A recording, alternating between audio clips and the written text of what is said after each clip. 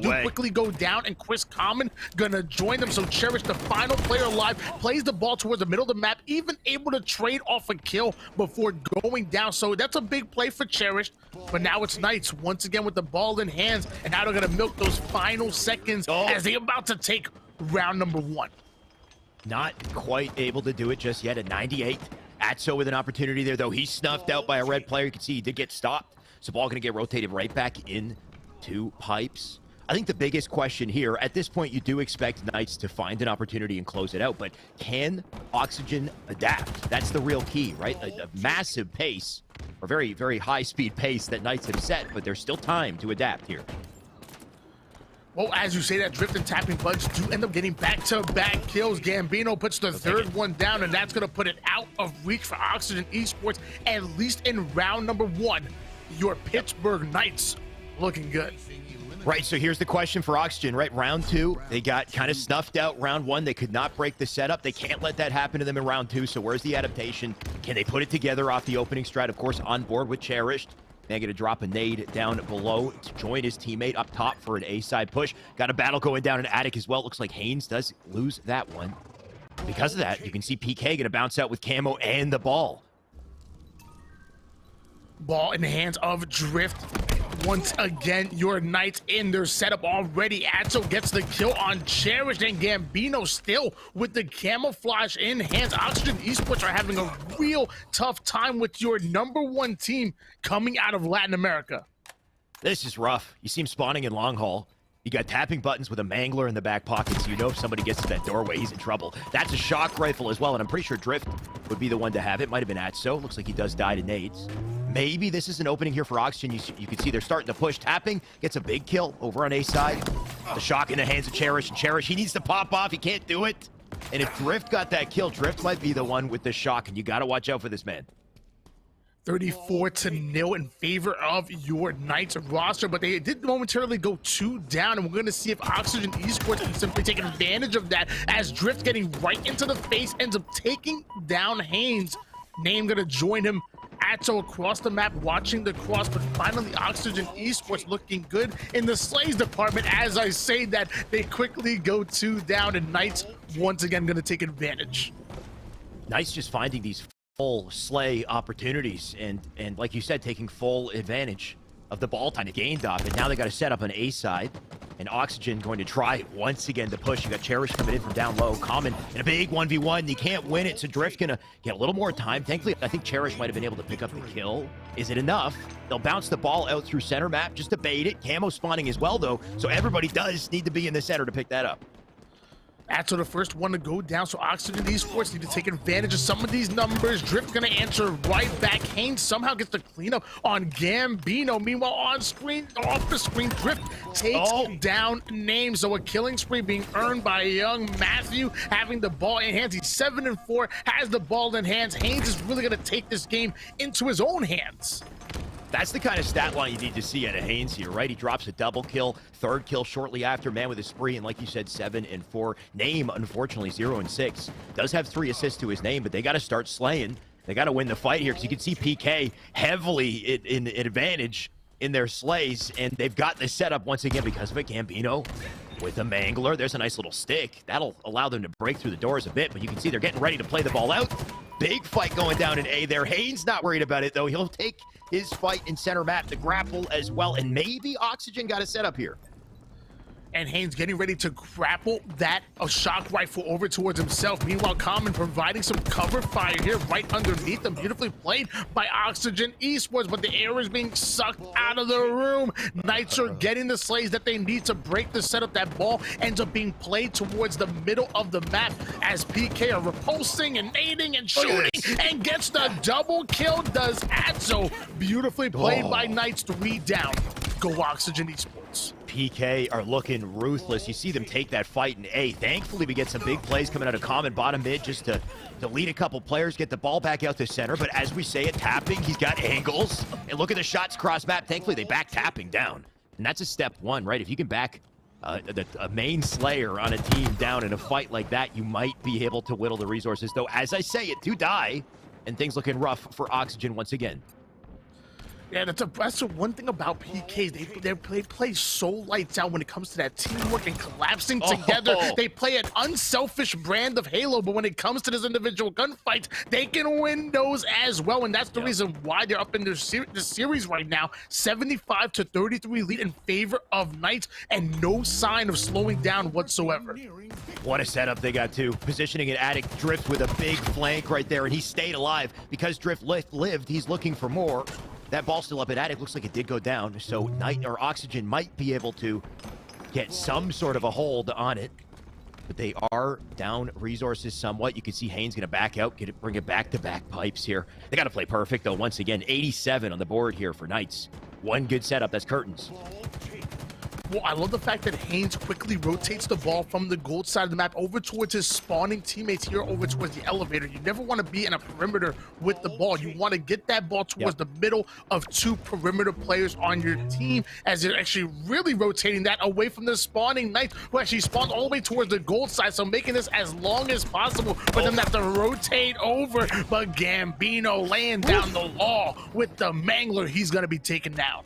Yeah, thankfully for Oxygen, they managed to shut Gambino down early on there. That could have been rough. You see him repulsing out there, going up and down, such a nuisance.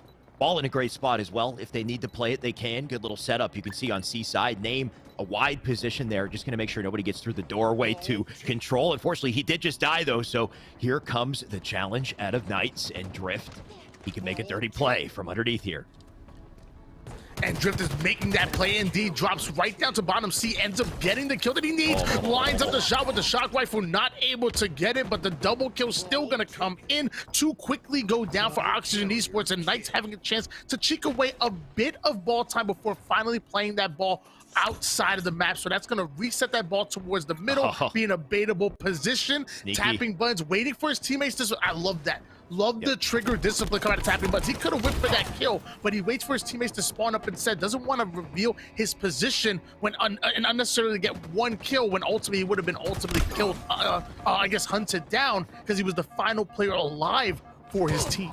Yeah, Sneaky Beaver tapping for sure. And they need to stay alive because you can see the score has gotten a lot closer than it once was. 80 on the board here for Oxygen. So one good hold might be all they need. That's 2 dead on the feed too. You can see Gambino going to try to get in the fray, try to do some damage here. He did get a kill. Reticle looking a little shaky here, but of course he's got to suppress multiple players cross map. And that's going to keep him away from the ball. He got Drift to help too. So PK doing what they can just to hold it off. Haynes, somehow, despite the action, he's picked up ball. He's hiding back batteries. He's getting time off this, too. We got to see the count of the time because he got quite a bit of time there. I'll be honest with you, though, I don't like that play whatsoever. They did not have even close to the slays that they needed, and Knights were very much right around the ball. So, I mean, he did cheek away a little bit more time than I thought, but it was only a matter of time before they hunt him down, put him down, and Atso and friends get the counter pull on the ball and steal it 2-0. Game number 1 going to your Pittsburgh Knights. Tony, we got to double back there because that is a great point that you brought up about oddball right there, right? The risky play that Haynes took to go out, try to get scrappy ball time in center map when they didn't have the slays necessarily to do so. Instead, Knights, they played the long game. They held their position. They made sure they got the round of slays. They rotated the ball out of reach, and that guaranteed the time. That guaranteed the close to the game. So perfect little example there of, maybe instead you don't go for the desperation ball pick. You hold your position, stand somewhere where you know you can stay alive and force a kill, and then take the ball, take the setup. You get desperate, you could lose in heartbreaking fashion like we just witnessed. Of course, a best of 5, so they got a couple more chances here, Tony, but what a game 1. Yeah, the only thing I can imagine is that maybe Haynes was going in for the early pull and trusting his teammates to rotate around. And ultimately, if Oxygen Esports would have gotten 1 or 2 slays right there and Haynes ready for the ball, that would have been a crazy setup. So maybe he thought his teammates were in position to get those 1 or 2 slays to give them that advantage. Sadly, they weren't. They ended up going 1 down. He sat there with the ball for a decent amount of time. I think it was tapping buzz. They got 1 more kill, put them 2 down, and then all of them trained their eyes on Haynes to put them to 3 down, and then the counter pull ultimately came in. But yeah, I will say, like I said, if ultimately Oxygen Esports did get 1 or 2 slays at that moment, that would have been a great pull and really valuable ball time. Sadly, it wasn't, and we're going to game number 2. Yeah, once again, right? So, like you're saying, from the other side, you could say that, you know, Haynes grabbing ball is a distraction for the enemy team. It's like, oh, hey, look at me. I got the ball. If I hold this, I win, right? And he's in the center of the map. So it's kind of tantalizing. And that might give his team an opportunity to get some angles on exposed PK players who are, you know, kind of going in trying to get the kill. But PK, it just seems like they've been in situations like this before. They patiently pick off the players around the ball carrier, and then they isolate Haynes when he's got no hope and no help left, and use their numbers to then, you know, turn the rotation in. So another example maybe of PK and their efficient teamwork. We might see it here, of course, game 2, or we might see Oxygen find a way to come back in Bizarre Slayer. Well, speaking of isolating gunfights, this is definitely a map that's going to require both of these teams to do just that. It's a really wide open map, so you have to force those isolation plays and get those ISO kills for yourself. Otherwise, you can be on any side of the map and really get a nice bird's eye view on anybody. So usually it's a high damage for everybody here. And we're going to see who can ultimately get those 1v1 gunfights and then apply that pressure control to spawns. Gambino doing a great job of putting down the shots over towards the Rocket side. Off screen, Common takes down tapping buttons, and Knights go 3 down. And that's going to be a 4-kill lead here for Oxygen Esports. That's the exact answer that Oxygen was looking for off the opening. Now it's just a matter of how they play the opening they've been given. And I love the Banknates that come in to start this. He'll get in with the melee. Somehow it does end up being a trade. So Knights going to find a way to break through just a little bit, but you still have Oxygen. Still up on top map. You're still denying them. And they'll pick up a couple kills. 11-6 at this point. Spawn's now flipped as well. Bit of a double dilemma, though. You can see split spawners on both sides. Cherished in trouble. Yes, he is, with those nades coming out. Gambino goes down to 1 shot, but able to play his life, drifting, tapping buttons, getting back-to-back kills. So now we're seeing Knights start to answer back, still down by 3 kills. But that Mangler, the equalizer on the map, let me tell you, every 30 seconds, you got to be ready for that Mangler because it puts in work. And you can hold up to 50 bullets in there. It's absolutely ridiculous how much ammo you can have in the Mangler. So maybe that's where they got to go with the nerfs on the gun, you know? Just maybe a little bit less ammo might help. Who knows? Either way, I think it's just testament to the sandbox. When you are at a deficit, if you don't control center map, then pick up the damn plasma pistol, pick up the thrust, pick up the Mangler, because they're easily accessible. Maybe even that healer as well, which I never give any love. But there's always an opportunity for these weapons. If you earn back center, you can control the game. And right now, no team has an opportunity to control it. You can see it's very close. But that OS is going to be up shortly. Actually, it's up. It looks like Name has it. Yeah, I've been meaning to talk to 343 and HCS about having that needler competitive play. I'm so tired of dying for it. I can't get a kill with that. I don't know. Someone got for some. It's such an amazing weapon in anybody's hands but my own. As Gambino gets a big kill. Looks like Atso holding down the middle of the map, throwing the shock grenade right onto Name. I love the camera switch. We caught him throwing the nade, and then we switched right to Name as he caught it in that locker. It's beautifully played there by, I believe that was Atso that nade. Tony, I will say about the Needler, it's just one of those weapons that if you catch somebody with their pants down, it's like the best gun in the game. But if you catch somebody with even the smallest amount of cover to outplay you, it's the worst gun in the game. It's just like there's a lot of variance. You really got to catch them when they're not expecting you. Either way, it doesn't matter where you are. If you have what's that? Make sure they have your belts when you're on the battlefield. Keep them pants up. Keep the pants up. Don't you dare get caught with your pants down. It doesn't matter whether they're down or up, though, if you grab the rockets, right? You can see the rockets going to be in contention. Everyone's dying to get to them, though, and it looks like Knights are going to finally win the battle for center map, and they now have rockets. They have a lead as well, and this lead can be extended in a second.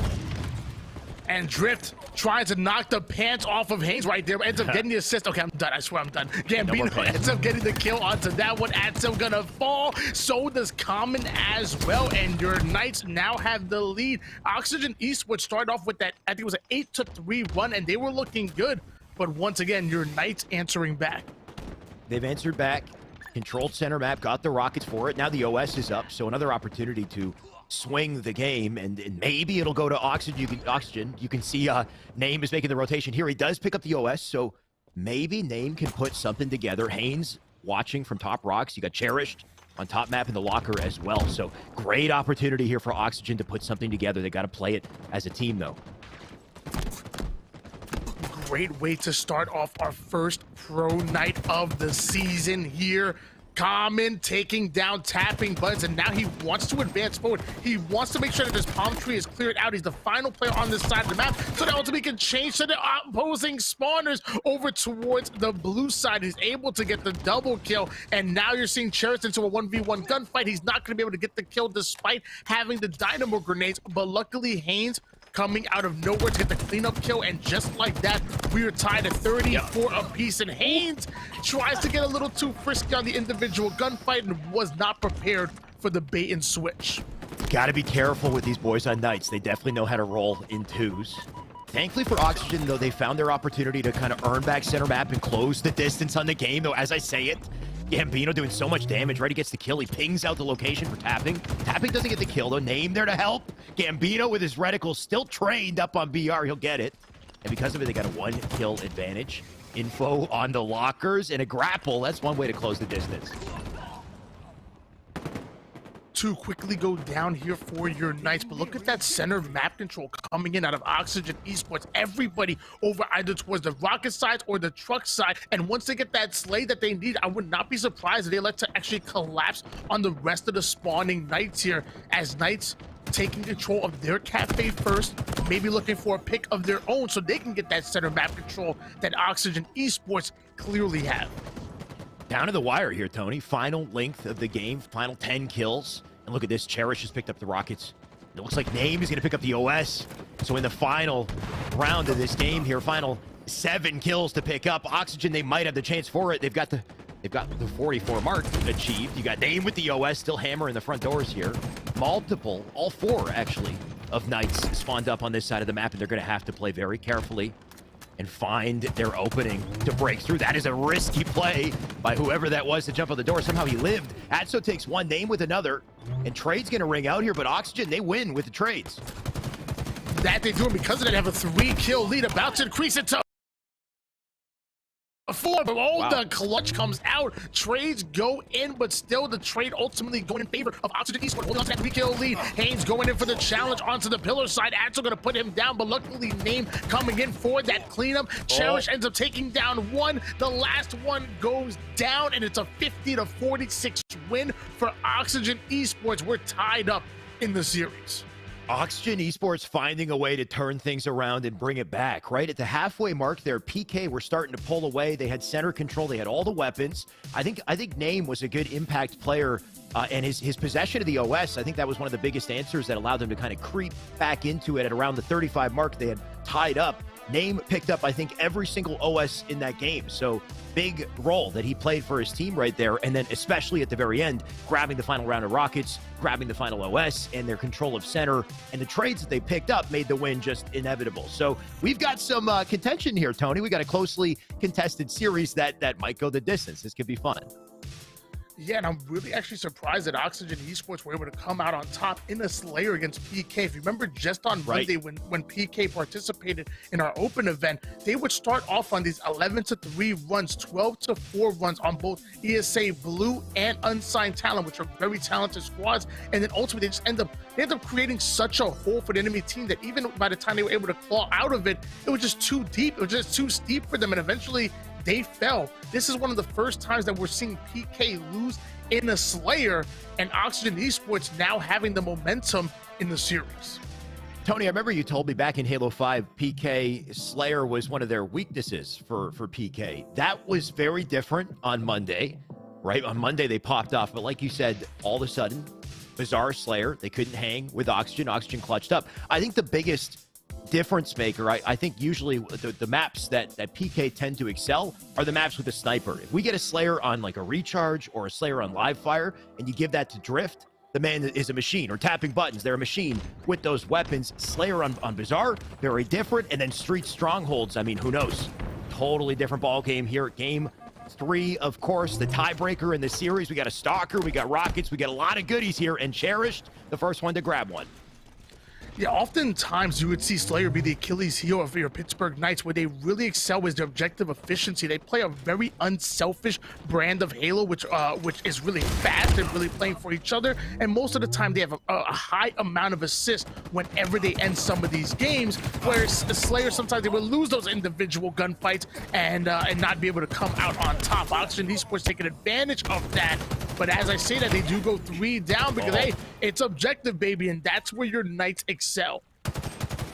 They definitely know what they're doing when it comes to teamwork and objective, and we'll see if they can continue to maintain it against Oxygen. Of course, Oxygen still a bit of a question mark here with the recent pickup on Cherished, but that question mark, I mean, answered by a triple out of name at the start of this game. That's some breathing room that they've opened up, and then what do they do with the control they've gained? You can see they got A and B.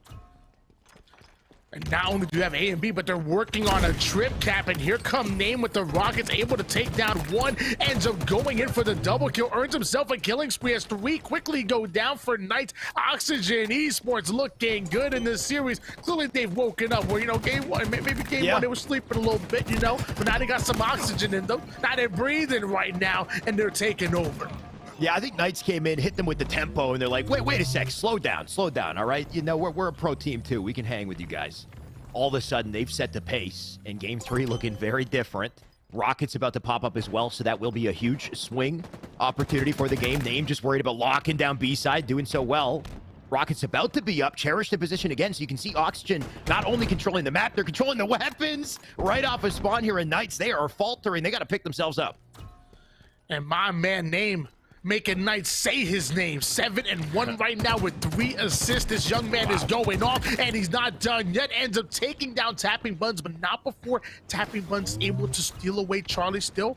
A and B hold for Oxygen Esports, and in my opinion, this is the setup that you want to be in. You want to look down on your opponents, and once you get that second round of slays, then going for the trip cap. But as I say that, Oxygen Esports do go 3 down.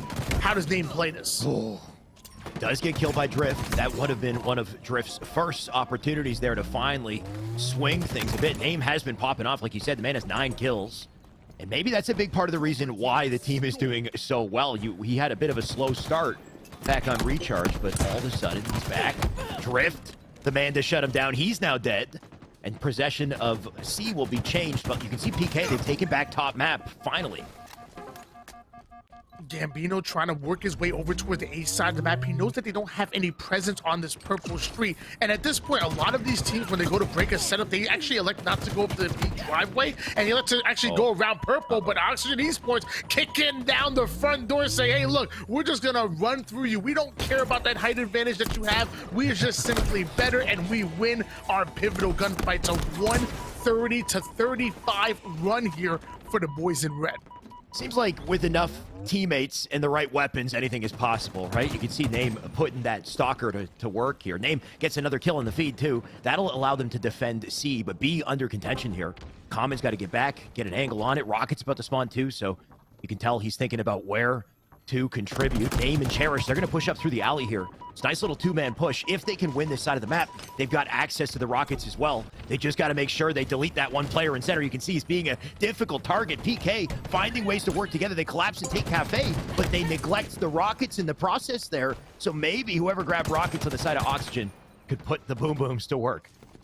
And we saw it in the third person. It was Name that was able to steal those away. Currently 14 and 3 with 4 assists at the moment. Name is really slaying out. He has 5x his deaths as far as kill goes. And let me tell you, if you didn't have this young man in your fantasy league draft, I don't know what you're doing. He slays out. He does what he's doing. He's actually about to go 2-1 in the series if he keeps playing like this. Tony, last I checked, you didn't have Name in your fantasy draft. You know what? What are you doing? What do you say that to yourself, my dude? No, I will say Name has definitely found his footing though, right? He was goosed at one point in the final round of recharge, and it's looking completely different. The man's 16 and 3. Everything is working for him. We've got Common with a kill as well. So the entirety of Oxygen just looking confident as hell here as they get past the 200-point mark. And Knights, they still have yet to answer. And it's crazy because your Pittsburgh Knights are one of your better strongholds teams that we have in the league here. And they're, I mean, Oxygen Esports making it look easy on them as they go 3 down once again, 227 points in counting. A momentary trip cap here for Oxygen Esports. Knights end up taking away Bravo, but they need to go after a second base very quickly, or that's going to be it. They're going to lose this game. It's definitely starting to make you wonder what this says about the competition in this tournament today. PK, they got the grand finals. Oxygen all of a sudden making them look like child's play in this match. Drift does get the kill, though. That's 2 dead. That's an opening there for Knights. Can they swing this? They have to play so damn well if they want any opportunity here. You can see the fight for A still going down. Comment on top of it. If they win possession of A, they could win the game right here. They got some work to do it. Haynes needs the kill. He does get a trade. Is it enough? Name with 1-2. Name clearing out Alpha, but it looks like he is going to be dropped quickly. But another 3 down go Knights. You see Cherish start to advance forward over towards Tires, and Haynes is going to be right behind him. Cherish laying down the law with the Rockets. Uh-oh. All right, hey, Oxygen, I'm just saying. I'm just saying. I know you guys are looking for your fourth. Cherish is on. You guys are running games, but I hit Rockets and my DMs are open. Name, you already know. I passed you the host today. Slide into them DMs. I'm just saying. I'll take a little Oxygen money and cast at the same time. I could do it. Do I dare to go back to your fantasy league once again? Because that's quite a full turnaround you made, right? You put Cherished in your fantasy league, and I told you, Tony, I warned you. I said, Cherished, I'm sure he's a great player, but the man's new on the team. He's new to the scene. You can't just put him in your fantasy if he hasn't proven himself multiple times over. And in that game, in my opinion, I mean, he didn't need to prove himself because Oxygen still dominated, but Name ran the show. I would have gone with tried and true players in my fantasy. That's all I'm saying.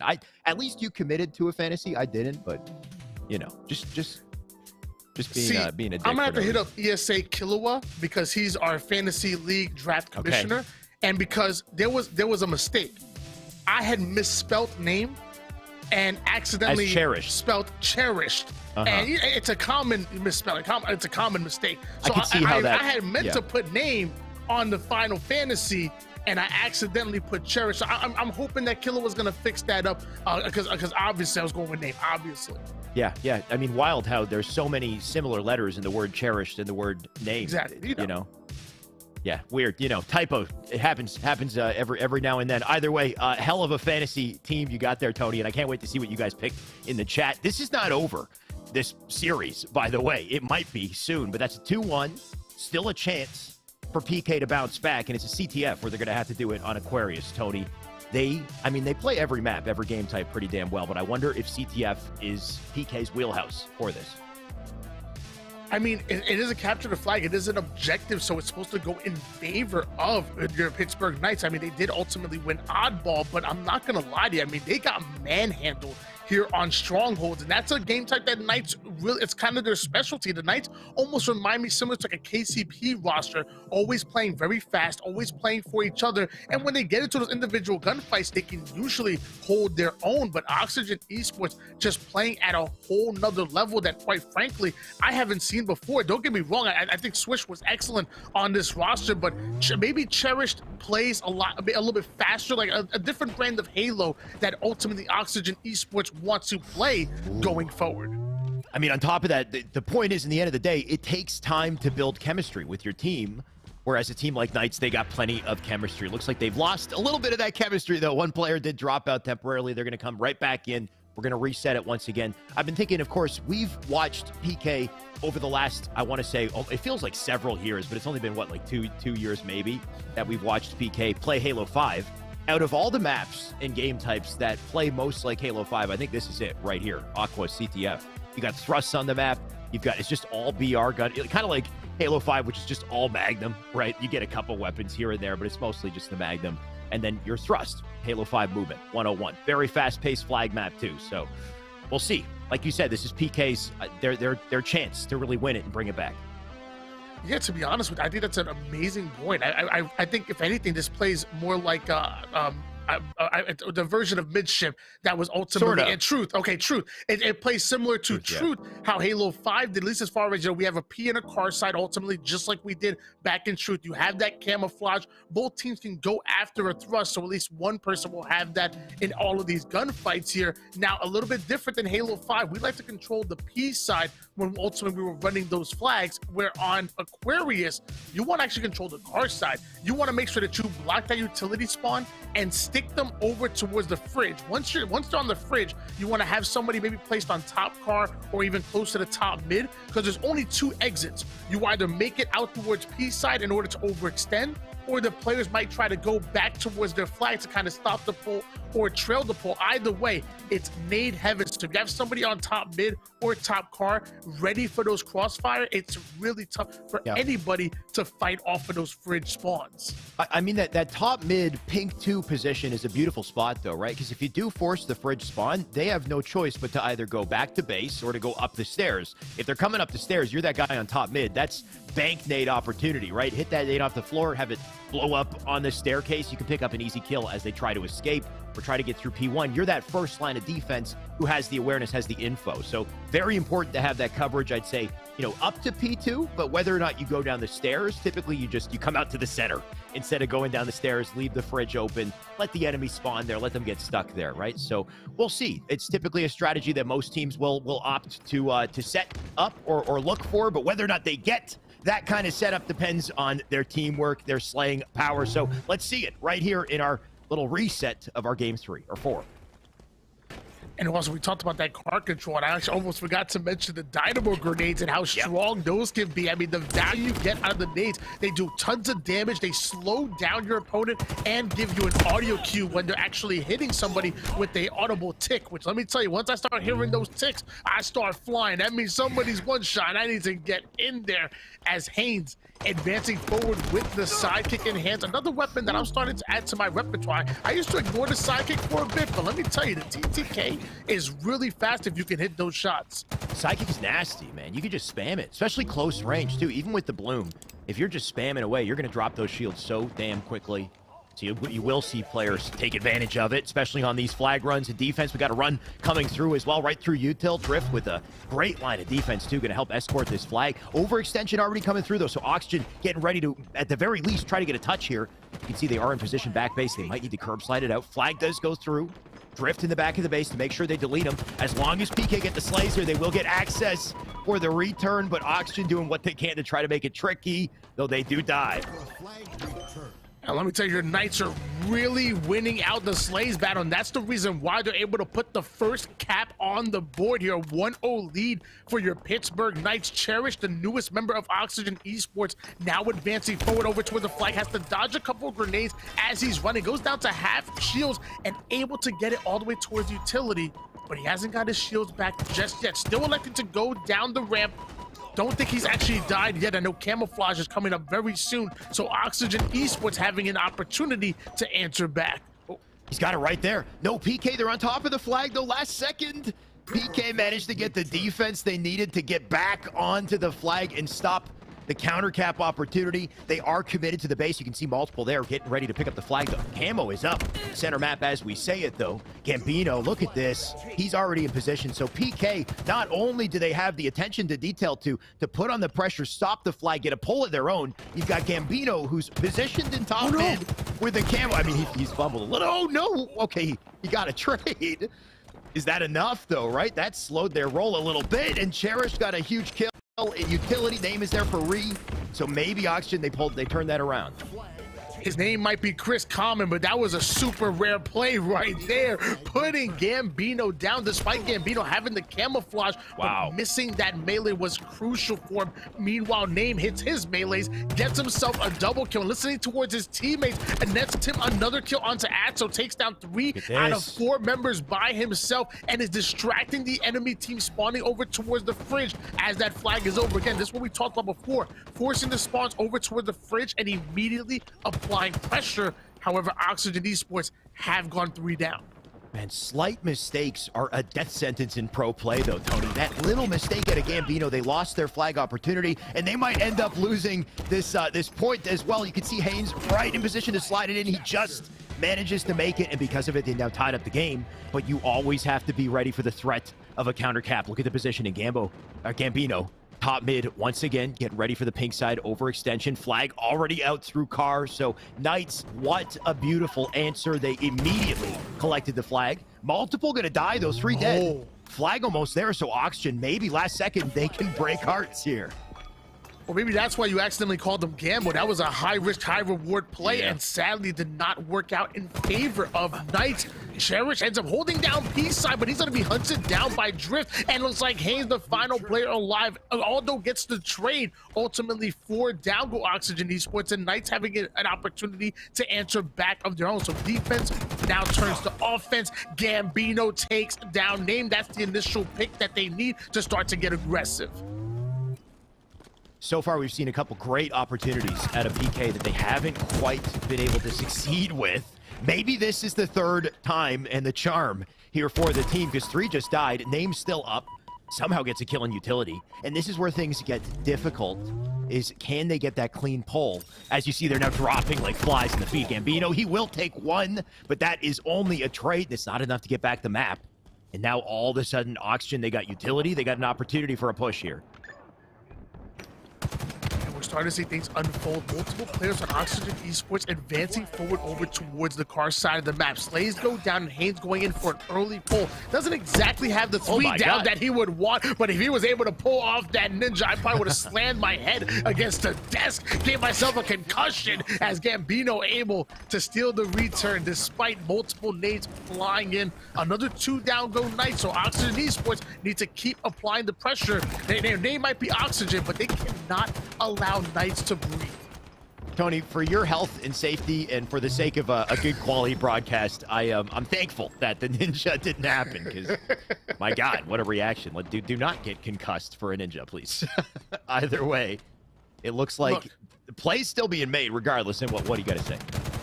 As a professional caster, I'm ready to die for an amazing a good play. Okay? For an amazing play. I want to die in the casting booth.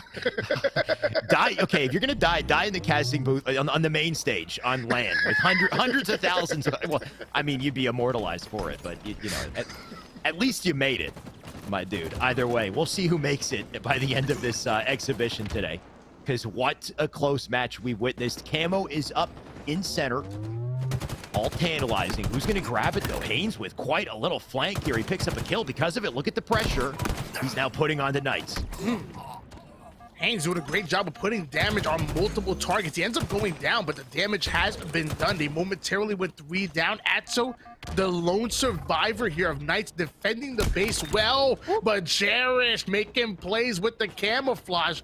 I'm liking what I see here. Quickly 2 down go Knights, and Cherish ends up getting the assist on the 3rd one. The flag not pulled yet. It looks like there's a player in the back of blue chasing down a 1-shot, and then tapping Buzz, the player that was being chased, comes out the front door and gets the slay on the flag runner. But it looks like it is going to be relayed here, Alex, and that flag makes him towards the 50% portion of the map and beyond.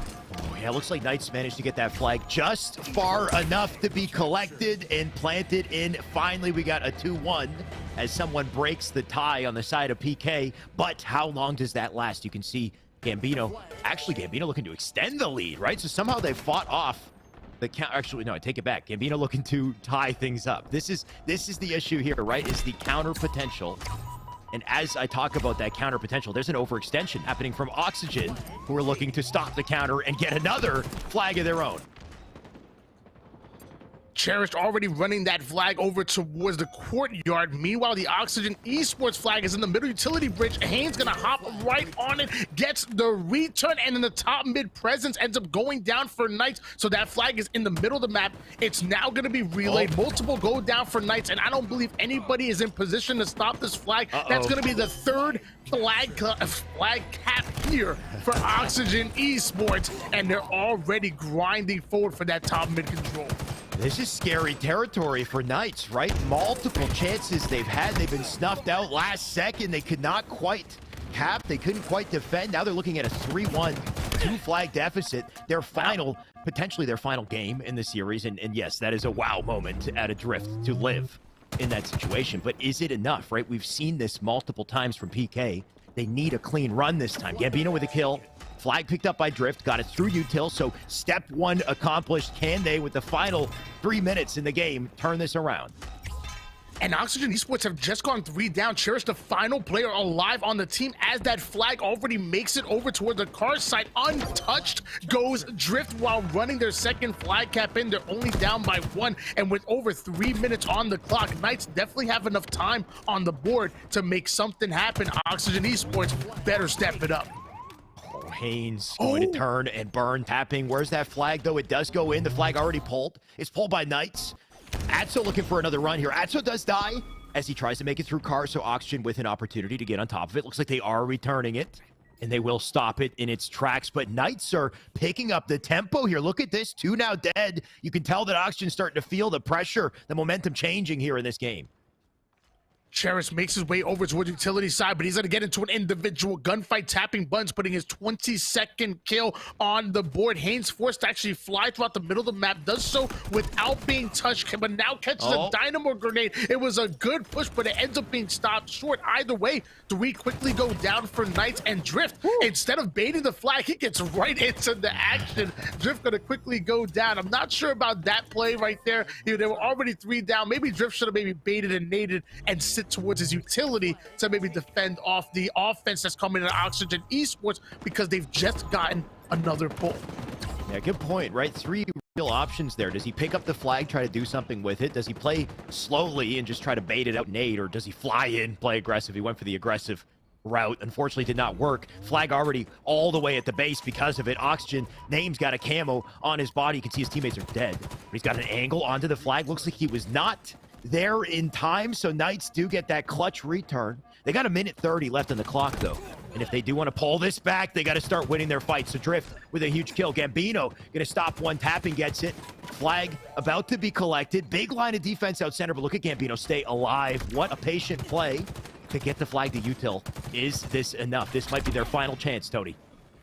I'm so surprised that play didn't work there. You notice Gambino commits to that slide and grab on the flag, even though he was one shot. If you notice, Oxygen Esports were 3 down. They were applying pressure. That should have been enough for Gambino to slide in and get that flag over toward utility, but somehow the final player in Oxygen Esports was able to get the slay, and that stopped Knights going forward here. Now we have Chris Common with the heat wave in hands. Can he bring the heat? Because with 50 seconds, all they gotta do is play a little bit of advanced defense, a little Slayer 2.0, and they'll end up winning this game and the series.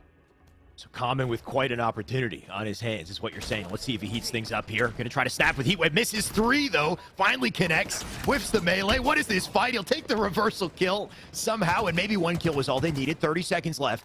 Cherish gonna do what he can to defend him off. Flag in position to get collected. So I love this out of Oxygen, right? They're not turtling up. They're not just playing defense. They are going on the offense. They want to seal this out. Guaranteed, if they plant this in, Tony, it is 100% game over. And you know what? I think it might just happen. Name there to slide it in. He collects it in the last links with 8 seconds. No chance of sudden death. Oxygen, they just did it, Tony.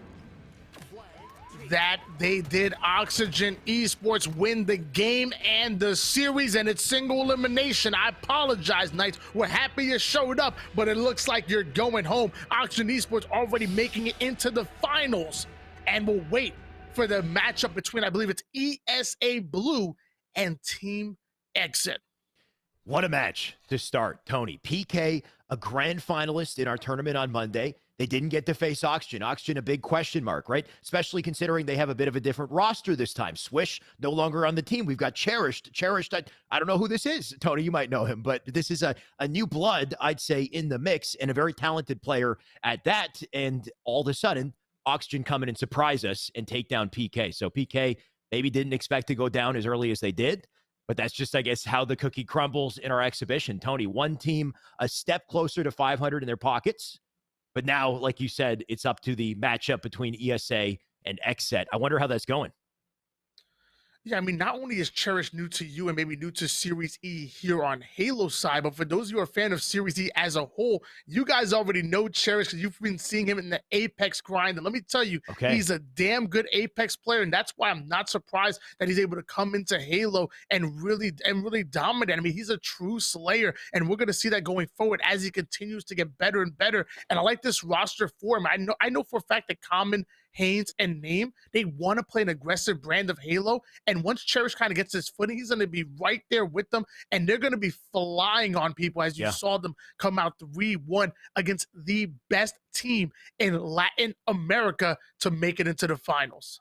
They definitely had quite an aggressive brand of gameplay, like you said, though, right? Multiple heavy pink side overextensions, I think, was like their brand in that game, right? We had like they would die, spawn on fridge, and then send like 3 players through pink at the same time and just mop up everyone, make it to the flag, somehow get the flag out and defend long enough to get the return, right? Because PK had a flag cap opportunity, like I want to say 3, 4, 5 different times in that game that was reversed last second by a good overextension from Oxygen. So PK, maybe not quite ready for them this time around. I guarantee they're going to go back, watch the VODs, reassess, come back even better. But in the meantime, it's the storyline between Oxygen and whoever is up to face them next. Tony, like we said, 3 teams in the tournament still. Can't wait for the upcoming match. Yeah, I decided to make my camera blurry so you can see how fast the Knights got knocked out of this tournament. It was quick. Very I mean, they made it to the grand finals literally just a couple of days ago in our open event, and then quick, in a blur, in a flash, they're ultimately gone from our tournament here. And Oxygen Esports stamped their ticket in the finals. I'm wondering if we can jump into the middle of this game that's currently taking place, Tony, or do we just jump into the next one in the series? I'm waiting for an update. Okay, what we will do is we're going to throw to Yeso. Yeso's going to give us a look back on the series that just played out, a little update on what's happening currently. We'll come back with more exhibition matches shortly. What a first match up there. Oxygen and PK going up against each other, and Oxygen coming out with a 3-1 win. And this one, a bit of a surprise for me. Of course, you heard Shyway and Why Not talking about it. This is a bit of the, adjusted new roster here for Oxygen.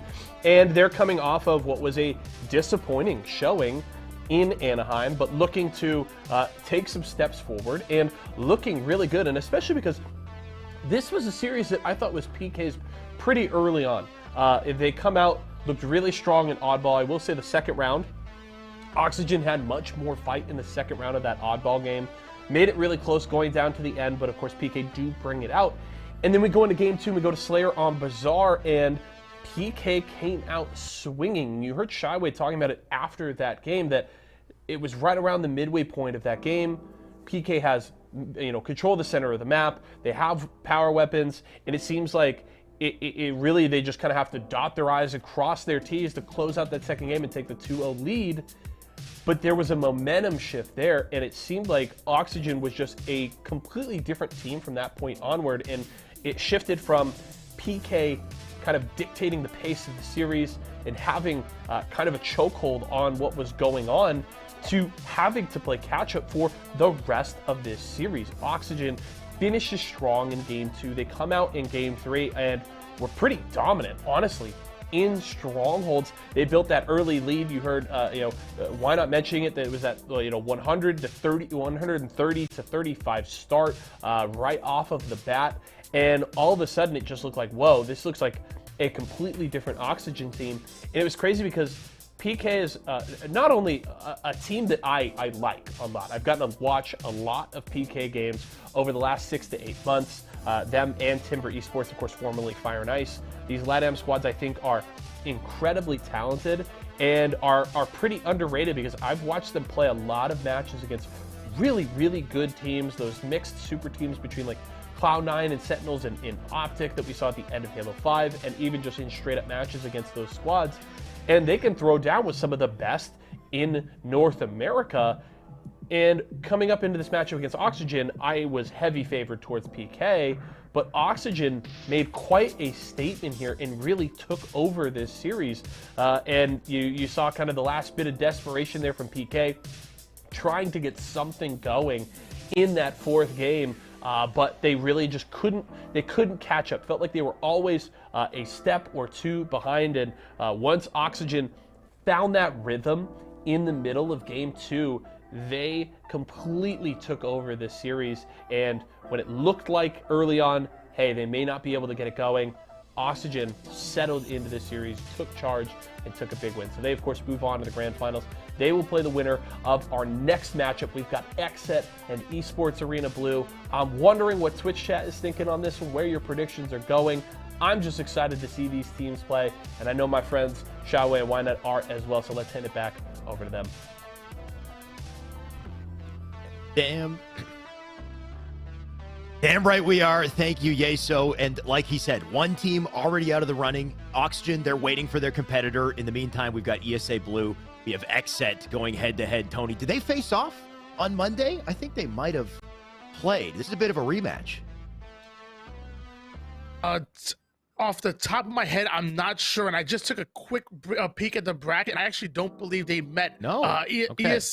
ESA Blue ended up falling in the same exact in the same exact round as Xset plus Rob. Did PK beat out Xset, and then Timber Esports. ESA Blue beat out Timber Esports, and then PK ultimately knocked ESA Blue out of the tournament. So they actually didn't get to match up. So that's right, because ESA Blue, they went down in like winners round 3, right? They went down earlier than expected and then had a hell of a loose bracket run. So in the meantime, they kind of avoided some of the juggernauts, I guess, in the process, right? And Xset, I guess, being that juggernaut. This is a different Xset, though. This is Xset with Arctic, with their original roster, with their team that they scrim with and compete with on a regular basis. So things can be very different here, and I'm sure at the very least, this is some great competition for our ESA sponsored team. But once again, Tony, best of 5 series layout on screen. We've got Oddball Recharge, Slayer Bazaar, Stronghold Streets, CTF Aquarius, and Live Fire Slayer to close it out. What do you think? I think this is a great matchup, and game number 1 is definitely going to set the tone of this match, of the rest of the series here. And to be honest with you, I think Xset are the better team on paper. You know, I love me some ESA Blue. I'm personally signed by ESA Blue myself, but man, Xset are a tough team. They really showed off in Anaheim and have been riding a high ever since. And just to kind of touch base, remind you guys at home, and this is the first week that we're doing Series E, so I just want to let you guys know that there was 2 qualifiers that ultimately happened a few weeks ago. This is going way back. ESA Red and ESA Blue won their respective qualifiers to be signed by Esports Arena to become Esports Arena Red and Esports Arena Blue. Now they all individually represent a sponsor themselves with Intel, Nerf, Splash, Razer, Vizio, and Excedrin. Every Monday nights, we're gonna have our open events where even you guys can compete and play up against ESA Blue and Red. That'll be kind of their warm-ups and whatnot. That'll be them trying to prove themselves. And then also, on Wednesday nights, like we have tonight, we're gonna have an invitational only pro night where we invite the pros to compete, and that's ultimately where ESA Red and Blue are really tested. Now, ESA Red couldn't make it this week. We'll most likely see them next week, but it was Blue that we haven't seen much of. Red got actually announced way before. Blue was on the next week, so we got to see what ESA Blue is all about. This is their week right here. Definitely. They've been under like what I want to say, not the spotlight, the hot seat, right? Like, because this is a test for them. They had a hell of a losers bracket climb to get qualified in the first place, and then a rough tournament, I want to say, on Monday, going down earlier than expected, and then fighting through lower bracket, but ultimately going down to one of the top competitors, PK. So definitely they're on the come up. This is a nice little test to see them again, and a lot of benefits, like you said, that comes with just being sponsored, being part of Series E. You're making money to play Halo. You're getting a salary to play Halo, and also the other top teams are looking closely at your roster and might poach you here or there. Tony, I know you've been sharing, down low kind of intel, but I know that all these members on these ESA teams, they're very favorable picks for some top esports orgs. The more they play, the more teams like Space Station, let's say, or Navi or whatever will come in and say, okay, these guys, they're cracked. We might want them. We might want to poach somebody. Navi's a European No, I just, team. no. I know exactly what you meant. I'm totally joking. Yeah, but yes, I mean it's happened. I'm sure Navi is very comfortable the way they are, for the record. I know, You didn't get any intel from me. Like you alluded to, I mean, this has happened before over in Series E, over on the Apex side. Literally, the number one team from Series E ended up being signed by Esports Arena themselves. Velhurst, the ends up getting taken to TSM when Snipedown leaves Apex, comes back to Halo. Thank goodness we missed you. So Velhurst gets poached from that team. Then they get a new third. Then that entire new third gets poached by an entirely new org. So then they have to come up with a whole new team. And they ultimately, Esports Arena did do so, and they're doing very good. I think they placed third place in the last big playoffs that Apex had. So yeah, I mean, Esports Arena is a semi-professional league, but at the same time, you know, you bring your talent to us. We give you a spotlight to show off, and hey, you might get signed or you might get poached. Either way, Esports Arena wants the best for you. So if you guys are competitors, come on in on the Monday nights, show up on the Wednesday nights, and scout out your talent, and make sure you play in these qualifiers so ultimately you can get sponsored and paid to play. You gotta love it, Tony. ESA just making legends, right? Like, you know, way down in the future, you take some of these players that continue to level up, get poached by a top team. ESA, you know, they hit them up, say, we made you, by the way. Just, you know, send them one of those DMs. No, I'm kidding. Either way.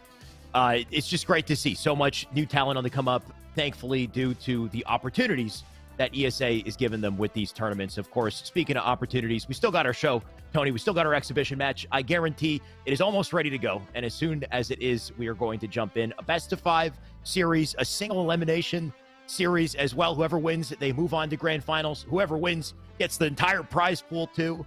And in the meantime, looks like we completely changed the series layout as well. Let's get a whole new layout, okay, Tony. I'm okay with that. New maps, new game types. And out with the old, in with the new. We got CTF Bazaar, Slayer, Aqua, and Oddball Live Fire as the first three. Yeah, I will say, although Bazaar is not my favorite map for game number 1, we're going right into Aquarius, which is one of my favorites, then into Live Fire and Recharge and Street. So I think I like this layout a little bit better than the last one, minus CTF Bazaar. Not my exact favorite, to be honest with you.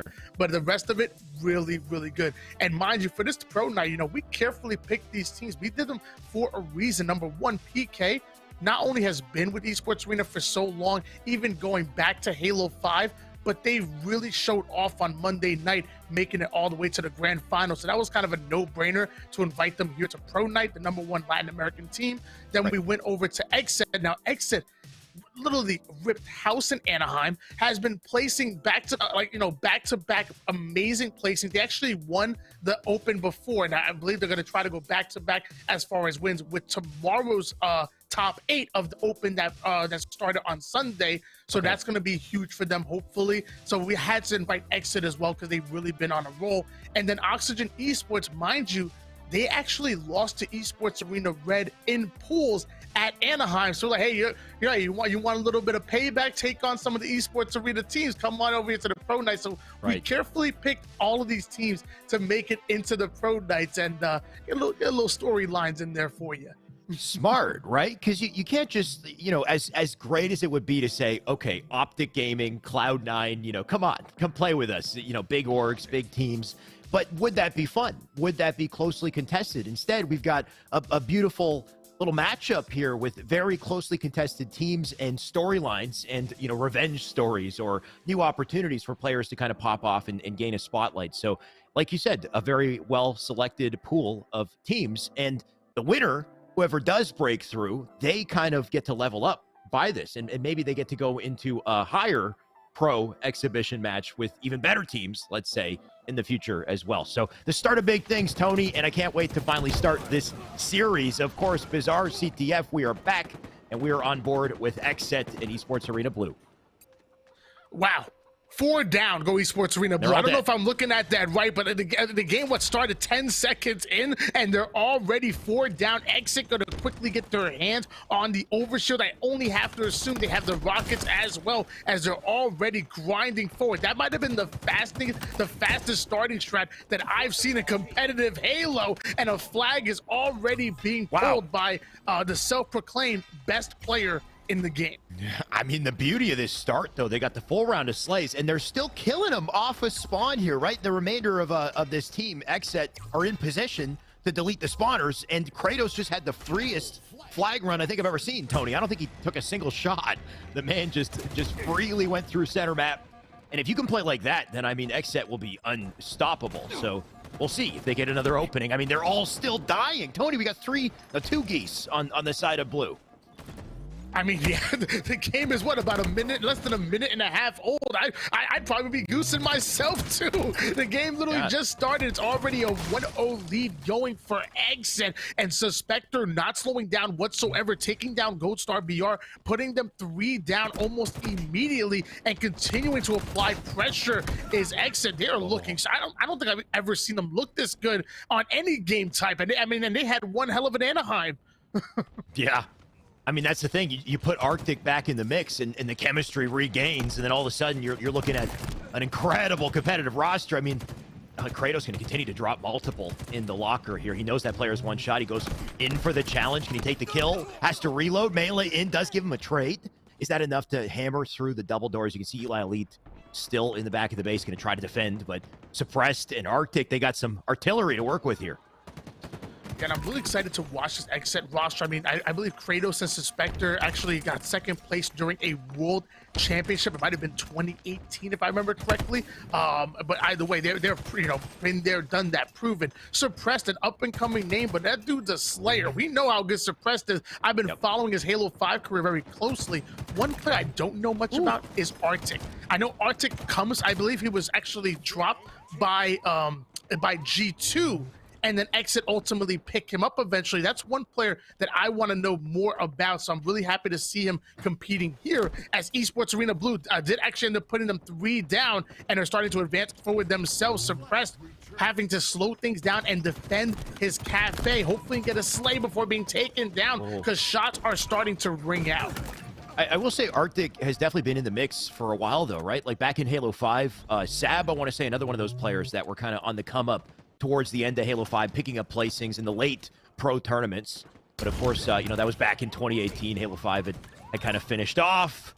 And in the meantime, he just continued grinding, just like Suppressed, right? Suppressed already got himself a double. He's got control of top rocks here. Suspector going to go straight back to his base. You can see one player's hiding back there. Not going to live for very long. He got multiple. Going to make sure they deal with him. They'll come back to face center map. You can see that ESA Blue, they're already starting to push up, get aggressive here on center. Maybe this will lead to an opportunity, or maybe they'll just die again. Ooh. Suspector, tell him to hold this. Gets the double count to Jan. And look at that, quickly grappling up and already upping the tempo once again. That's the one thing that always impressed me by these professional players. There was no timing loss whatsoever. Suppressed, putting the bulldog to work. Suspector, making sure the palm trees are cleared out, as we're seeing another run coming in out of Xset. On top of that, Xset got another OS. They got a grapple as well. Unfortunate that the grapple didn't quite work there. So Suspector still had to run down the stairs, grab the flag. Thankfully, it looks like he didn't lose too much time. Kratos does get a kill on Eli Elite as well. And the flag of the double doors. If he gets through that doorway, it might be curtains, but a nade comes out of almost nowhere. They're going to deny him. Suppressed with a kill on the JK, though. Big defensive play. And Kratos is still sitting up in BR. So not too much that ESA Blue can do to stop this flag in a 2-0 already. Suspector starting to advance forward over toward the locker sides, ends up having 2 players staring down the barrel all the way from Cafe. I don't know how he dodged all 18,000 of those nades, but finally the Dynamo is going to put him down. Arctic now going to chase a player over towards the market. Excellent movement coming out of Arctic. Make sure you eat those fruit. It might keep you alive here, as Arctic, being hunted, ends up finally being taken down thanks to Gold Star BR. And here comes Gold Star BR advancing forward towards the opposing Cafe. You can tell he probably grabbed the banana for the extra potassium or something, right? The man's looking pretty focused. Got a whole barrel of bananas down there to pick up at any point, really. You know, they got to refuel. They got the opportunity. We'll see if they do it either way. Eli Elite just slowing things down. You got Arctic out in the front doors. He doesn't know Eli is here. Can Eli make a play, though? Arctic does get the Dynamos for free, though. And that's what you don't want to see if you're on ESA Blue. Look at him just throwing them up into the base here. Still have yet to see Eli. Eli now dead on the feet, so not really sure what his game plan was there, but it didn't quite work out. Yeah, I'm going to assume it wasn't to die immediately. probably Thanks not. to Suppressed. Beautiful double kill. Suppressed 23-6 at the moment. Really going off. Meanwhile, Suspector starting to up the tempo. Already in the enemy's team base, but he's currently one shot, so he's not going to be able to pull the flag. Eli Elite eventually hunting him down with that brute grenade. And here come Esports Arena Blue. They have Grapple. the opening that they need, and they want the rockets and the overshield. Eli Lee gonna pick up grapple, pick up OS with it immediately. What about the Rockets, though?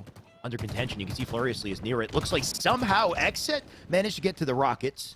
At least Eli Elite has this, though. He will rotate directly into BR. Should be a big pickup. Oh. Is weak, but another kill in the feed already, so good opportunity here for ESA Blue. They might need to slay again with this timing.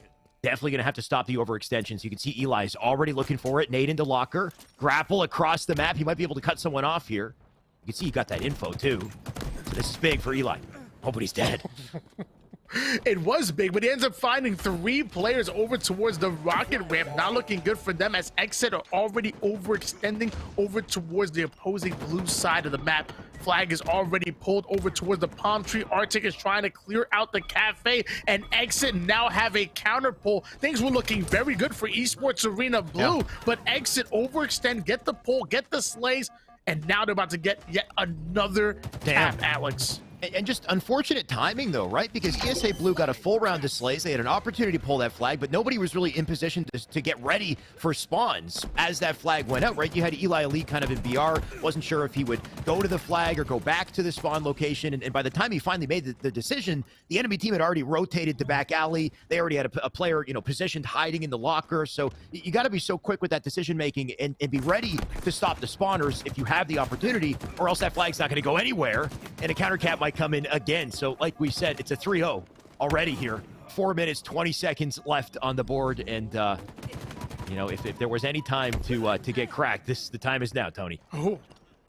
And Suppressed definitely cracked. He gets a beautiful kill from across the map. The BR shots are hitting. The nade ends up taking down JK, putting Esports Arena Blue 3 down once again. I'm looking at the stat line. Alex, there's a reason why I picked up Suppressed. The young man is the real deal. And he might be one of the newest faces on the scene when it comes to this Exit roster, but he is certainly not the least. He's definitely up there when it comes, especially when it comes to that slaying ability. His BR shot is so smooth, and he puts in that work. We're on board now with Kratos, the emotional leader of this team. Let me tell you, he knows that he gets loud, he gets proud, and his teammates feed off of his energy. Oh, they definitely do. I mean, 25 and 10. Suppressed, he's feeding off something, Tony. I don't know what it is, but the man's popping off. And if he's not popping off, then Suspector's popping off, right? So it's just a team full of slayers at this point, and ESA Blue, they got to find their footing. They got to earn a couple kills themselves. Gold Star will attempt to do that. Big fight out front here. Can he take it? He cannot. He's going to go down, and Kratos going to bounce out. And another opportunity to get back to center. But can they get back in time to stop the Rockets? This might be an opening for ESA Blue. Look at this. The push and multiple dead. ESA Blue have to make something out of this. They're flourishing, getting the double kill with the melee, just getting right up into everybody's face, laying down the law. JK off the screen, able to take down Arctic. We have Gold Star, BR Esports Arena Blue, almost getting the beautiful 4 shot, just barely missing that last one. Meanwhile, Flurry is still punching people in the head, as Suspector going to be the next one to go down, comes right off the spawn, and immediately makes his presence known. That tells you the advanced movement of Halo Infinite is in there. He must have maybe hit a couple curve slides to get already into the action as quickly as he did. 3 down, go Exit, and now a flag being pulled for Esports Arena Blue. Yeah, if those shots ain't hitting, you just got to try the melee sometimes, Tony. Just thrust, close the distance, screw aim. We don't need that. Just fisticuffs will do the trick. This might be the opening, though. 2 minutes left. Finally, the flag going through the double doors. He does make it. Does die. 2 die as well. So that flag going to sit down past the doorway. Good spot to have it, but are they safe? Suppressed with another kill onto Eli. Counter flag already pulled out center, so even if they do get the flag back, on top of the fact that they are still being hammered on defense, that counter cap and the standoff imminent. Look at this at a Suspector, too. He is just locking down Treehouse. He can't find him as he jumps up, doesn't see Suspector. Suspector going to take advantage. And one thing I will say that I like about Capture the Flag Bizarre is that usually we almost always see 12 minutes worth of gameplay. It usually goes the distance as we've already down to the 1 minute and 30-second mark in the game. Both of these teams must be warmed up right now, but Exit look very good in this matchup. Kratos catching the backside of Eli. Elite looks like there's a player on Esports Arena Blue that's already extended it, watching the cross, but he's quickly gonna go down, and Kratos is not gonna be stopped. That's gonna be at the 5th and final flag cap being punched in by Kratos and Exit that go up 1-0 in the series. That is a big in this series, Tony, for ESA Blue. A bizarre CTF that went to 5 caps, which we don't usually see, right? Bizarre CTF is typically like tied 0-0 till overtime. Maybe we get 1-2 caps as an advantage to win, but a 5-0 in a bizarre CTF, what does that mean, Tony, right? I mean, on one hand, it means that they got outslayed, right? Suppressed, he must have been, what, around 30 kills by the end of that. Suspector popping off at the end too, his control at Treehouse, getting kills left and right. They didn't let them get away with a single flag. And with an opening like that, how does ESA Blue answer? Well, I mean, luckily for them, we're going into a Slayer, and Slayer's always been that change of pace game mode for any team. So I mean, maybe they can throw off Exit's timing. Obviously, it's Aquarius, so it's a very small map. So if they can get going, go on these runs, it can kind of snowball from there. The bad part about it is that could work totally against them. Exit are very good Slayers in their own right. And the moment either one of these teams go 2 or 3 down, I promise you the opposing team is going to take advantage. They're going to get aggressive, and they're going to attack those spawns. It definitely will. Like you said, Aquarius Slayer is a good bounce back opportunity. They can pick up an opening and snowball the game off of it if they get around a slice. Even off the opening strat, like we've seen so many times in Aquarius Slayer. One good opening, easy spawn trap, and you got a heat wave, you got dynamos for the spawn trap as well. So much you could put together. They need the opening, and they need it early on, Tony, especially off of the hammering that they took in game 1. And a big part of that was due to the opening strat. Remember the opening of the game? They all died. It was a 4-0 to start, and then it was like a 6-0 afterwards because the flag went out, and then the spawn control at an exit, they were in position, they were ready. So I guarantee, based off of what we saw in Bizarre CTF, if they can create the same round of slays, we're going to see a similar kind of setup and snowball. ESA Blue, they need to set the pace. They got to set the precedent, or else they're in trouble. I don't know if we'll ever see anything like that. I mean, 4 down in like 15 seconds is really crazy to see. That was insane. It looks like we're tied up in 1 apiece. So they're already starting off better than they did the last game here, and able to get away with the camouflage it does furiously. I'm sorry, excuse me, Gold Star BR, my apologies. Furiously off the screen does take down Suppressed, and Gold Star BR having the opportunity to get right behind enemy lines. He knows this more than once, so he's not going to commit to that gunfight just yet. He wants to scout things out and get that information first. He's got to start moving quick, though. You can see how quickly the enemy team is rotating. He does thankfully get 1 kill. He'll snap onto a couple others, but multiple members of Exet in utility going to bait and switch their way through these fights, despite being stuck here. Look at the efficiency, too. Suspector just bobbing and weaving. He gets shots cross map into pink. A couple trades going to pop up on the feed here. Suspector up top map. Does he have help, though? Going to try to take a fight cross map. Your big kill onto Eli. A little bit of an opening, too, for Exet. Just a 2-kill deficit. He can bounce out with... No way. Okay, for a second, they can use the, what is it? The lack of player collision to hide inside each other and maybe make a 2-man push. Without them even knowing it. Wow, 3 down. Quickly go Esports Arena Blue. Gold Star BR coming right off of spawn. JK's on the utility side of the map, and he's going to be taking some heavy damage. The shock grenade going to finish him off. Kratos dropping down, gets the kill once again. It's 3 down. Go Esports Arena Blue, and Exit take a 3-kill advantage. Man, ESA Blue had the start they needed. They got the camo. They had resources and a slight advantage in slays, but it just wasn't enough. Exet, the moment they get control, they are damn deadly. Look at this. Dynamo's in. Suspector going to try to do or nail 2 birds with 1 stone there. Doesn't quite get either. Camo now up. 2 big kills at Exit as well, so an opportunity to get the camo. JK needs to live, needs a kill to trade it. Suppress does knock down Eli, and the camo's nowhere to be found. So you know that it's on the body of somebody on Exit, and they got the heat wave as well. Gold Star BR forced to back down. He wants to push with his teammates as opposed to committing to an individual gunfight over towards the P side of the map. Fluriously now with them on the car side, but Fluriously goes down courtesy of Arctic and the Heat Wave. Arctic currently bringing the heat. Suspector advances forward, drops the dynamo grenade, does a bit of damage here, but Esports Arena Blue are getting the slays. Okay, they did shut Arctic down. Was wondering if this man was going to continue to get kills, and thankfully they stopped him before he did. That's a 4-kill deficit to come back from on the side of ESA Blue, and you can see Gold Star has quite an opportunity to bring things back if he times his approach carefully. You can see he's got teammates above him. Arctic and Suppress and Suspector are going to pick up 3 kills back to back, though. Kratos going to bounce out of a fight too, so all of a sudden ESA Blue, they can't quite find their footing here. Now a 6-kill deficit. Kratos raining down shots here, grabs himself a commando. Meanwhile, Suspector going down to 1 shot is able to play his life for as long as possible. Suppressed taking some damage as well, so everybody on exit getting shots rained on them. They're forced to back down. They need a bit more teamwork if they're going to come out on top of this, because Esports Arena usually have 2 or 3 eyeballs trained on each and every one of them as they start to push forward. Exit currently with a 5-kill lead, but Esports Arena Blue having some momentum. I mean, every time we go to an XSET POV, we see different parts of the sandbox in their hands, right? We see Kratos with the carbine. You see Arctic with the sidekick. You see another player with a heat wave. I mean, it's the combination of all these weapons and their control that is snowballing the game here. 28 on the board, but thankfully, Fluriously going to come away with a camo. So maybe ESA Blue have an opportunity to make a play here. You can see Eli Elite, Gold Star, they get their kills. 3-kill deficit here. Fluriously looking for one. He's down below. Doesn't want to give up his life, though. And maybe he can give that opportunity to a teammate. Got to bounce back into the fight, though.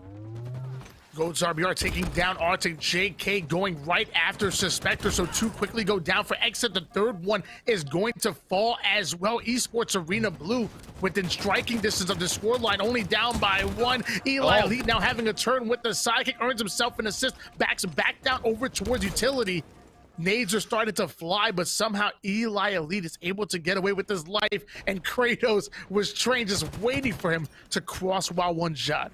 Game now tied up, and the pace is slowing down a little bit there too, right? You can see the entire map was split. 1 team on one side, 1 on the other. They did pick up 1 kill each. Going to continue to hold the tie here, but the pace definitely slowing. Everyone very careful to peek, very careful to take an angle. They don't want to give up any free deaths here. Fluriously does drop 1. And an opening for ESA Blue, right? If you get 1 kill and you got those numbers, you need to start to push with them. So we'll see if Fluriously can put more together. Unfortunately, Exec going to drop 2 and answer back. And now Gold Star, he's got to live. And luckily, he must have heard Jay. He backs down quickly and over towards the spawning teammates. JK is at least watching the cross pressure coming in out of the car side, and now we're seeing them start to advance forward. All 4 members of Esports Arena Blue are alive, and they're taking advantage. JK takes down 1. Fluriously goes after the other. Suspector going to quickly fall, and that's 3 down for Exit. Esports Arena Blue having a beautiful opening here as they're continuing to rain down on the spawns. Camo coming up in 5 seconds, so we're going to see them momentarily slow down to get that, or Fluriously just run through the enemy team. I guess that works. Fluriously starting to pick up a couple kills here. And they're starting to pull away. Timing is perfect, too. The camo about to spawn. Can they hold on to the advantage, though? Suspector looking to shut it down, but he dies. What a bait and switch right there. He couldn't get the kill. And because of it, ESA Blue might be able to extend the lead even more. Suppressed now in trouble. He's dead. And the snowball in session here. Tony, 41 on the board for ESA Blue. Exet have taken a bit of a hit off this recent string of kills. Do not count Esports Arena Blue out just yet. They are here to stay and here to play right now, as Suppressed advancing forward onto the car side, forced to back down. Ends up throwing a bit of a dangerous nade as Kratos was looking for a kill.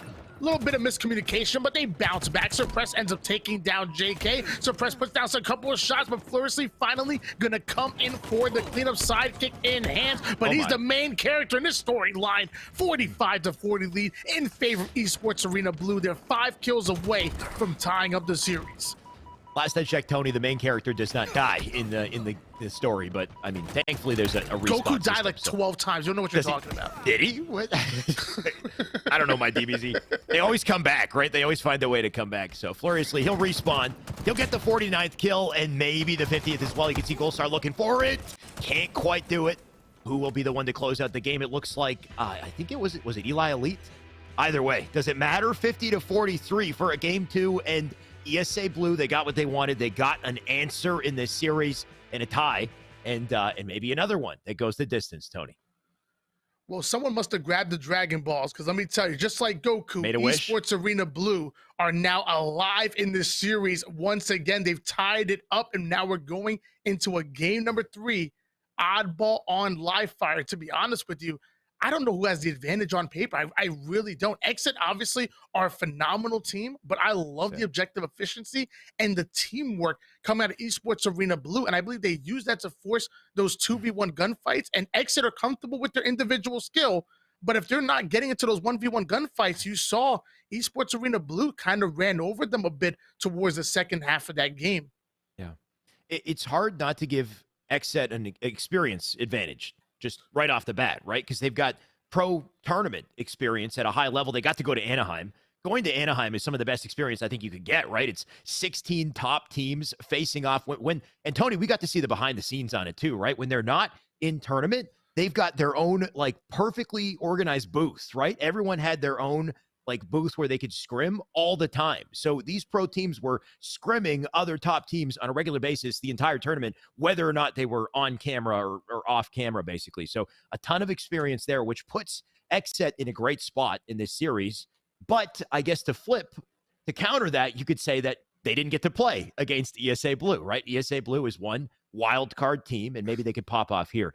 I think they need to shut down Suspector if they want to do it, though, Tony. I've seen Suspector's stat lines on Oddball Livefire, and this man is plus 50 kills like every time he seems to play it. If it goes to around 3, I'm expecting a 50 to 60 kill range out of this guy if you give him a snipe.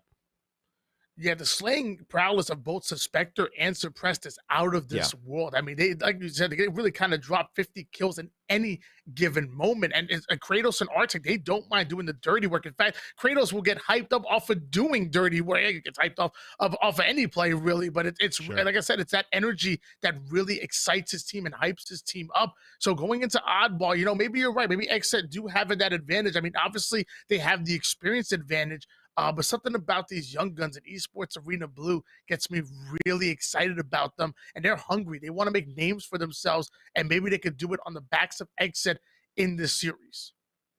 Maybe they can. It's good to see them bounce back after that game 1, right? Because game 1 wasn't pretty. That was a 5-0 bizarre CTF and a hell of an opening at an Exit that they just could not recover from. But Aquarius Slayer, different story. They regained themselves. The way that they managed to control the end of the game, too, with the heat wave, the camo, and just kind of snowball the slays, if they can put that together on live fire, that will give them opportunities to set up with the ball.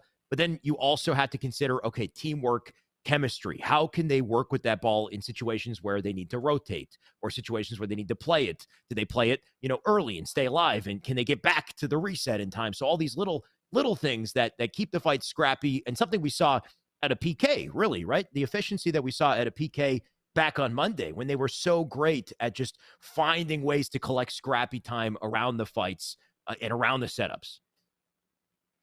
Well, yeah, it's all about that polishing, that efficiency, and we're going to see what both of these teams can do. And like you said, going into Aquarius, they controlled the sandbox very well towards that latter half of the game, and live fire is going to be no different. I mean, you got the sniper rifle, you got the heat wave. I believe you have either camo or overshoot that's going to spawn over towards the power-up side, and then you combine those with the repulsor, and don't forget about the drop shield, and you can really make some plays happen. I'm not sure if these teams are going to elect to actually GA the Mangler or not, but I know some teams have decided to do it, but if the Mangler comes into play, that can be an absolute nuisance as well. So live fire having a very healthy sandbox, especially with the 2 assault rifles on each end, assault rifle genius right here. It's going to be really excited to see who's able to control this particular sandbox here.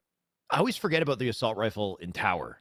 I don't know why. I just never go up and pick it up, right? Because it's a position when you're in tower, you're shooting across the map. You're not usually thinking about the assault rifle, right? So it's just Like you said, though, there's so much to work with here, and we'll see what they like to grab and how they control it, especially with this map and the way that it's designed, where the tower side, you've got like all these high ground positions, and you can lock down and hold a setup. If you have the weapons holding a setup, like we've seen this with E United multiple times, right? Like they have no fear, no shame in picking up Mangler and crouching behind high ground and just kind of waiting for their fight, waiting for things to get close, making sure they get the kill. Same with the Heatwave with the sniper. You're locking down top map with the ball and those weapons, and it's a very difficult setup to break. Ladies and gentlemen at home, if you didn't know that Shyway is an absolute stat when he plays matchmaking, you now know it now. He Why? literally said he's never over in tower side, so obviously you never have the ball in your hands because most likely going to be on tower. I don't pick and up the the first AR thing you do, I never pick up the assault. Yeah, you pick up the assault rifle when you have the ball in hands in case things get a little close quarters action. Yeah, absolutely. You never touch the ball. You know, admit it. I'll be honest. Admit it, you don't touch the ball. Okay, that's fair. Unless my teammates aren't touching it, then I will pick up the ball if I have to. If I got to get in there and get dirty, then I will. But I also only pick up like the sniper in the BR pretty much. Like I will dodge the Mangler off this. I should not be doing it. I should be using the Mangler. I should be using the assault rifle. I don't feel good about an assault rifle kill. I feel good about a snipe kill. You know, I feel good about a BR kill, and I'm sure Gold Star can agree with me. It's just more satisfying. Well, his name is Gold Star BR. Might have to change it to Gold Star Sniper. He starts connecting on some of those shots. Overshield is coming up, furiously able to take down Suppressed, and quickly two go down here for Team Exit as they clear the tower side. A third one gonna join them, and we already have a setup going towards Esports Arena Blue. We talked about it coming in, that seaside setup by the tower can be so powerful. If you've got the weapons, if you've got the position for it. Of course, they don't have all the weapons. Suspect are going to come in with a Mangler and try to assault the tower here. Big nade into Gold Star. Does clean up one, and the melee and the red bar to stay alive with the double kill as well. So now Xset, they have flipped things, the setup in their favor, and Suspector, look at this. He could just hang out in the middle of the map with the Mangler. And I love this position that Suspector is in. Most of the time, a push is going to come from top mid, and he's absolutely baiting it. But Kratos peels that player's head off with the sniper and then quickly whips out the Heatwave. Just the lucid combo, but it's quickly going to go down. Eli Elite getting the first kill with the Needler, the second one with the melee. 3 down go Exit, and now Esports Arena once again getting into their setup early, but they're in a 9-20 deficit.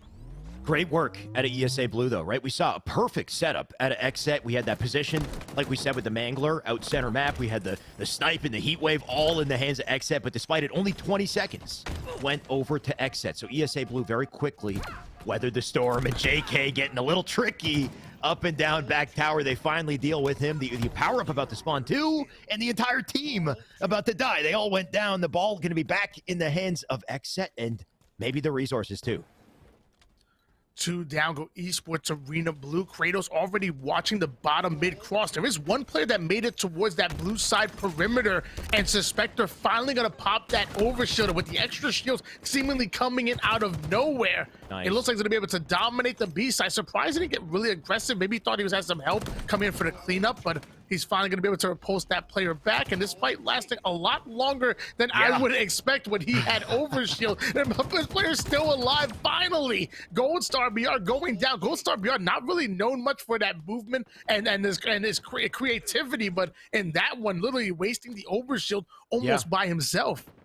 I think his confidence there was so valuable, right? The fact that he got back down and then immediately re-peaked. Suspector didn't expect it, and because of it, Suspector lost shields for free, right? We saw him turn to the left and then just get tagged up by Gold Star. So little moments like that where Gold Star plays confidently and takes advantage, they can, turn advantage states for Xset into, not so much of an advantage or maybe a disadvantage. Either way, as I say, it looks like they still got the ball despite it. Looks like they're still getting kills despite it, right? They got to set up an A. They got multiple now down as Eli Elite drops. Same with Furiously for a double for Suspector and the snipe in their hands as well. This is rough for ESA Blue. Sniper rifle in the hands of Suppressed with a 75-29 lead in favor of Exit. Esports Arena Blue have been slaying out well and breaking these setups well, but it looks like it's Exit who are turning those seconds into minutes and really taking control of the game. Esports Arena Blue going 3 down once again. Suppressed having the sniper and ball in hands on the tower side.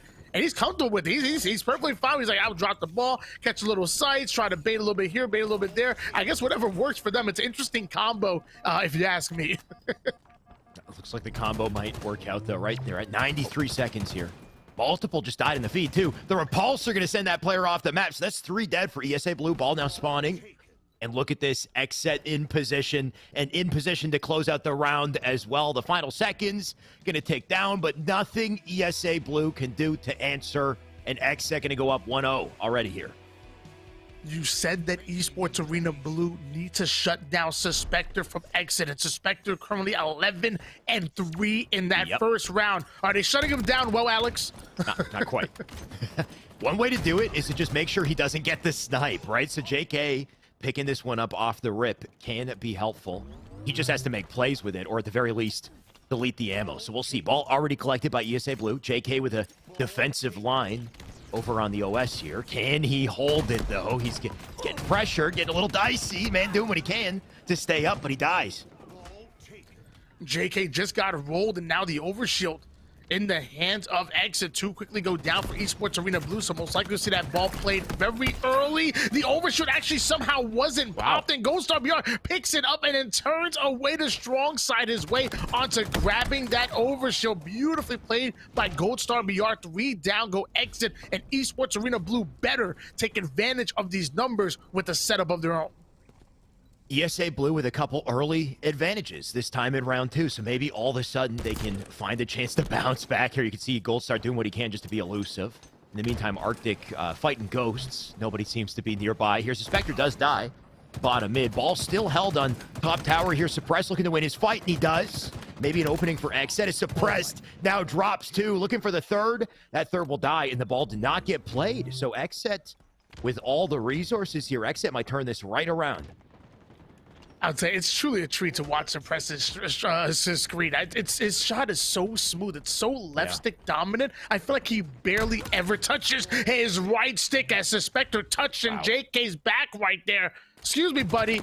You forgot your neck. Breaks it and then goes after Goldstar BR with a beautiful shot. Suspector, again, you said he had to shut him down. They are not doing it. Suspector is literally going off. I think he's currently 15-5.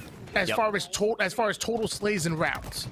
I mean, the only thing stopping this man from hitting a 50 bomb is just how quickly they're winning the rounds, right? They won that first round so quick that he only managed to get 11. But I mean, even with that is a hell of a stat line, and I'm sure it will continue if ESA Blue don't do something about it. Thankfully, Goldstar does have the OS. They do have top map control. Ball still not in possession though, right? Multiple dying here, so Goldstar got to get in the fray. He picks up Suspector, going to drop in for a double, doesn't quite get it, and he gets knocked off the map as well, though thankfully his teammates will get the kills, but the efficiency at an Xset there. Yeah, I love the plays come out of Esports Arena Blue. When you look at the slays, I mean, they are pretty much about even, but you notice when Esports Arena Blue get their slays, they usually get it when they're breaking the exit setup. I mean, with the slays that they have and how good they've looked, I'm surprised they haven't won this round already because they're breaking the setup so well. The question is, can they hold on to this tower size setup? Because that's when the seconds turn to minutes, and once again, that ball being forced off the map, and they're only able to get 11 seconds after getting exit a fresh 3 down. I want to see them get to these setups, watch those angles, and get a second, maybe even a third round of slays and close out this round.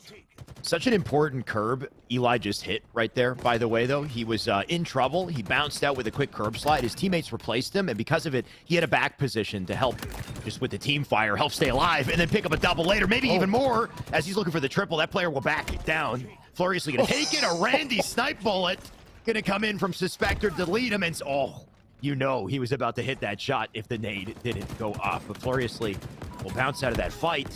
And they still got work to do, though. Xset, they're still fighting for the OS here.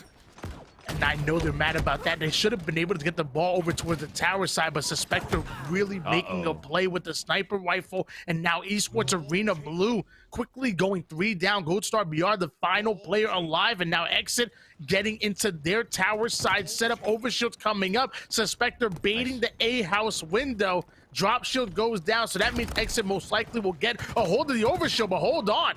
Esports Arena Blue putting up a fight. They're doing what they can, but I mean, look at the control here, right? The perimeter from tower all the way over to scoreboard. The coverage on the map and the angles that they get off of it. 2 already dead because of this. Now ball in possession for Xset. They're starting to creep up with the time. Ball does trade hands. Somehow somebody sneaks in the tower, but not for long. A double for Arctic. Ball back in his hands and a little setup for Xset. JK now going to advance forward over towards the nest side, ends up catching a nade, so that's going to slow him down just a bit. Meanwhile, Fleurisy is still getting aggressive. He's going in for a weak side flank, and Eli Elite is already watching the bottom mid cutoff, tries to help Fleurisy onto his flank, ends up running into a couple of nades, a bit of a miscommunication there, but they get the slays, and that's what matters most. 3 down, go Exit. How did that final player get the ball? Alex, how is that even possible? I mean, he got it, but he didn't have it for long, right? he fumbled it, rotated a little bit, and then the man died because there was just so much pressure coming in from ESA Blue. As I say it, though, spawns up in B. They immediately have angles to try to get rid of this ball player, but can't quite do it. ESA Blue still clawing back. 61 and counting here. Do they rotate the ball? Do they set up around it? Looks like A is still the play. Here, got to watch out for the flank, and I'm sure Eli Elite called that out, but he's worried about the players up above. Already takes 1. Multiple trades going to go down in B here. Suspector head on a swivel, looking for murder. He takes it. I love the unselfish play to Eli Elite, though, right there. As he was on sandbags, he ends up trying to help Gold Star BR, was watching the B side perimeter on that push, and then tries to switch targets where his top mid is really prioritizing those call-outs and making sure he tries to put damage on multiple players on the map. Obviously, it didn't work. They did go 4 down, but if they keep playing unselfish like that, I'm sure it'll start to connect for them as Exit hit the 72nd point mark. Gold Star BR takes down Kratos, then gets himself a double kill. That ball now quickly being rotated, and Gold Star pops the overshield quick, and it now is working on the sniper rifle as well. Well, can Exit get to the play position in time? Looks like they can't, right? They are dying left and right. They're going to try to rotate the ball, but Gold Star on the hunt here. Going to snap onto 1. Doesn't quite hit the snipe. Somehow Exit are continuing to rotate this ball despite dying left and right here, but this is the opening that ESA Blue were looking for. Now they just got to assault the spawners, right? It's up to Gold Star. Gets the kill. Snipe in hand. Can he hit this shot, though? Not quite. Gotta watch out for these players on pillars. As long as he is milking in B, they gotta deal with him, and they do. And Except because they got the kill, they can rotate for ball now. 84-78 lead in favor of Exit, earning himself a wingman medal. Does suppressed, already working on the players over toward the sandbag side. It's Exit has the setup here. They're putting some good ball time on the board, and more importantly, they're getting the slays that they need as they rotate the ball once again. Esports Arena Blue can't even compete with the ball movement. I'm not even sure if Kratos had to drop the ball as they're 5 seconds away from coming out with the win, and the trades go down. But looks like Suspector finally going to put the final seconds in, but he's going to be naded as well. Bit of a fumble there for sure, but it just seems inevitable at this point. But ESA Blue are doing everything they can to defend it. They're still getting kills. JK does get his kill. Furiously rotates the ball back to A. This is possible, Tony. There's less than a minute on the clock, but the timer is frozen. 2 died, though. They need to win their fight. Suppressed with a massive double. Gold Star got to come in. He's got to win, but he's flailing and he can't quite hit the shot.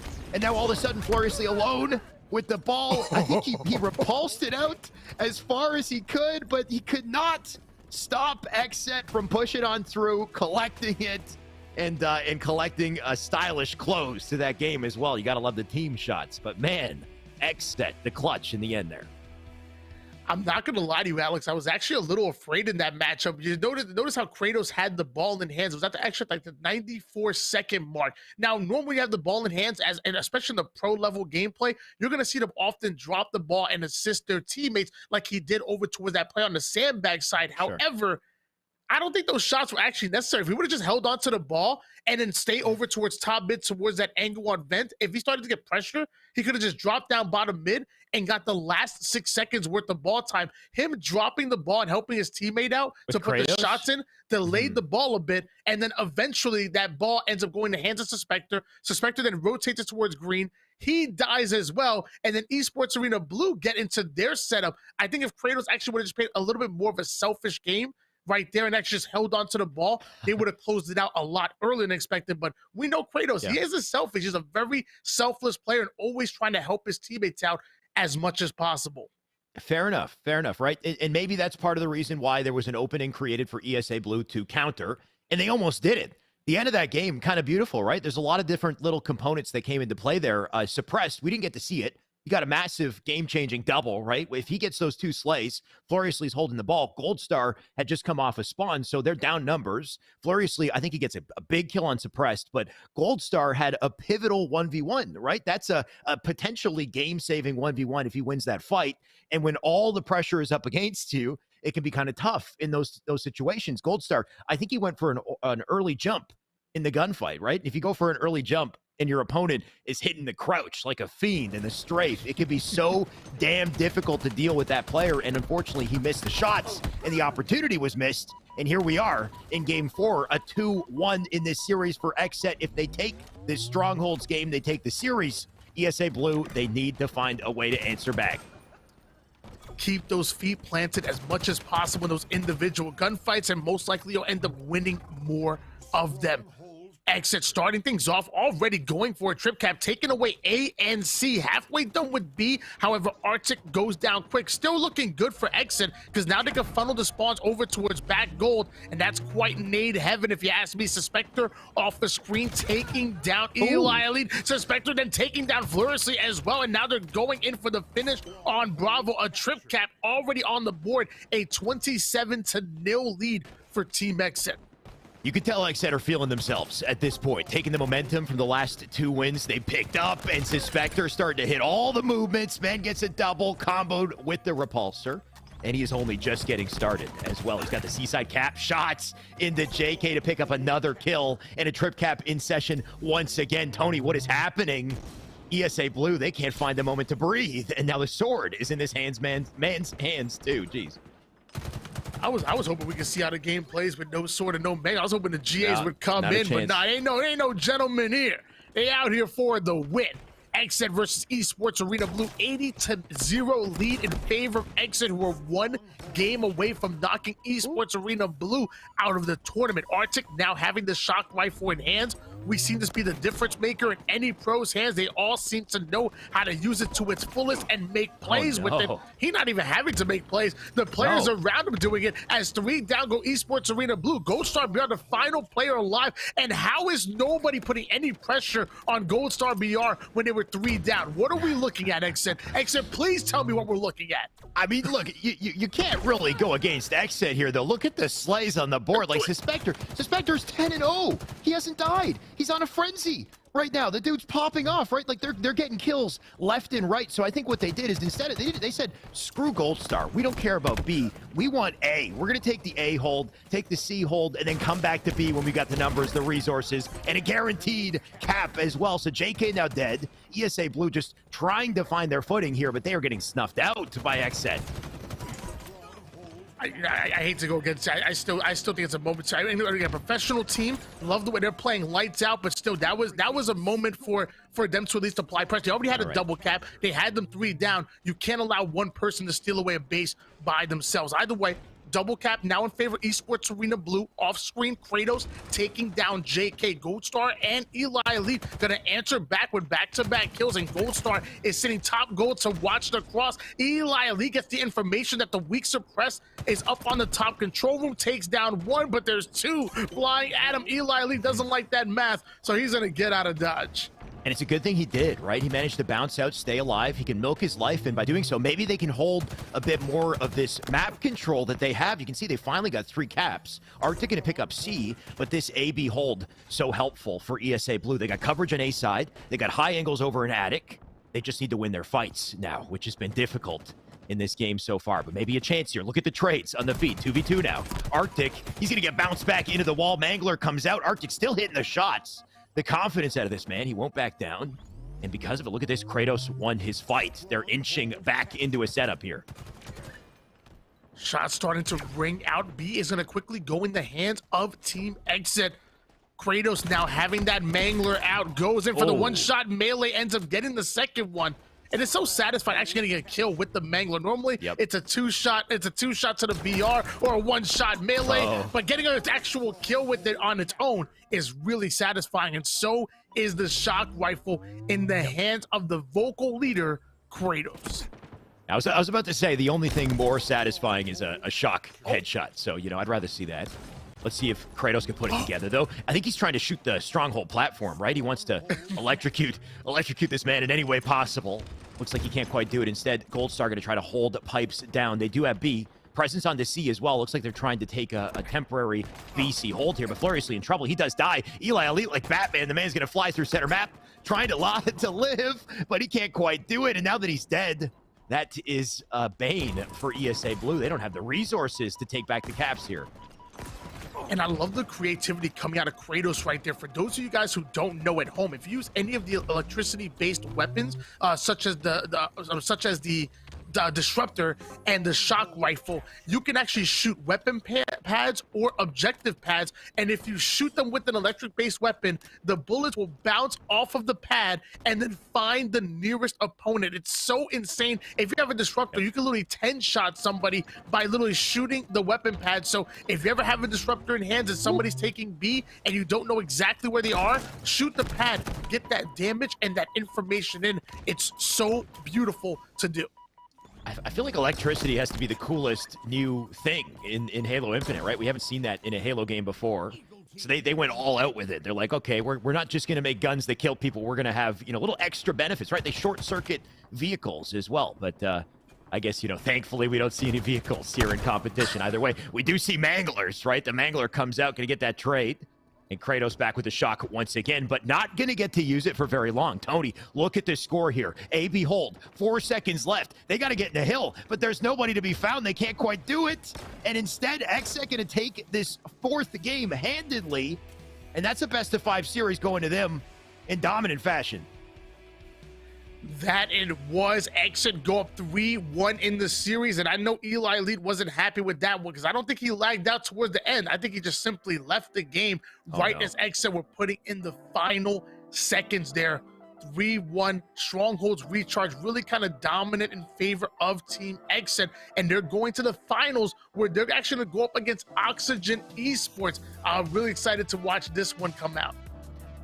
And what a series, though, right? And I think it's pretty clear why Xset chose not to GA anything. Their control and understanding of the sandbox on this map, like, I mean, it was just immaculate by comparison, right? They always had the shock. They had the sword a couple times as well. They got the Manglers. Like, they're taking full advantage of the sandbox, and in turn, they're winning their fights, and they're winning their map because of it. And you know what? I think this is perfect, Tony, because what happened in our last series? PK, they got 3-1'd as well, right? So we have 2 3-1s that took place back-to-back. I think it's only fitting that these two teams now face off in our grand finals, and we can find out who deserves the $500 today, Tony.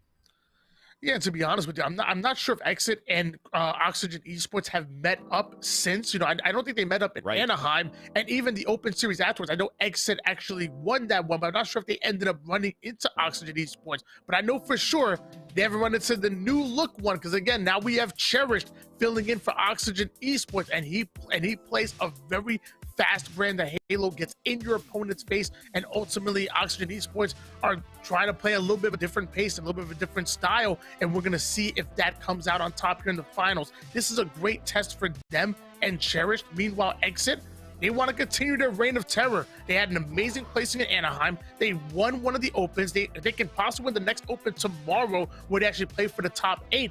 Xset can continue running things, which they've been doing since Anaheim. I love it, Tony. You've teed it up nicely. Now all that's left is to watch the match and see how it goes, of course. First, let's send it back to Yeso, see what he thought about the previous series as we get ready for this final match.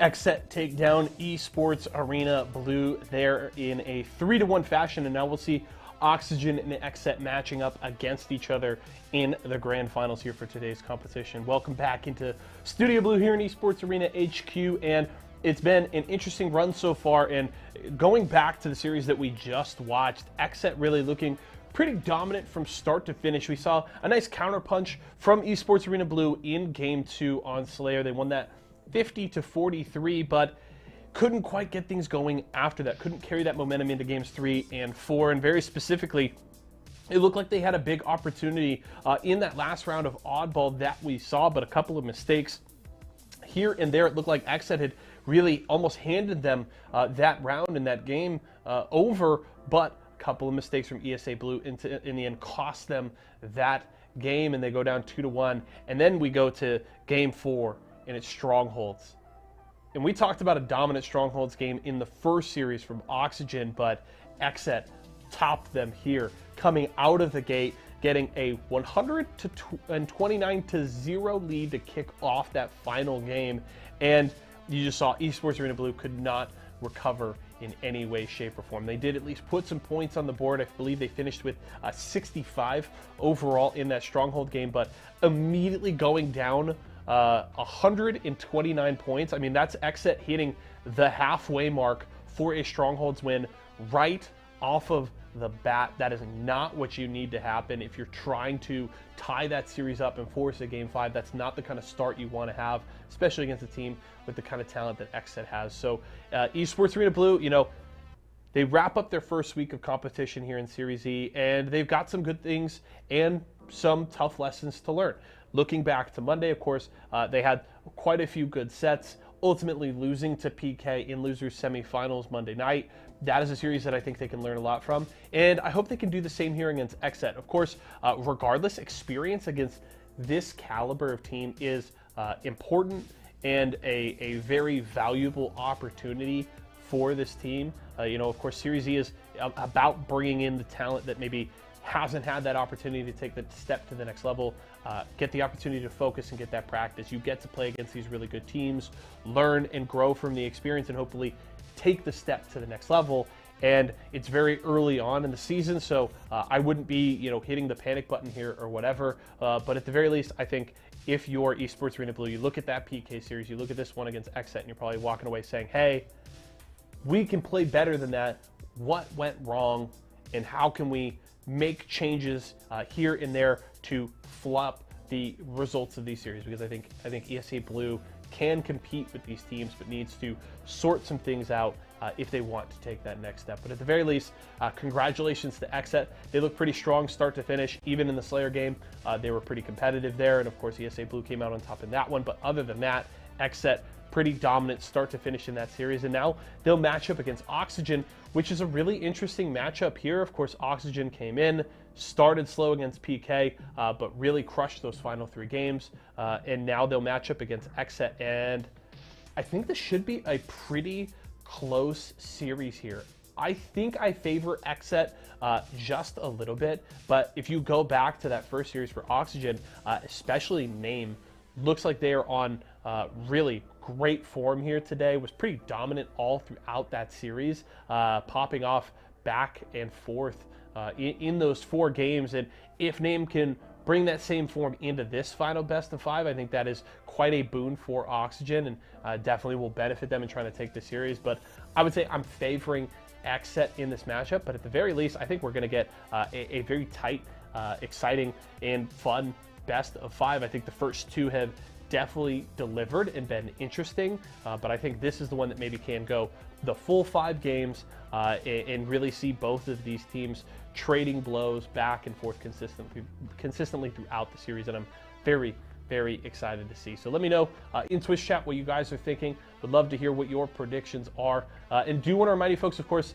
I know we do have Pro Night for Series E Apex Legends coming up. As soon as we are done here with Halo, we will jump right in to the Apex action, so do not worry about that whatsoever. We will get that going as soon as we're done here. But we're focusing on Halo right now, on closing out the first week of play, and we will have this best of 5 between Exet and Oxygen Esports coming up very soon, and I'm very much looking forward to it. Production, of course, will let me know when we're ready to go into that next matchup and what's going on, but I'm very excited about it, and they're telling me we're ready to go right now, so I'm going to hand it back over to Shyway and Why Not to hear their thoughts on this series. Thank you, Yeso. Good to be back. Of course, our exhibition nearing its close, Tony. We had 4 teams in total today, 500 on the line, but single elim. That's it. You get 1 shot, 1 best of 5. Don't miss your chance, right? Make it happen.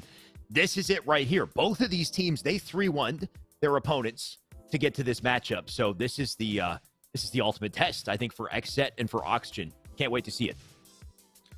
Yeah, I'm right there with you. I mean, I on paper, I think I have to go with Exet, but you know me. Okay. I like to follow my heart. And What's your for heart tell you? some reason, my heart's telling me that Oxygen Esports are gonna pull off the upset, and I'm really upset by this because I got 2 players on Exit in my fantasy. I need Exit to go off.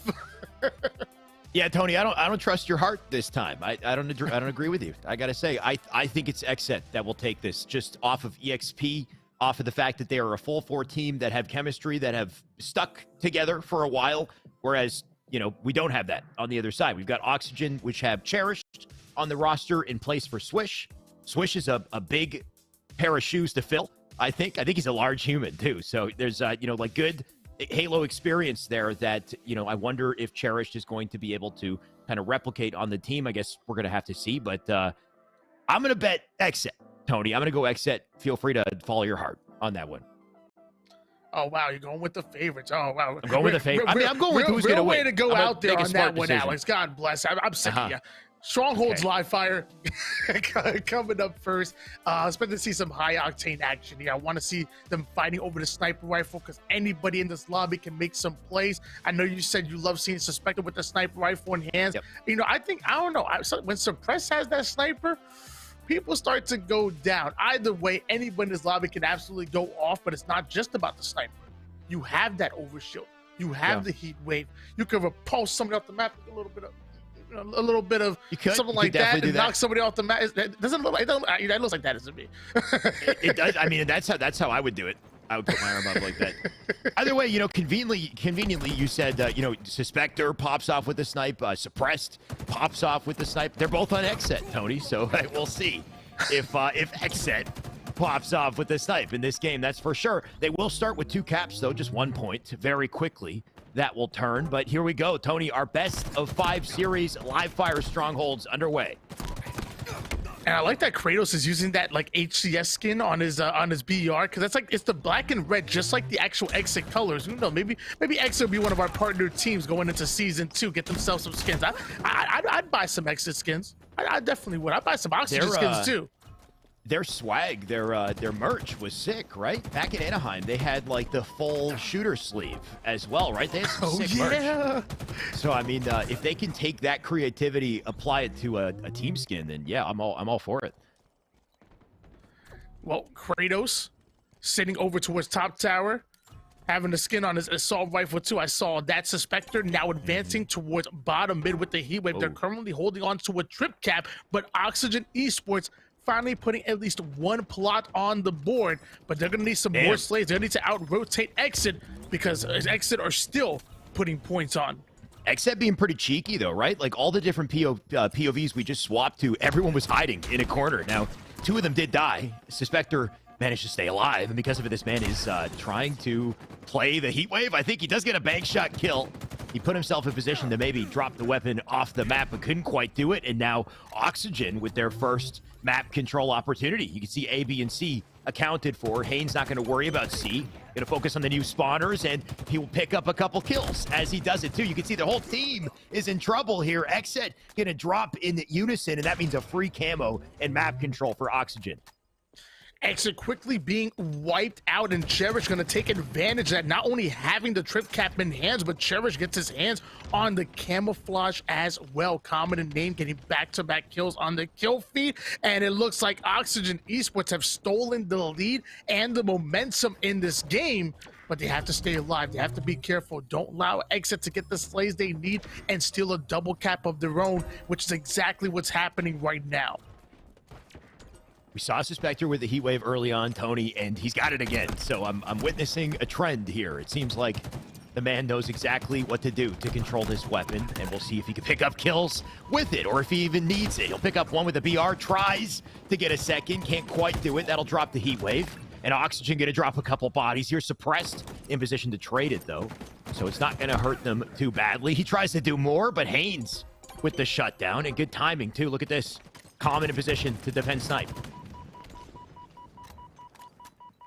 Chris Common watching the Pillars side flank. Meanwhile, Haynes sees the pressure coming in towards Charlie. Kratos and Arctic getting back-to-back kills on the feed. Looks like Suppress gonna add the third one as well. Common tries to back down towards bottom mid, but he's gonna be shut down. A full squad wipe for Oxygen Esports hitting the black screen. Another double cap going into effect, but they're working on the trip cap onto Alpha as well.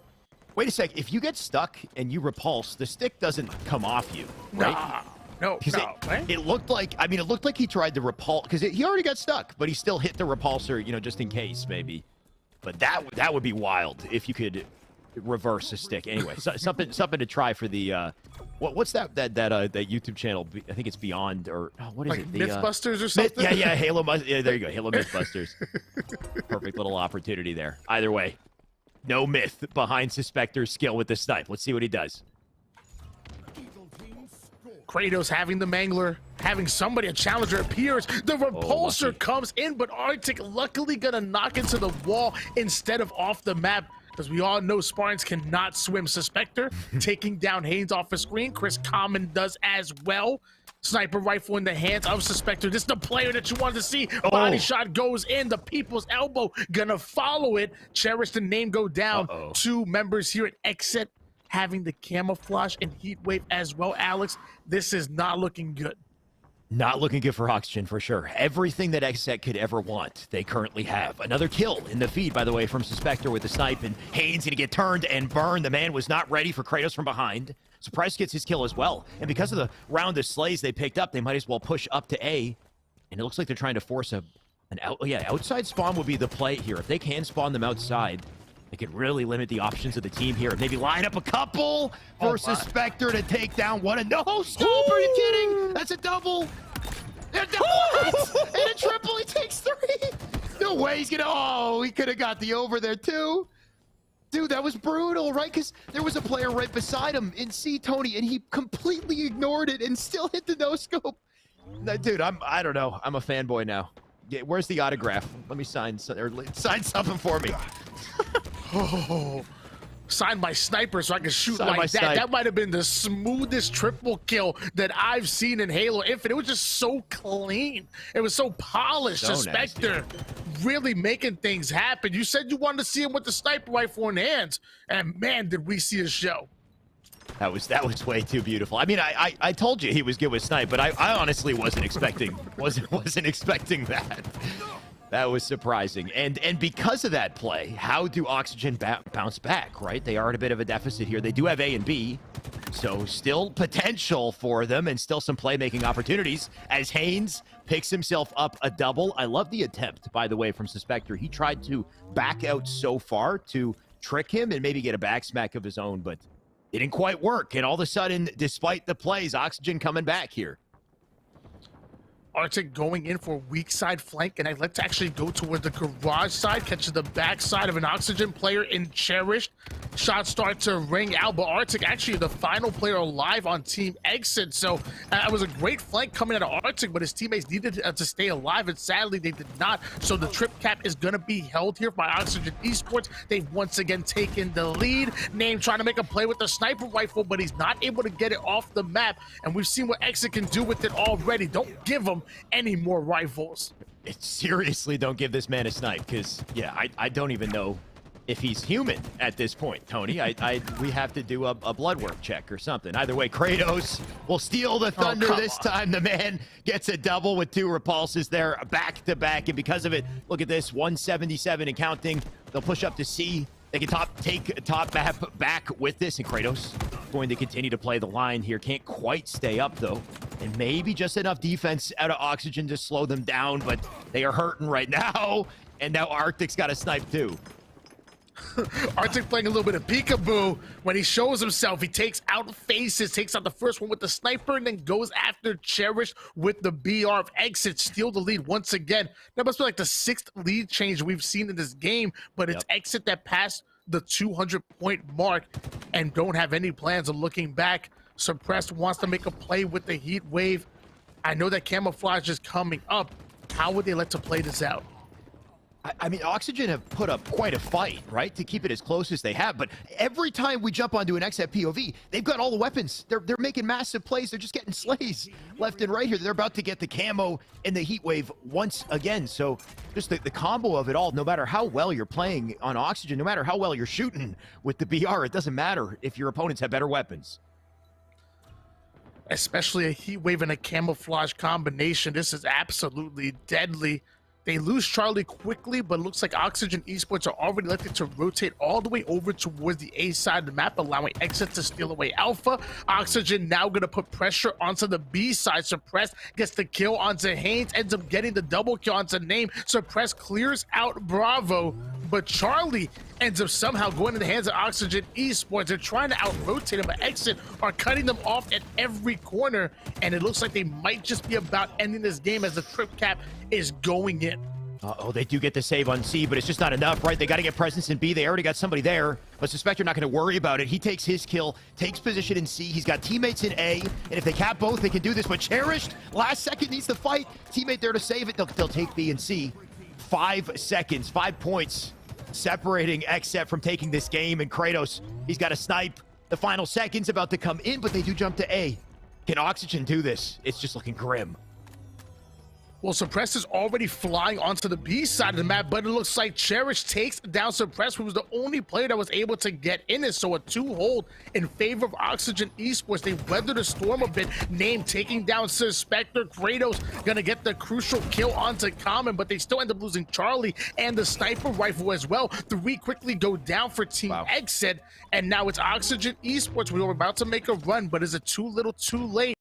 They gotta play perfect Halo and keep Exit on the ropes. We've seen crazy comebacks in Strongholds before, Tony. It is definitely possible. They're starting to get the weapons, starting to get their footing as well. They just have to continue to maintain it, continue to win their fights, and Kratos needs to find a way to stay alive as well. So you can see he's now backing up, trying to play his life carefully.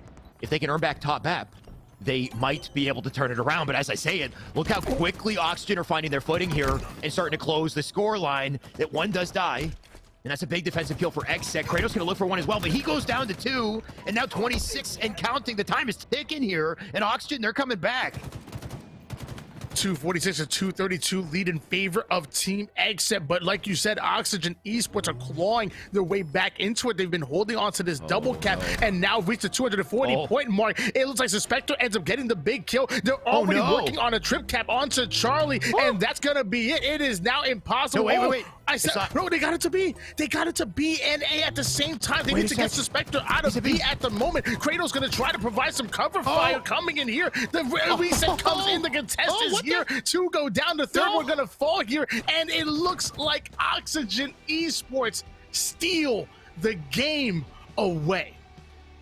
What just happened? that final fight in B was insane.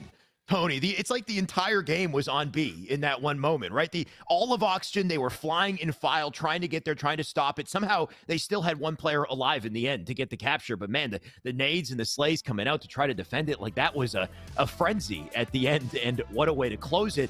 But that means that they just came back on, right? Like Xset had, what was the advantage that they had? It was like 246 to what, 170?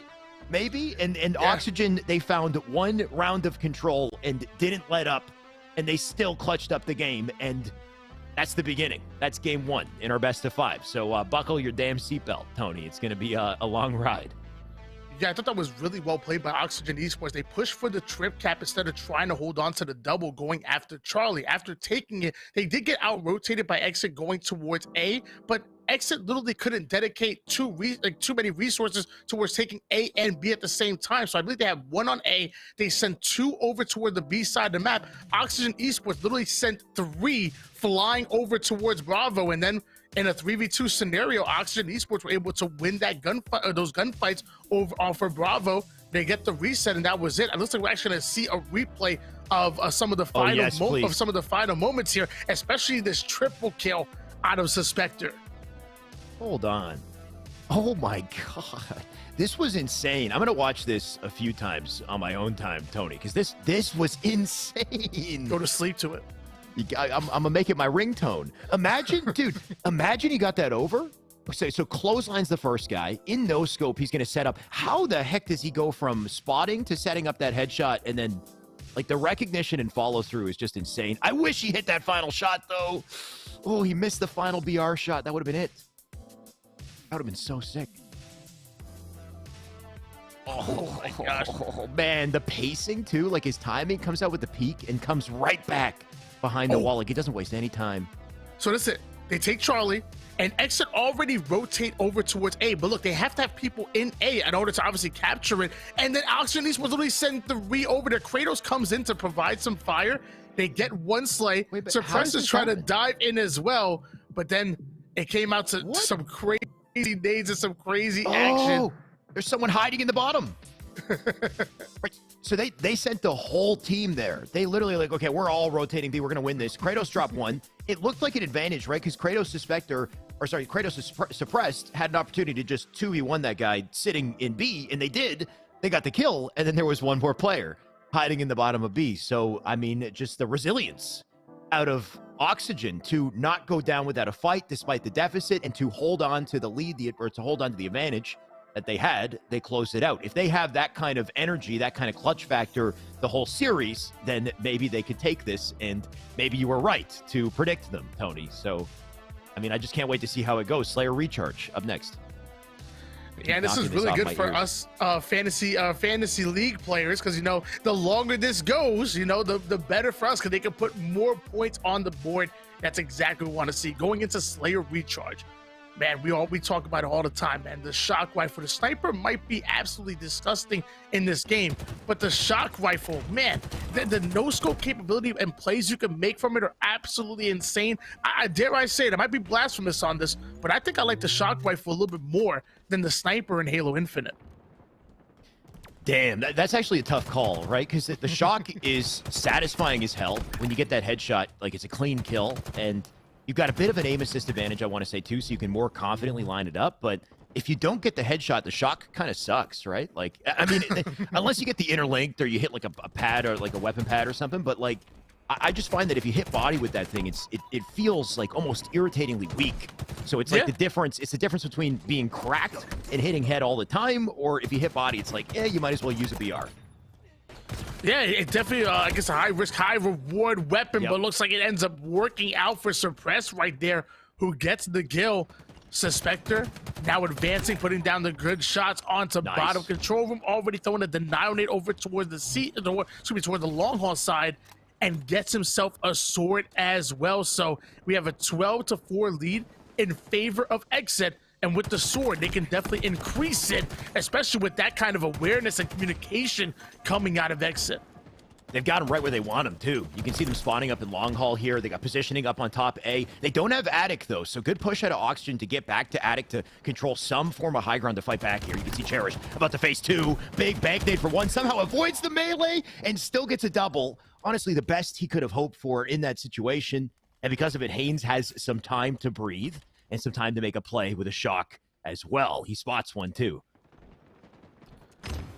And to remind you guys at home, this is your finals. Oxygen are up 1-0 and are 2 wins away from becoming your champions here. Meanwhile, Exit started off the game real hot. Oxygen now clawing the way back in it, but they still have about a 3-kill and make that a 5-kill advantage now, as Suspector really going off on the feet.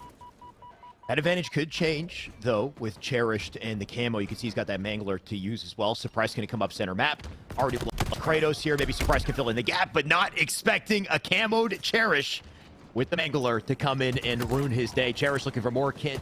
Actually, that's Haynes who gets dropped. There goes Common as well for the double, and Kratos going to swing into the action for a third. Suspector does manage to get the kill, and that might be a shock for Suspector as well, but Exit, they do bite back. I'm definitely surprised Kratos went in for that play as heavy as he did. I mean, he would have got the triple. That would have been nasty right there, but he ends up dying for it. Meanwhile, Haynes coming out of nowhere, getting the back smack. Suspector started to go off with the shock rifle. He has it in his hands, but he's going to quickly hit the black screen. And now it looks like Oxygen Esports are going to get a turn with the shock rifle. 24-18 lead, still in favor of the boys in red. Uh-oh. They just lost 2, though. Now a 4v2 here, so you can see they're in trouble. They're going to try to play patiently, maybe force a kill out in the hallway, make them come to him, but with the numbers advantage, not much you can do. Cherish does get a big kill on Suspector, though. That allows him to break free, at least for a second or two, because they still managed to die here. You can see Exit on the chase, suppressed, almost managing to do some serious damage there, but damage done to their team. You can see 29 on the board, an 8-kill advantage, and definitely in the favor of Exit here, too, especially with this flank at a Suspector. Oh, my God. The first one quickly goes down. I thought he was going to get the double kill, looking real clean with the shots. Kratos running around with the sword, giving off that information. Beautiful shots from across the map. That's going to be a perfect kill onto Uncommon or Chris Common. 33-24, 9-kill lead for Exit. Make it 10. Exit are damn good at Slayer. You're seeing it right here, right now. Yeah, they bounce back in a big way here, right? Just a full round of slays. Coming in once again, Cherished does manage to get his kill, but 3 dead in quick succession. Not a good look for Oxygen, especially with Suspector on the hunt here. Drops a couple nades behind, thankfully for Oxygen. He does not get a kill. Suppress going to continue to offer some suppressing fire. I like the attention to detail here to try to get rid of Cherish, but Cherish still manages to survive, but they didn't account for Arctic in the camo. Ooh.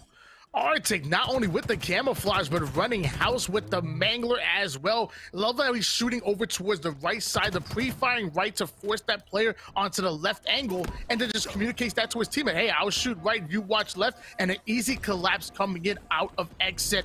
Cherish coming out of Oxygen Esports, rotating onto the C side of the map. It feels like it's only a matter of time, especially when shots like that are putting you onto the black screen. You can tell that when you see the light from the shock for more than like 2 seconds, you are in big trouble. You got to get out of the line of fire. 45 on the board here. Suspector looking to make it 46.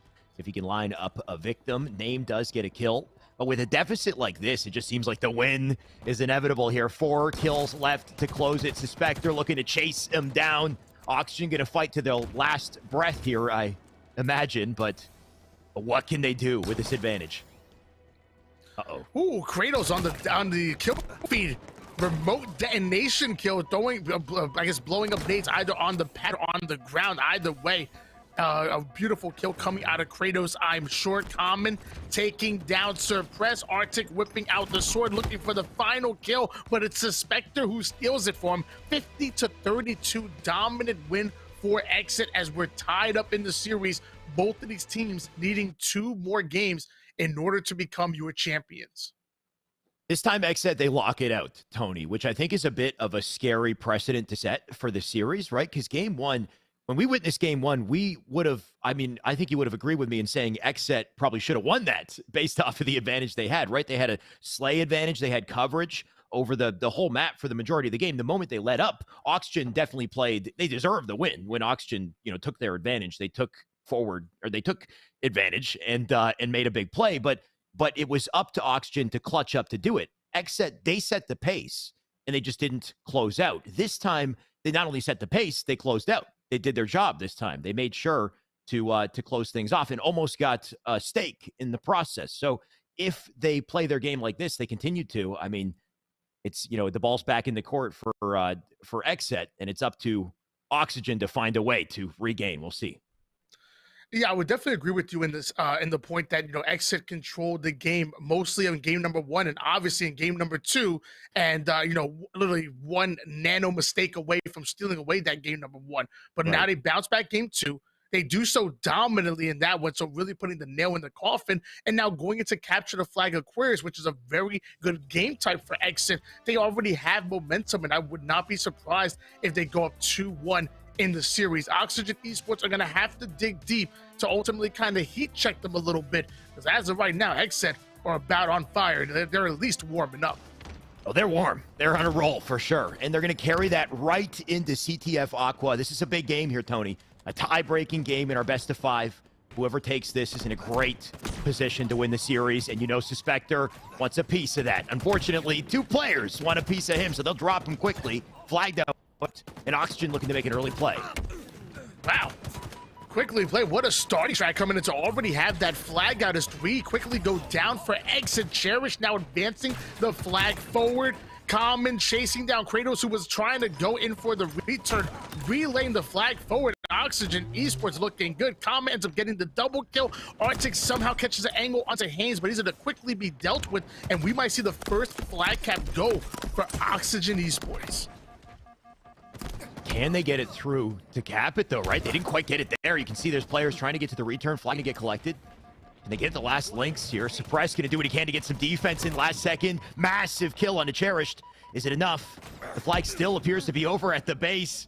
Just trying to find some insight here. Comment on top of it. Comment going to pick up the flag to defend it and get the kill. And I think that was the nail in the coffin for the first flag, assuming he decides to plant it in. You can see he's being extra careful. Going to make sure he gets this final kill. And in doing so, it is now guaranteed. So great work at an exit. They got all the slays they needed to. And by doing that, there's no threat of a counter cap as well. Common controlling the P side of the map. Meanwhile, Arctic taking down his teammate in name. Common tries to go in for the stick, but it does not connect. The Suspector taking control of the P side of the map. 20 seconds until Camouflage comes up. And Suspector holding on to this top mid control, but Suppressed is finally starting to get some pressure here. So Suspector now gonna get right behind them, try to continue to pressure that player there. And it looks like Cherished is finally going to go down. So luckily for Exit, they were able to deal with them. 3 down, go Oxygen, but nobody able to get away with the Camouflage. Big plays at an exit. Still, though, right? They had a nicely timed push on both sides of the base to get to the flag, and now they've collected it. They're still getting their slays, too. 2 dead, and this is looking like a relatively free flag to plant in. Just got to get it the last lengths once again, but if you got Suspector playing defense, I mean, it seems all but guaranteed. Suspector going to go back for the Dynamos just in case he needs them. Good time to use them, too. Make sure nobody gets by. Can't get the kill, though, despite using those Dynamos. Somebody comes in from up above. I think it was Cherished. Cherished will die, but the flag still goes in. So for Exet, mission accomplished. For now, they'll tie the game.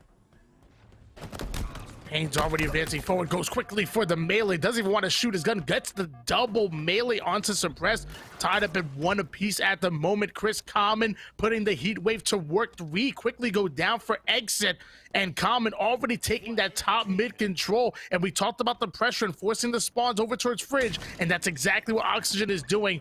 Common breaking a bit of the spawn though. Gets a 1 player down to 1 shot. Haynes takes out Kratos. Common quickly going to recognize that he broke some of that spawn, so he watches the utility angle, and I don't know if anybody's able to stop Cherished from running that flag home. Not looking like it, that's for sure. Cherished at the last lengths here. No defenders there to stop him. Going to try to get it in, and he does, and he stays alive too. If he can continue to stay up, this is huge for his team. Oxygen still trying to put pressure on, trying to get the defense in, but 2 kills come out of Exet, and maybe Exet can turn this into a counter. You can see Kratos at the doorway. Suppressed in tow, going to try to help him. Kratos in a 1v1, he does live. And look at this, an opportunity for Suppressed and Kratos to maybe pull a counter flag. What they need to do is delay their deaths as much as possible. Give Suspector and team an opportunity to get the camo and to cross as they get the pull. Look at this. Exet might have an opportunity off this. Arctic now advancing forward over towards the bottom P side of things. Already pushing the Fridge. Nobody home just yet. He ends up getting spotted out of nowhere. The assist is going to come in quickly, but now they have the information on exactly where Arctic is on his flank. Arctic able to get the flag out all the way over towards the mid side and onto bottom car. Meanwhile, the slays are actually going in favor of Oxygen Esports. Arctic having to go in for the return, but I'm not sure he's going to be able to get that touch onto the car side. Such a rough spot to be for Haynes there, right? There's just multiple players on all sides. He ends up out front base, and not too much he can do to stay alive, so Haynes does drop. That flag went in. Wait, when did that second flag go in for Oxygen? Was that this one here, Tony, or am I tripping? I mean, either way, it's a 2-1. 2-1 lead for Oxygen Esports. Don't worry, you're not tripping. Hey, this is a fast-paced game. It's hard to keep up with. Common dropping a couple of dynamo grenades. Meanwhile, name off a screen, taking down Arctic. Cherished going up and then down and up and down and down again. Now has the P control, does Cherish. Haynes gets a slay onto Suppressed as well. So Oxygen Esports are quickly getting the slays they need, and it looks like the flag has actually already been started. Cherish takes down another one onto the B side. There's one more trying to slide into his DMs. He's gonna go down as well. So 3 down for Exit and Oxygen Esports. Never mind. I was was like, should be able enough, to get the no. relay, but Suppress gets the return. I'm sorry. Dropping Cherished in that situation was massive, right? Cherished almost stayed alive. Had he stayed alive, they might have still had a chance there. And then Haynes unfortunately had no help, so he did die shortly after. They got the return. On top of that, they got some aggression coming in as well. You can see Suspector trying to stay up here. Knows the player's above. Arctic's dealt with him. Camo about to spawn.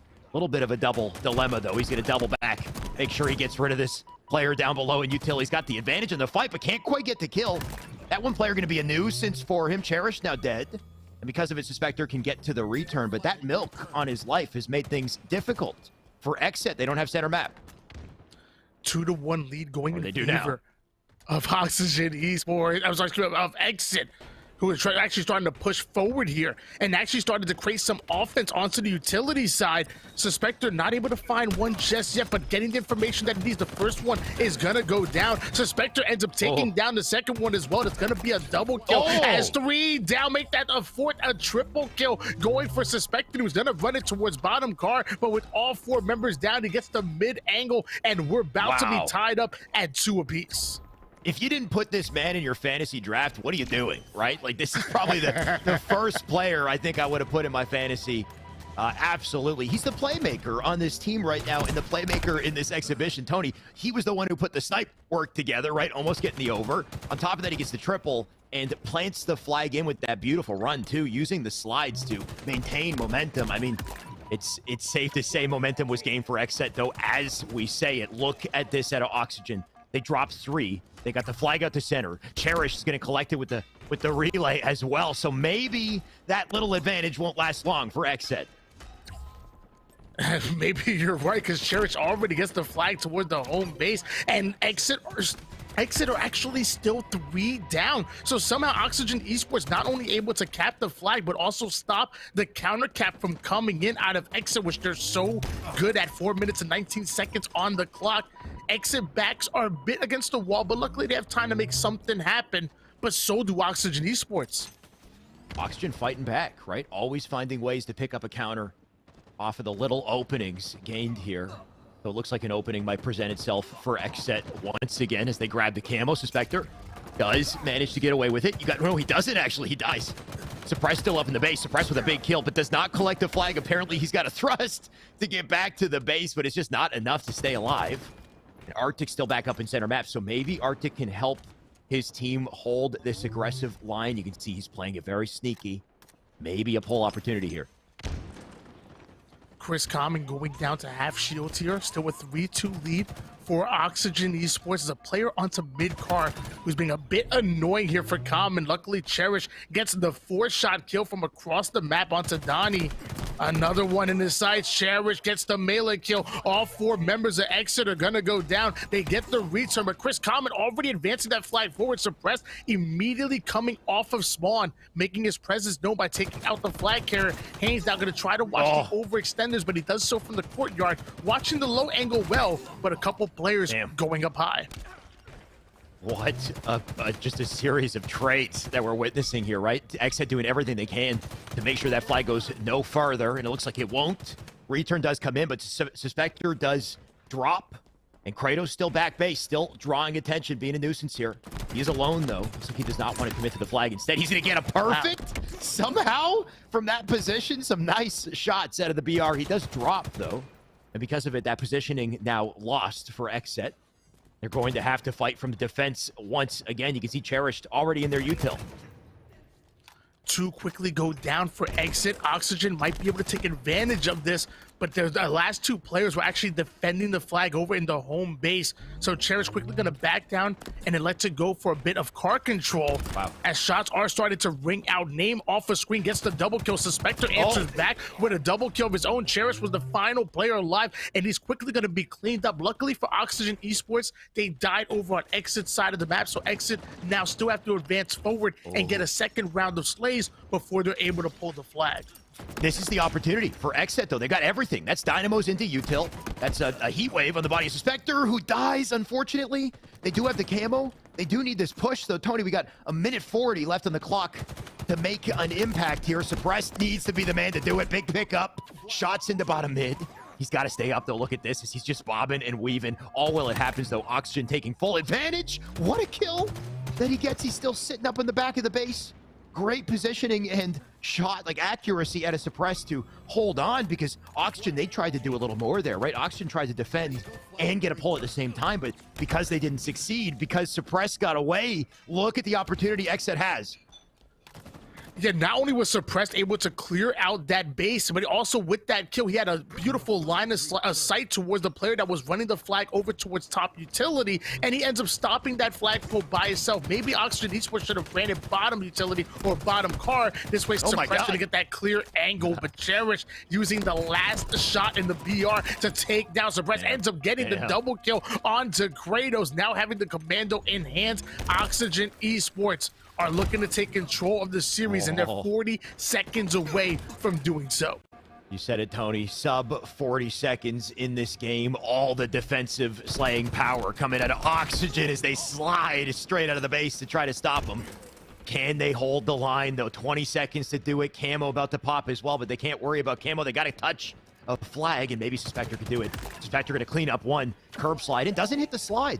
Interesting. He's going for a pink side run. His teammates are on pink side, and honestly, this might work. It's a little unorthodox, but if they can stay up and keep the flag in play, they might be able to make this work. He'll hit the drop. Oh, doesn't hit the drop slide. A little slow for the run. Need to make sure they get rid of the players in the base still, though. So they're still in trouble. Exit, they got to play perfect.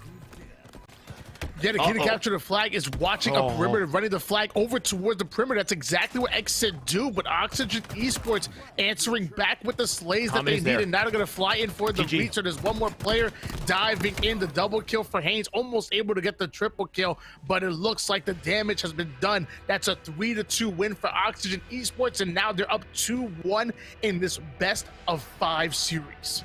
What a beautiful pinch out of Oxygen at the end, though, right? Common had such an important role to play for his team to stay alive in the back of the base. He just had to draw attention and had to live, and that's it. And as long as he does that, Haynes on top mid has the freedom to collect camo and the freedom to take angles and get kills. He got a double with it. Common came back into the fight, secured his kill, and it was over from there, right? He had the opening they needed, and they got the return. We got some replays as well, so we can look back and reminisce on it just a little bit. But what a back and forth out of these teams. And honestly, Tony, I mean, I'm a little surprised by this, because you know my prediction coming into this. I thought I was taking a safe prediction, and turns out I'm the idiot. I'm the idiot, right? I was wrong.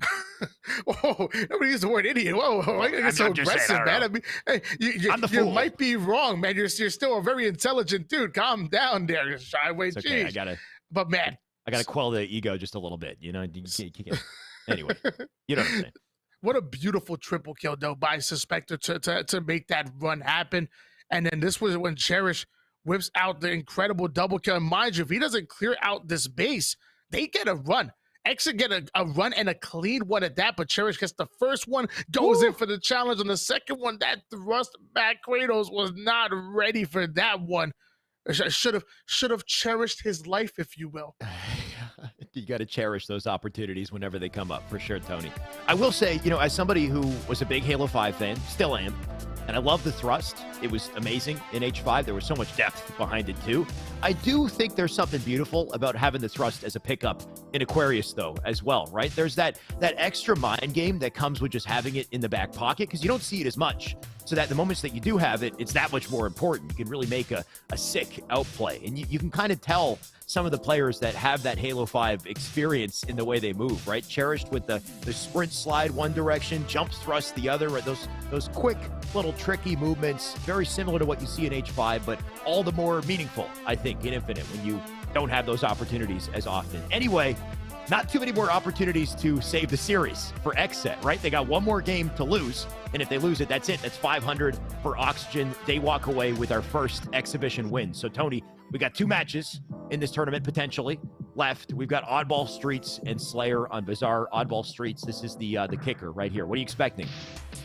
Well, I will say the key word to that is potentially 2 more matches, because Oxygen Esports are 1 win away from becoming your champions going here to the streets. And to answer your question, I apologize. What I want to see here it's some good Halo now. I want to see both too. of these teams obviously controlling the sandbox. And when I say that, I don't just mean the Rockets. A lot of people are like, oh, control the power weapons. Like, oh, you mean the Rockets in the middle of the streets? Like, no, the Rockets are good for netting you 1 to 2 kills and momentum. What I'm really referring to as far as controlling the entire sandbox is I'm looking at the Bulldog and the Stalker rifle. The reason being is you have so much more ammo to work with than just 1 or 2 kills. With that Bulldog, you can, if you play it right, you can net yourself 5, 6, sometimes even 7 kills, and really being hard to deal with, especially when you combine that with an equipment such as the thrust or even the drop wall. And then the Stalker rifle as well. It's a weapon that maybe some of my lower tiered friends haven't taken advantage of yet, but you need to do it, because with that 3-shot potential, it is absolutely crazy. You could 2-shot, switch to a BR. The 2-shot melee is pretty dangerous. Even from long range, it's absolutely deadly, almost as good as a sniper rifle. The 2-shot drop BR is nasty, Tony. If you're not doing it, you got to start doing it. It's better than the Mangler drop, right? Because the rate of fire on the Stalker is slightly faster. So if you're accurate, that's bam, bam, and then swap BR. It's like clean kill, very quick kill. So we'll see if they put it together. I think maybe even more importantly is just making sure you always have somebody on your team with a thrust, because the thrust is going to spawn more frequently than any of these weapons. It's always coming up. You pick one up, you one back on spawn. It's always there, and there's so much outplay potential, especially on this map that has 3 tight lanes, so many tight corridors, and easy opportunities to get around the wall and survive. And you got to watch those walls because they're getting hit by rockets. Currently, Kratos with a great little opening. He collects the ball. He brings it back to Ali, and not in possession. Wait, what? Is this a low-key strat at a Kratos, or did we just get no? Okay, can he nade it out? My God. I'll be honest with you, I don't think I've ever seen that spot used before, but I mean, I'm assuming it was an accident, as nothing looked on purpose what Kratos was doing right there. No way. The 2 missed rockets, it was actually pretty bad, but it looks like they were able to get the ball out, and it's Xset having the first time on the board instead of Oxygen. I was just like, and Cher's like, dude, I can't get the ball out. I don't know what to tell you. The ball is stuck on the crate. Right. That's actually brutal, though, right? I mean, it's only 11 seconds, so it might not be completely game-changing, but that was a ball hold opportunity, maybe a setup opportunity for Oxygen that didn't go through because of that awkward little pickup situation. Instead, 11 seconds for Xset, but top map control still looking good for Oxygen as they do claw their way back into it. But Kratos could put a stop to it if he's a nuisance here in PD. Making full use of the carbine here as well. Now we're back on board here with Common of Oxygen Esports, up 2-1 in the series. Mind you, Oxygen Esports are 1 win away from becoming your champions, but Chris Common going to be taken out quickly as 2 down go Oxygen Esports, and it's Xset trying to gain some control. Luckily, Haynes does have that Bulldog, having the equalizer in hand, trying to snipe that player over towards Cafe, which has a bit of range, but Matt, what are you thinking? I like what he's thinking about the rotation, though, right? He spots his teammates spawning up C-side, decides to come back to safety to join them, and then pushes up with them, I want to say. Maybe a little too in advance, got melted by multiple. And the timing of the kill is going to be so important to stop the Rocket Spectre. What a use of thrust to close the distance, make sure he gets the double, and turns it into more as well. So Spectre's starting to heat up, and if he stays alive here, look at what he's doing for his teammate. Spectre somehow able to stay alive while being one-shot suppressed, getting the kill on to Haynes, and it looks like Cherish is going to fall as well. If you guys want to see a Game 5, you're probably going to become an Xset fan very quickly here, because they needed to survive in the tournament, and they're already putting points on the board, holding down that top A, that back A setup, suppressed, already feeling the pressure coming in towards the B side. So a great setup for Xset, but they need the slays. One's gonna go down quickly, so that's 2 down for each of these teams. Cherish gonna try to help his teammate over towards the A side, ends up getting the down, but not able to get the kill onto Arctic. Arctic went huge. He just got a double off of that little opening there. Because of it, maybe a grace period for Xset to get a little more time. You can see they picked it up. Name does get his kill on to Kratos. He's got good positioning to stop this ball in his tracks as well, so he'll collect that. The ball going to go straight out to center map. So nice attempt there from Xset, but very quickly you can see Oxygen have turned this into a setup of their own. So great answer out of them. It's Name, Haynes, Common, they're all set up where they need to be, and Common picked up a double just to give them breathing time too. Very rarely do you see the ball player playing up towards the heaven side, so being very out in the open is our ball player. Cherish actually does end up dropping down as they actually like to rotate the ball over towards the B side of the map. They realized that Exit was spawning that purple street, and they're simply trying to out-rotate him. So I really like the play coming in. Exit, suppressed, running into Common. Luckily, he checks all of his quarters. I would have never looked there. He does a quick little double take. Honestly, that spot is becoming very, very popular in pro play, Tony. So you should check it a little more, assuming you're in high Onyx lobbies. I'm not sure where you're ending up these days, but man, people like to camp there, is what I meant to say.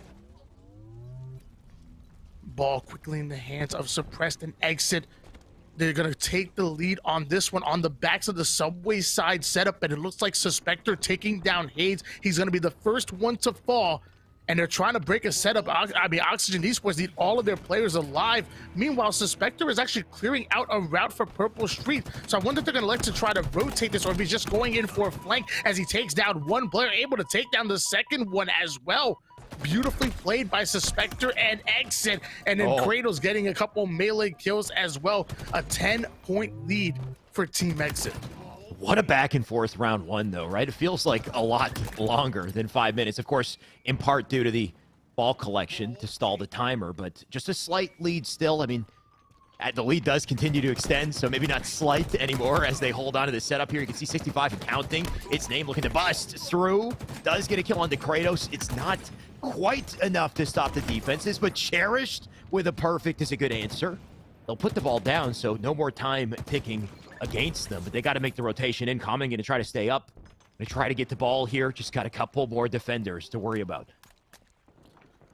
Kratos off the screen, able to take down Haynes. Common now going to slow things down. He wants to hold on to the subway setup. Beautiful back smack coming out of Chris Common. That's going to net them a bit of ball time in a 3v3 scenario, though, because Name is going to be the first one to fall. Luckily, Haynes answers back by taking down Arctic, and Common is going to join him on the black screen as Kratos starting to up the tempo, trying to get the ball out of Oxygen Esports' hand because they are quickly putting good points on the board. Suspector, nice little rotation. Doesn't quite hit the slide he was looking for, but can he get the kill he's looking for? He can't seem to find anyone at the moment. Ball still up front. Rockets up as well, so quite the dilemma here for Suspector that he could answer with what? How did the nade blow up so quick, though? Did it get shot? Right? So he stalkers him, melees, tosses a nade that blows up instantly, gets the kill. He will die shortly later, but that little opening is giving Kratos a chance to go to ham. Or go to town with the Rockets. Suspector of Exit already dropping the nade over towards the mid side, able to take down Haynes. Another player flies in towards Front Cafe, and the trades go in. Exit looking to force that game number 5. Oxygen Esports still one game away from becoming your champions. And now we have Arctic with the Bulldog. So I'm liking X's position right now. A couple of slays go in, and that's going to be some good ball time to quickly go down. Go Oxygen, that's exactly what I'm referring to. Exit already on the ball and getting it towards their A-side setup. Oxygen need to guarantee kills here and do it quickly. Exit are in a position right now where they have such a lead, they could just drop the ball and let the timer tick out, or they can go for the hold here. I mean, either way, they're doing this perfectly. 18 seconds left in the clock, so it looks like they will just play for the slays. You can see they've got a beautiful setup for it too, so Oxygen, they got to bust through in 10 seconds, and you've got Suspector in that center lane. Going to make things difficult for them. 5 seconds left to do this. It looks like Oxygen will not make it in time, and that will be a round 1 over to Exet. A long-fought battle for that first round, Tony, but they will take it. And now Exit are 1 round away from forcing us into a game number 5. Kratos moving the sticks a little too much, starts off looking at the wall, trying to defend these Rockets. The nades go in, nobody home just yet. Kratos going right in for the Rockets despite not having any slays whatsoever. Suspector pitching a fastball, taking down one player while one shot with the direct impact of the grenade, and Kratos laying down the law. Gets a double kill with the Rockets, now gonna net himself a ball. He got the Rockets in the first round, but didn't put much work. That round much better here for Kratos and Exit, but looks like Suspector will fall. Big win on the opening strat, though, right? 4 kills went over to Exet, 1 kill went over to Oxygen. They did just manage to get their second, but only after the opening strat and the push on the spawns took place. Because of it, we got an early hold out of Xset. You can see they're trying to rotate the ball back to B to get the ball out of the way of Oxygen. Oxygen on the chase here. They didn't get it past the staircase, though. It will drop. 17 seconds over to Xset off that opening, and things might change if Cherish can go to town. He can't quite do it. Name gonna try his hand as well, but the man's in trouble. Needs to bounce out. Name gets the kill onto Arctic, now advancing forward over towards the B stairs. Chris Common with them, so working a little bit of a bait and switch, and Name now gonna have the opportunity to steal away some ball time. Cherished tries to get the kill over towards the mid side, gets the nade onto Tires, but Oxygen Esports going 3 down. That is not what you wanted to see for Team Oxygen. I mean, thankfully, despite the round of slays there, they not too much ball time is going to go over to Xset. Only 17 to their name. Suspector going to rotate in, though, collect it, maybe get it out. Looks like he's got a shotgun to work with here as well. Rocket's about to pop also, and he needs to make sure he stays alive and makes a play. Putting massive damage into center. Shotgun going to come into play. Not quite enough to get a kill, but teammates there to pick up the pieces, and because of it, Kratos has a ball opportunity here. That he does. Kratos advancing that ball over towards the B side, but looks like there's one player that might have spawned in the PD. Suppressed dealing with Name onto the bottom C side. 2 down for each of these teams. And Suppressed now has to up the tempo and get towards B Street. Looks like he's able to do so. Might have done all the damage to himself as opposed to the enemy team, but he's able to take down Common. Goes and gets the double kill onto Cherish. I guess he didn't need the rockets. What's what? The rockets were holding him back. Apparently, all they did was damage to himself.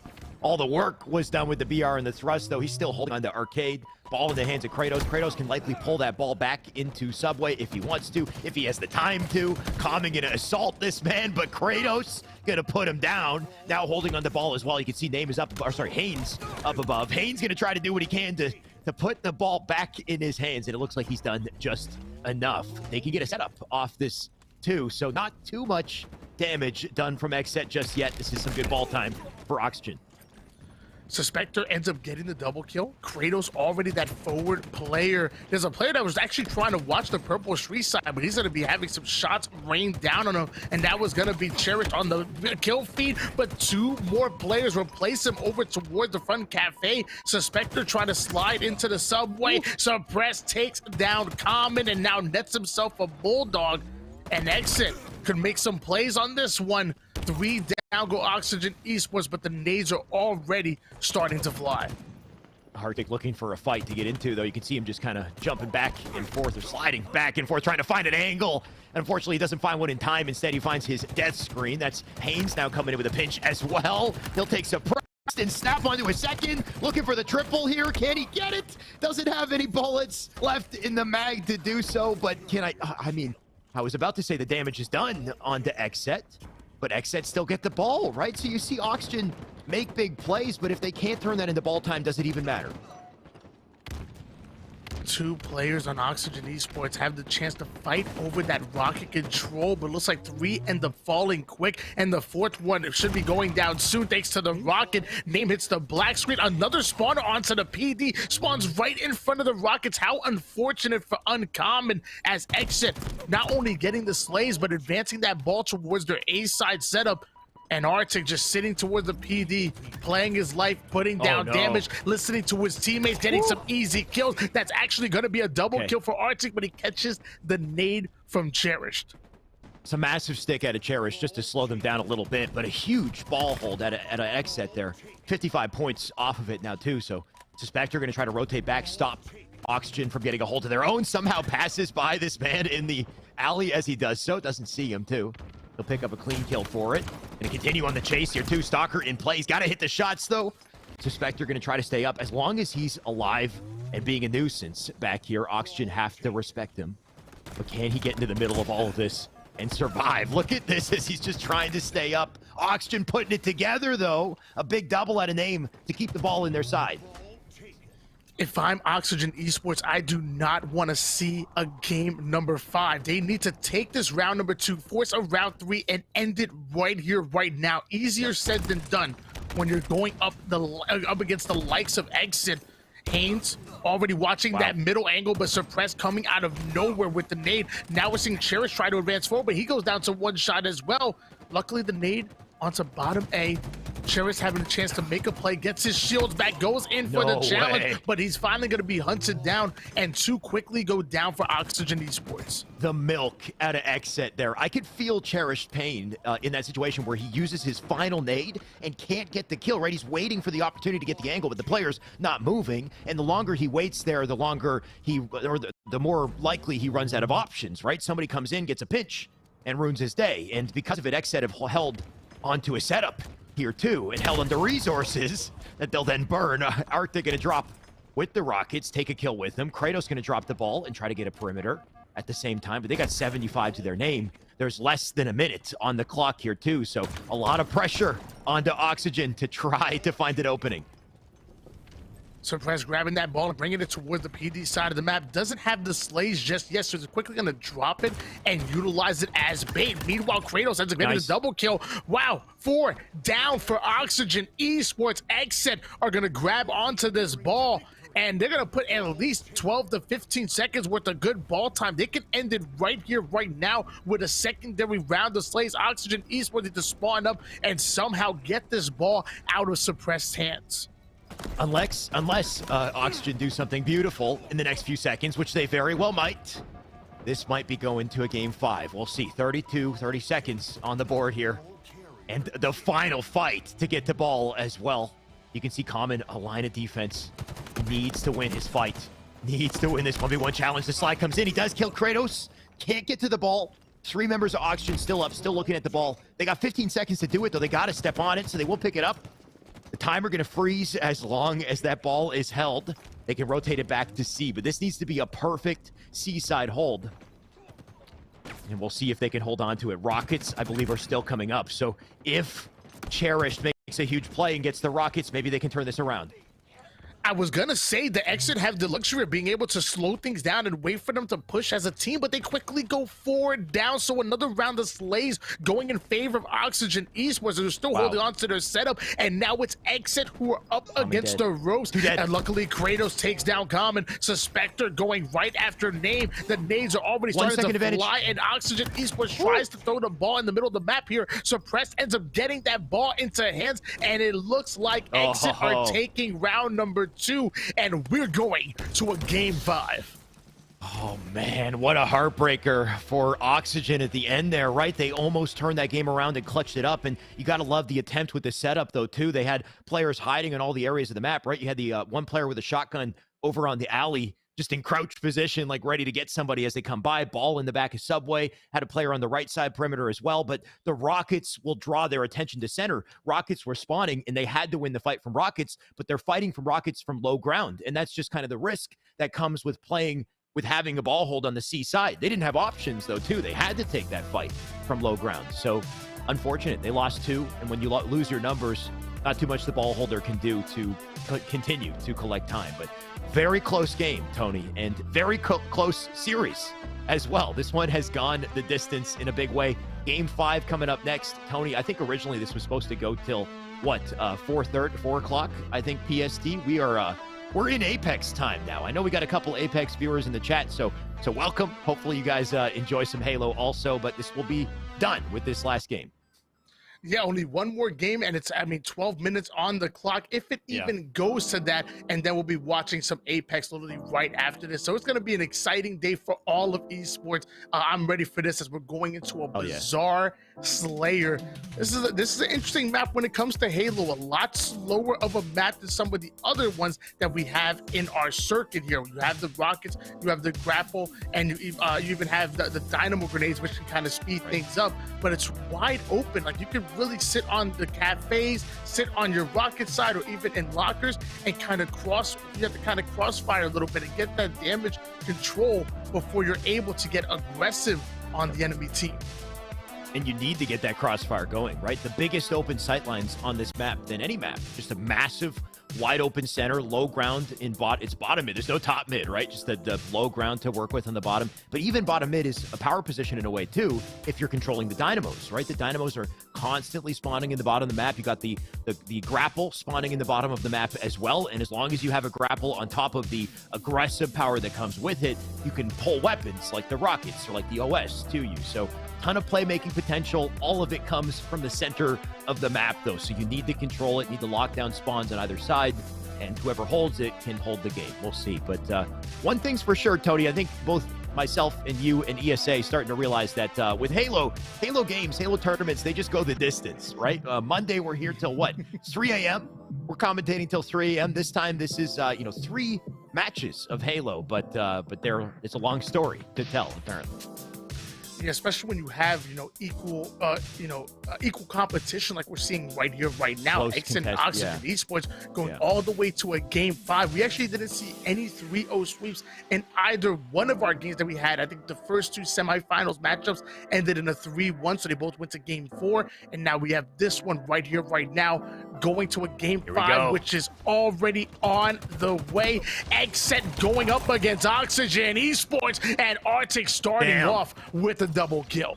This is it, the final match, winner take all, and I can see who wants to win it pretty damn badly right now, Tony. A 4-0 to start the game. You could not have asked for a more perfect start for XSET. They got all of them spawning in their original spawn here in the back of the base.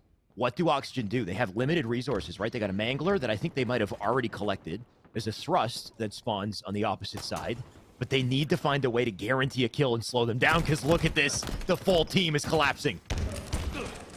That it is. Suspector going down to 1 shot. I thought he fired a rocket right there. I have no idea what that rocket went, but 2 quickly go down for Exit. Suppress going to equalize the situation by getting a double kill as 3 down go Oxygen Esports, and Suspector whiffs just a bit on that rocket, but he having the grapple. Looks like an 8-3 lead here for Team Exit. Kratos with no health to speak of whatsoever, by the way. Man's trying to do what he can to milk in the locker. He forced the player to go up there and deal with him, and just by staying alive like he did, he's given Arctic a playmaking opportunity. Arctic picks up 2 kills, and maybe a little more. Look at the cheeky angle cross map here, trying to help Suppress stay alive. And because Suppress now lived, all 4 up in center map, and Arctic still being such a nuisance. Finally, they put him down. Haynes now going to try to advance forward over towards bottom Bulldog. The nades start to fly, but looks like a player's going to drop down right on him and put him down. Too quickly going down for Oxygen Esports. Cherish going to slow things down, taking this perimeter side as his teammates are starting to spawn up. They're currently down by 10 kills, so they really need this overshield. Yeah, they cannot afford to not contest this, right? They got to be here for this OS. You can see Cherish brought himself to bottom mid, but brought himself to the center of the action by doing so. Suspector got a kill as well. They got the OS. They have 18 kills to their name, so not a single kill was returned by Oxygen on that push, and they're continuing to die. 19-5 here, and a nightmare scenario for for Oxygen. They're running out of oxygen, Tony, is about all I could say. I'm running out of oxygen trying to cast this. And things are going from bad to worse. Literally, we're seeing a 7-2 run going towards Exit when they already had a 10-kill lead. At this point, they've now approached the halfway point in their as far as in the game here. And Oxygen Esports haven't even made double digits. Exit are playing lights out in this game. Number 5, Kratos ripping apart another player, going down to 1 shot, but they cannot put this man down.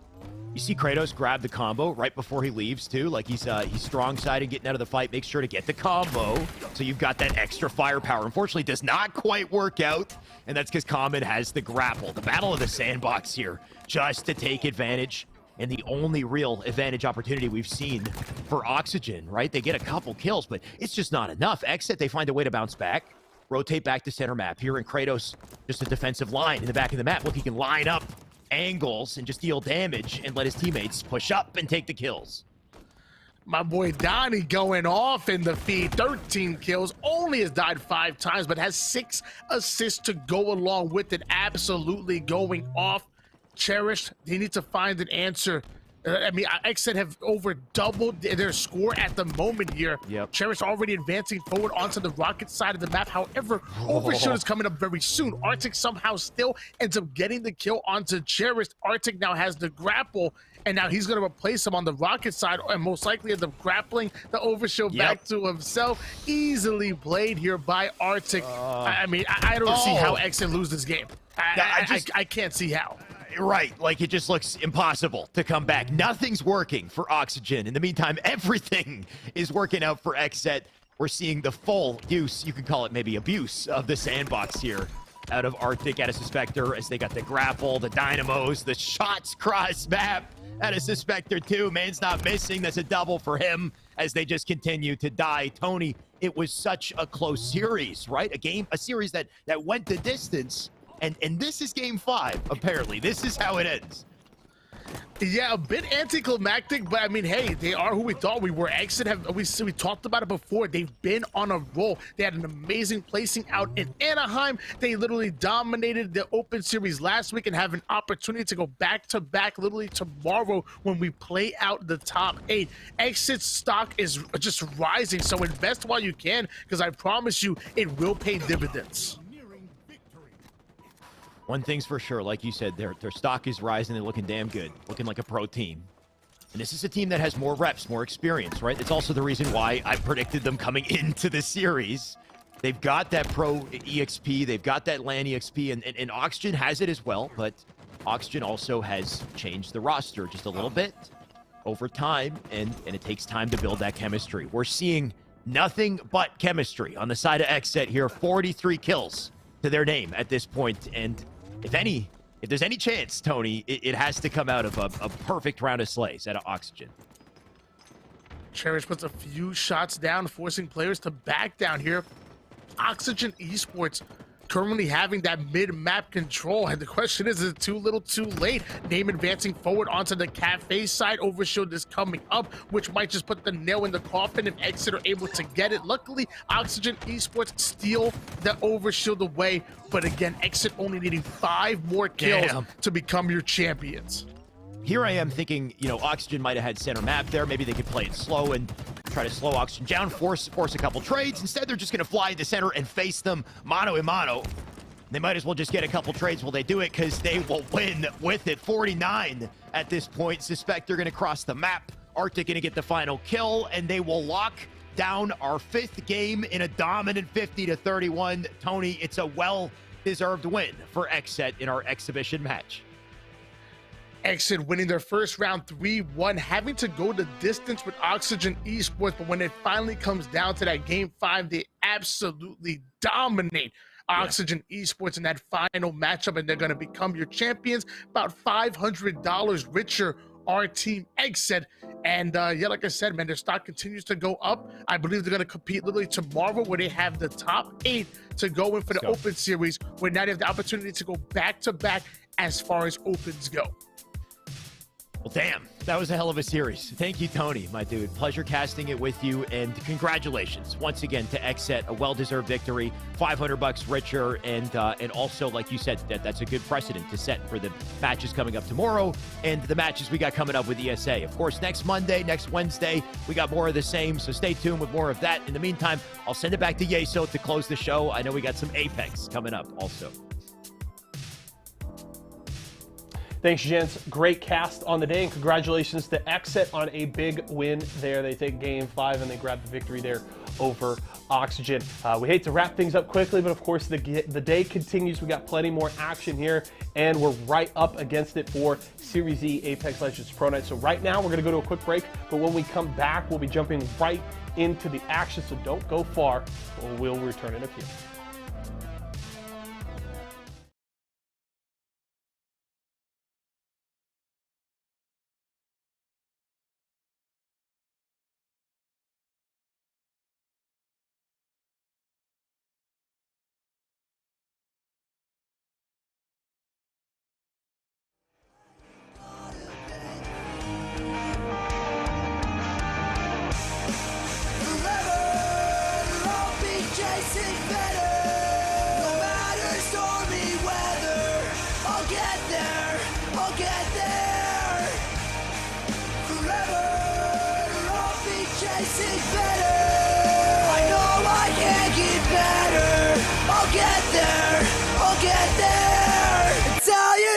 There's no way that this could happen again. Never have I ever felt so disappointed.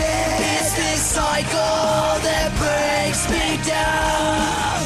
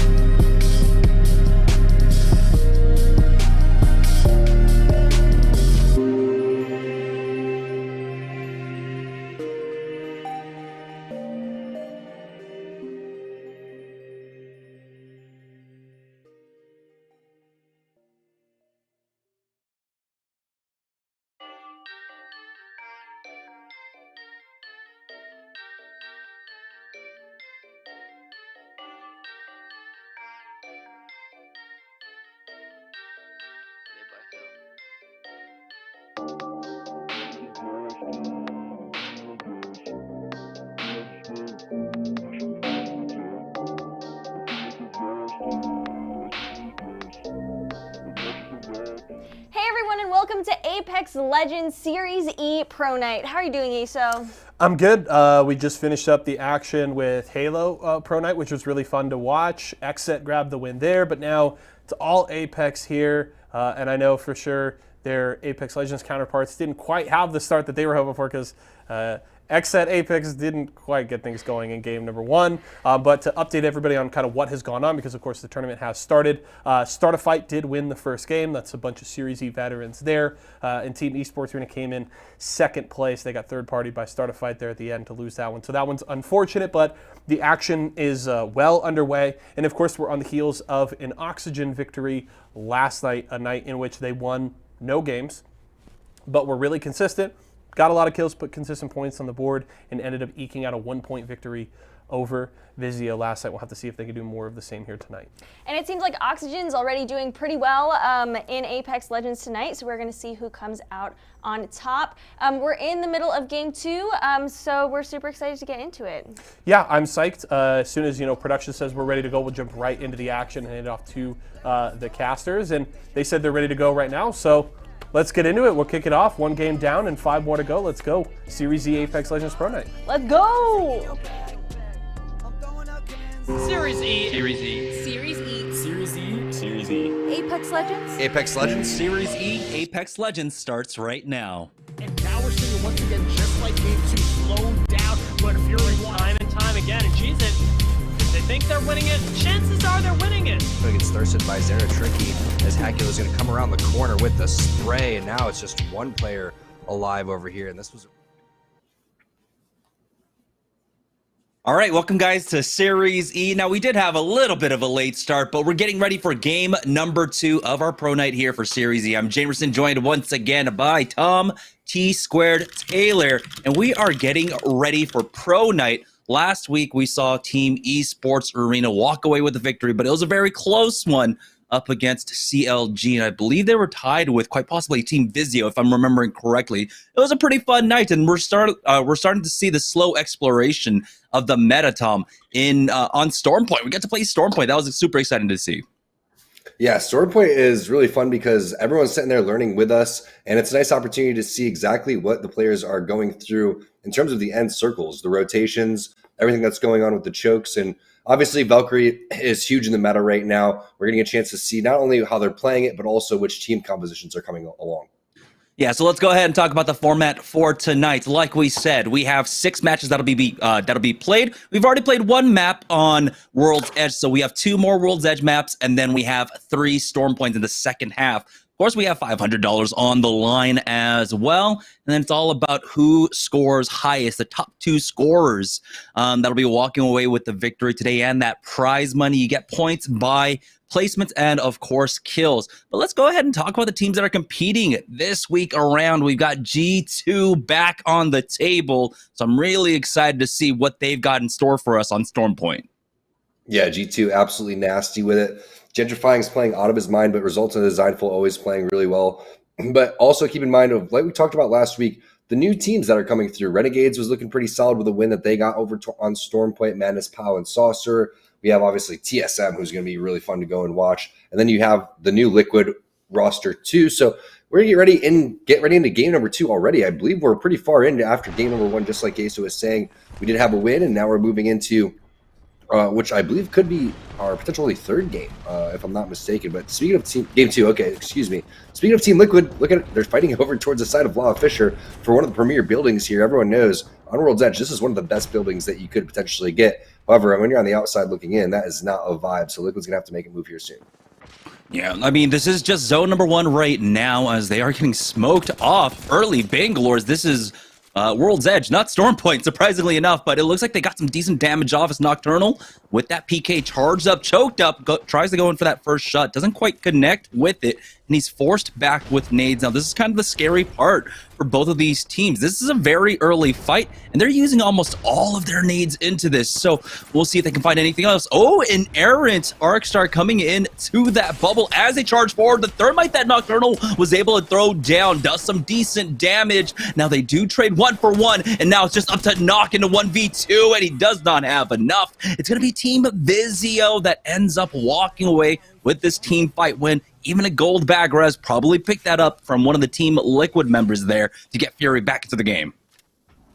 It's tough. That's what 1 or 2 missed PK shots will do for you. Everything was looking great, but now Complexity's flying in.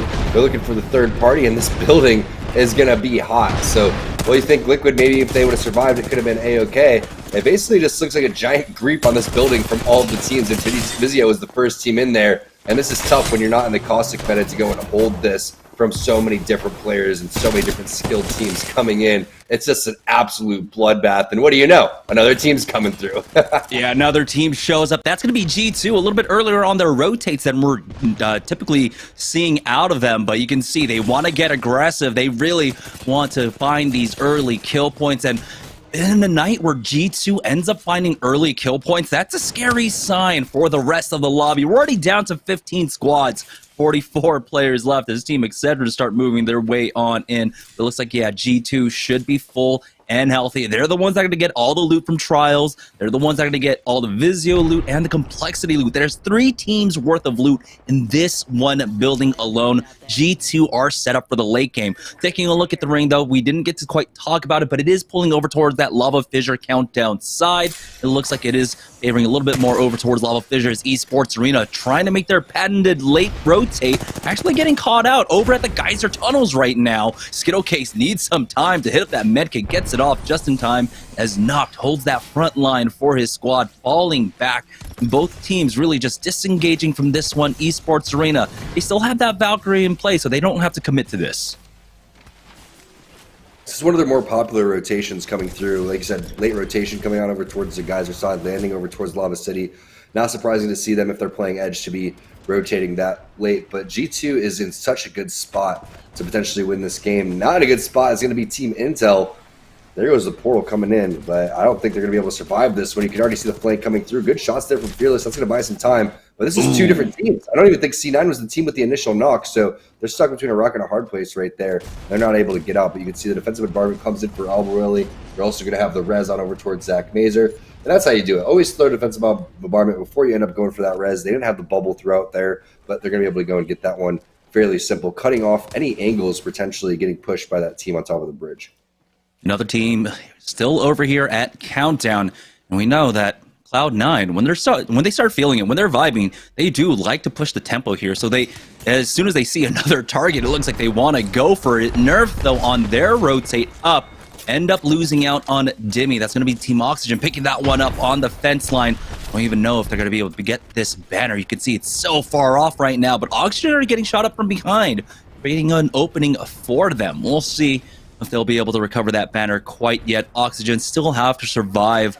Kind of pitch that's coming in right now. Aiden backing off to the rest of his squad right now, healing up, and now Zone 2 just starts closing up. But honestly, this is feeling like an open night with how much fighting we have here in the early game. I'm going to blame it on Team Liquid pushing the building on where Vizio was, because so many deaths just came from that over and over again. But the pace is extremely high, and kind of reminds me of what we saw last week, where the players were like, all right, let's just get off of World's Edge, play it like a ranked game, and get right on to Storm Point, and then just camp as much as possible. 20 teams in the final circle. Oh, Team Nerf are going to try and have to camp this one out, rat this one out, as Turns is the only one up for his squad. There might be a possibility to try and go in with the Q to pick up those banners, but he's already been spotted out. Charge Rifle connecting onto him as well. And now we'll see what kind of movement he's got in store for us right in the middle of the dance field. Hits that Q, and he is going to back away. But how much longer can he survive for? He hits that bat. Oh, there's a slight angle. He's somehow not getting tagged.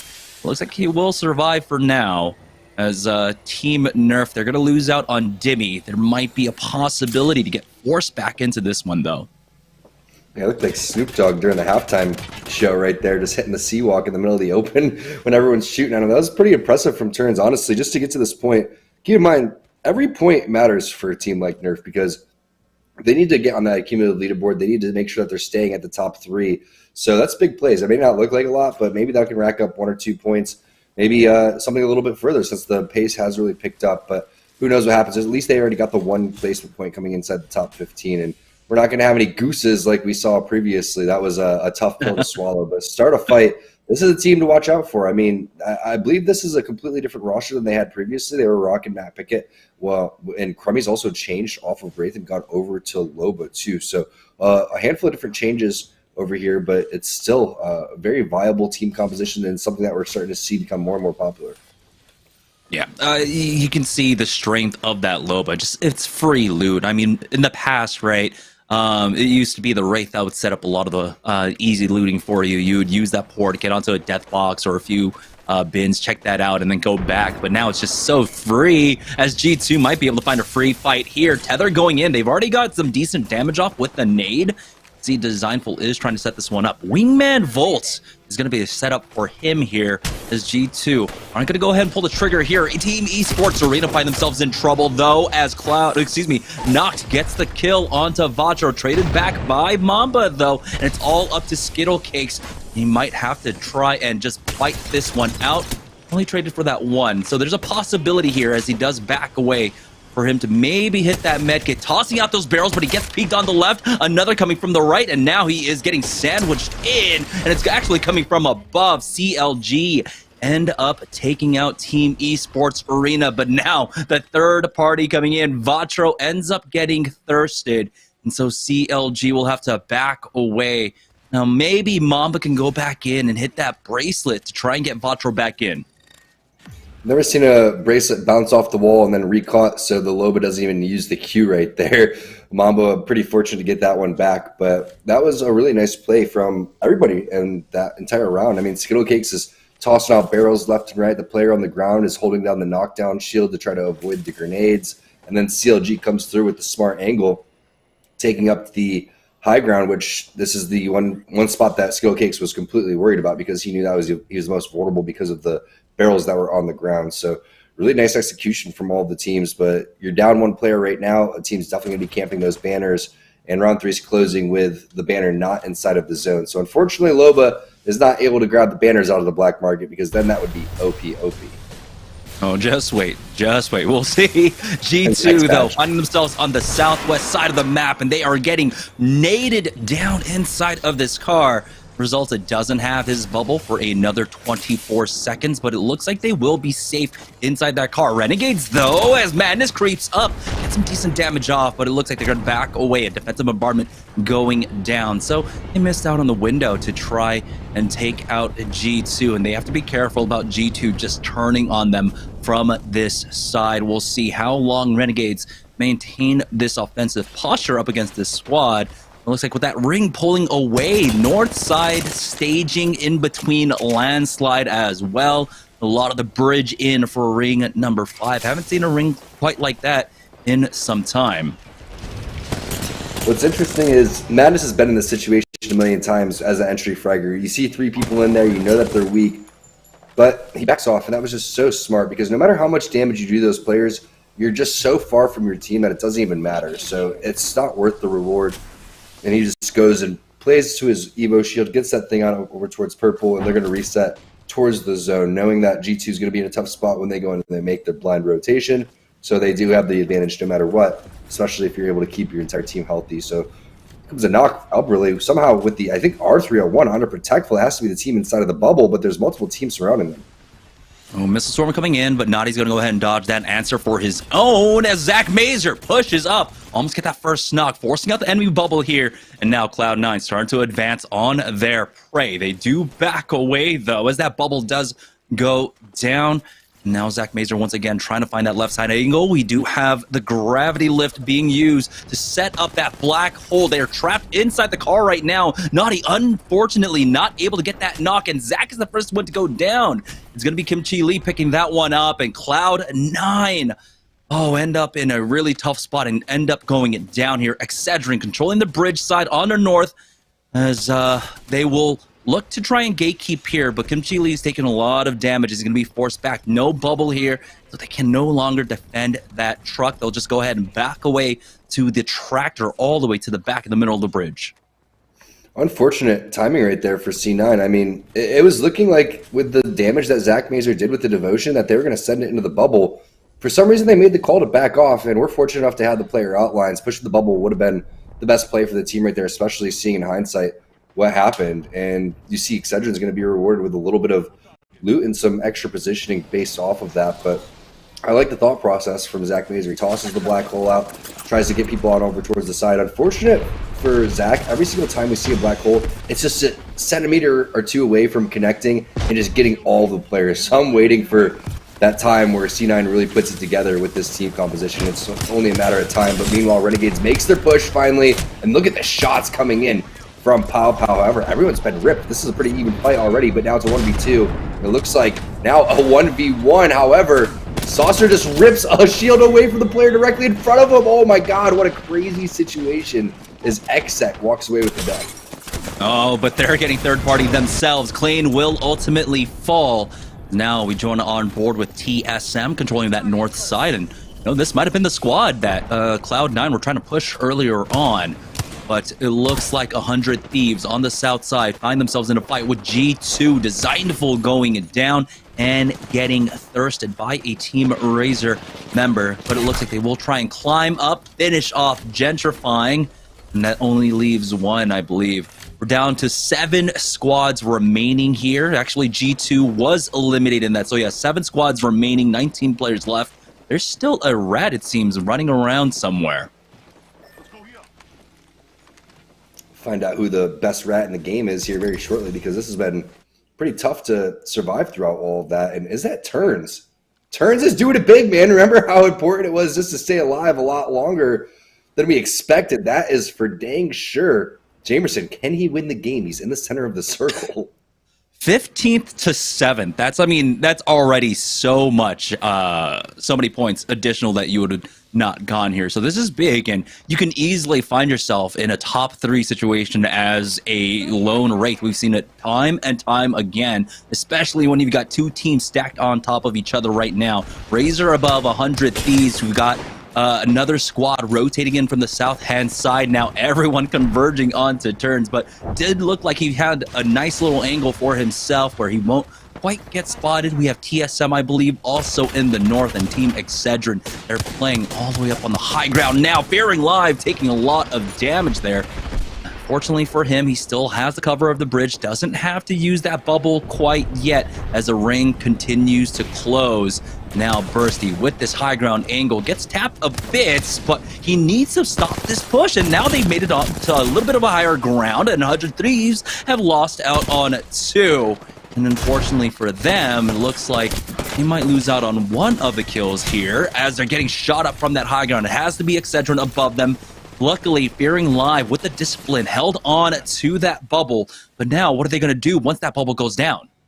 Unfortunately, Turns was eliminated, so that is our Tomcat Rat slashed out of here. So great job from him getting from, like you said, 15th to 7th place. That was 100 Thieves getting rid of him. But there's Excedrin playing inside of the bridge, like you were talking about, inside of this train cart, which has been extremely valuable for them. Having the high ground is just so awesome in this type of situation. Look at all the players that are located down below Jamerson. Easy pickings for these guys until someone does a new move like me and accidentally falls down. We've got Oxygen, we got Razor and Excedrin on the south side. On the north side right now, Atlanta Premier and TSM. And the big thing that was stopping Excedrin from just pushing down was the presence of the northern teams right now. But it looks like Atlanta Premier and TSM are currently fighting. Excedrin want to go in. They have traded back and forth. Reps has been thirsted off. And now this is the huge play for Excedrin to come up with some more kill points while Oxygen and Razor deal with each other on the south side. Imperial Hal ends up finishing out that fight against Atlanta Premier.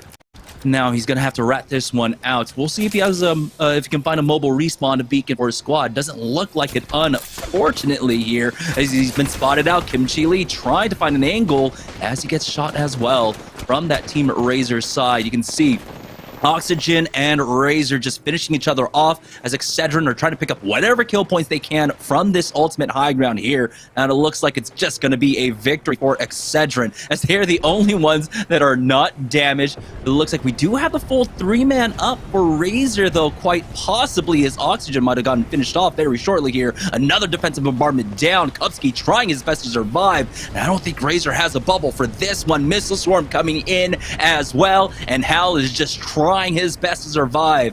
Kim Chi Lee trying to find that high ground angle, but he does get tagged and is forced back once again. you can see Kubsky and Imperial Hal both trying to rat this out for his squads. Yeah, Cubsy's doing such a great job. Hal gets sent on from behind. They realize that he's there, but he's doing a decent amount of damage to the Excedrin squad. Gets potentially a knock onto enemy, and that could change the tide here for Team Razor. I mean, Razor's going to take full advantage of this. They have the advantage now with all 3 players looking extremely healthy, and just because they decide to send it on Hal, they get taken out. That was a crazy game number 2. I mean, game number 1 that we saw on stream, but King of the Rats, I guess you could say. We saw Hal, we saw Kubsky, we saw Turns. A lot of rats towards the tail end made a huge difference in that game.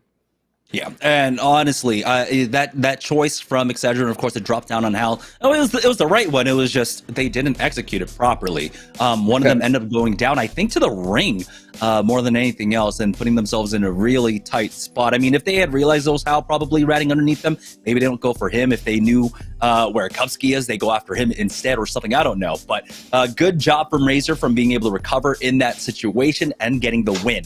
We're going to go ahead and take a short break, and when we get back, we'll have game number 3 in our final game on World's Edge right after this.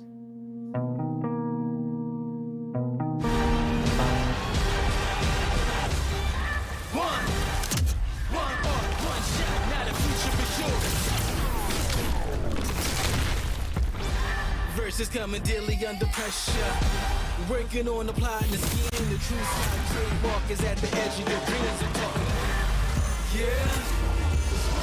One shot, now the future is yours.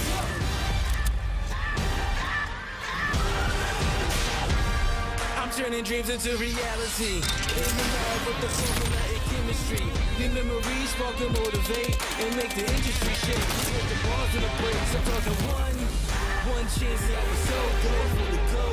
It's one shot, now the future is yours. Go.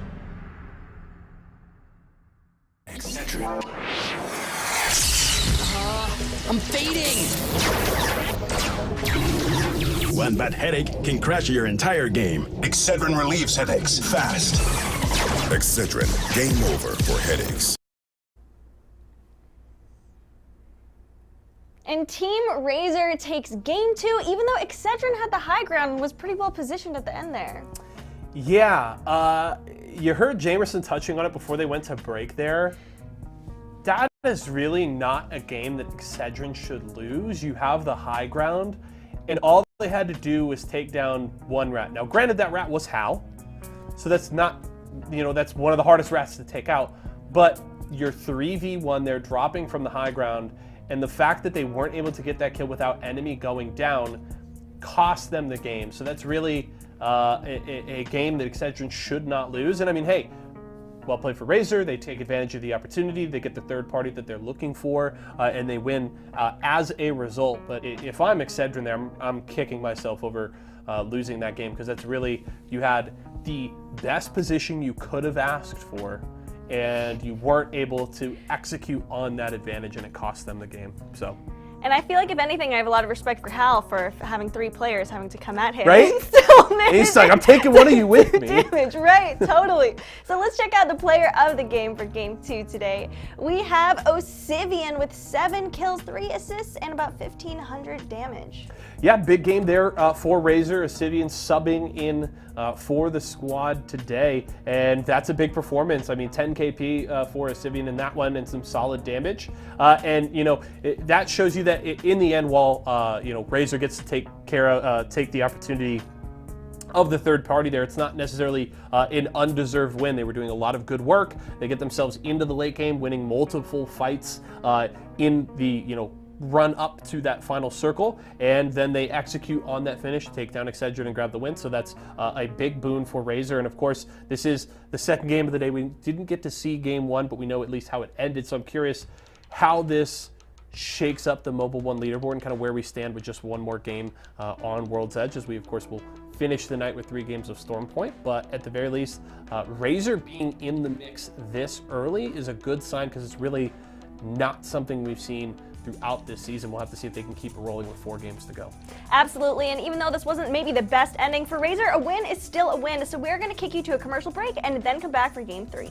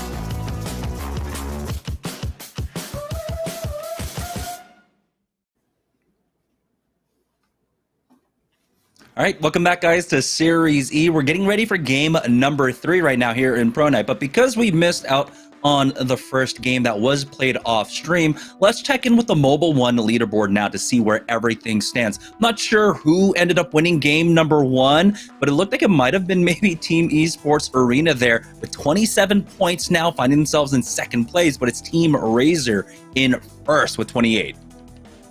Yeah, it looks like all of our teams picking up a lot of kill points along the way. I mean, nothing too substantial in terms of setting the leaderboard apart, but from what I'm seeing, this is a very even leaderboard. But look at the right-hand side. You have teams like Team Intel, Team Liquid, Ghost, 3 heavy hitters in our lobby that are kind of struggling. So I'm looking forward to seeing what they can do in Game 3 and if they can bounce back on Stormpoint. Yeah, so let's check in with the high performance moment, the Mobile One high performance moment from game number 2. And this is the situation that we're talking about. It was unfortunate that the defensive bombardment went down on top of Razor and just got no connects or anything there. And so they survived. Excedrins dropped down onto Imperial Hal. And it looked like, yeah, Imperial Hal did so much damage to enemy that a single tick from the ring ended up taking him out. And then the push comes out from Razor once they see one more falling here. They understand the situation. They've got the team fight win. Did Kupski end up getting second place for his squad as well? He ended up doing that. And that is massive. That's why we talk about the strength of teams and players that have that experience in ratting. I mean, Kupski and Imperial Hal, both of them. So I would really almost put them on par of being some of the best rats in the game.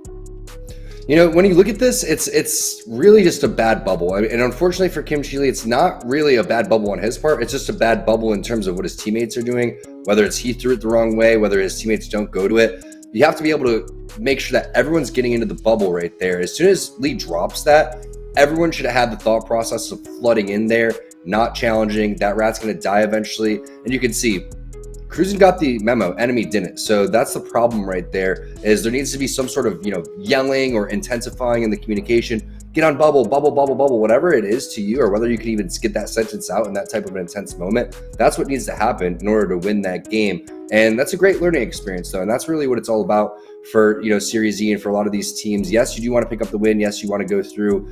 But obviously, there needs to be some sort of learning curve that happens here. And that's just one of those mistakes that most likely will never happen again for a team like Excedrin, because they're so darn good. You're not going to really see that type of mistakes. And you have the high ground, like you're saying. That should be an opportunity to pick up a lot of kills. Pick off the rats one by one. Get that 1v1 going up against Razor. And then see how you stand.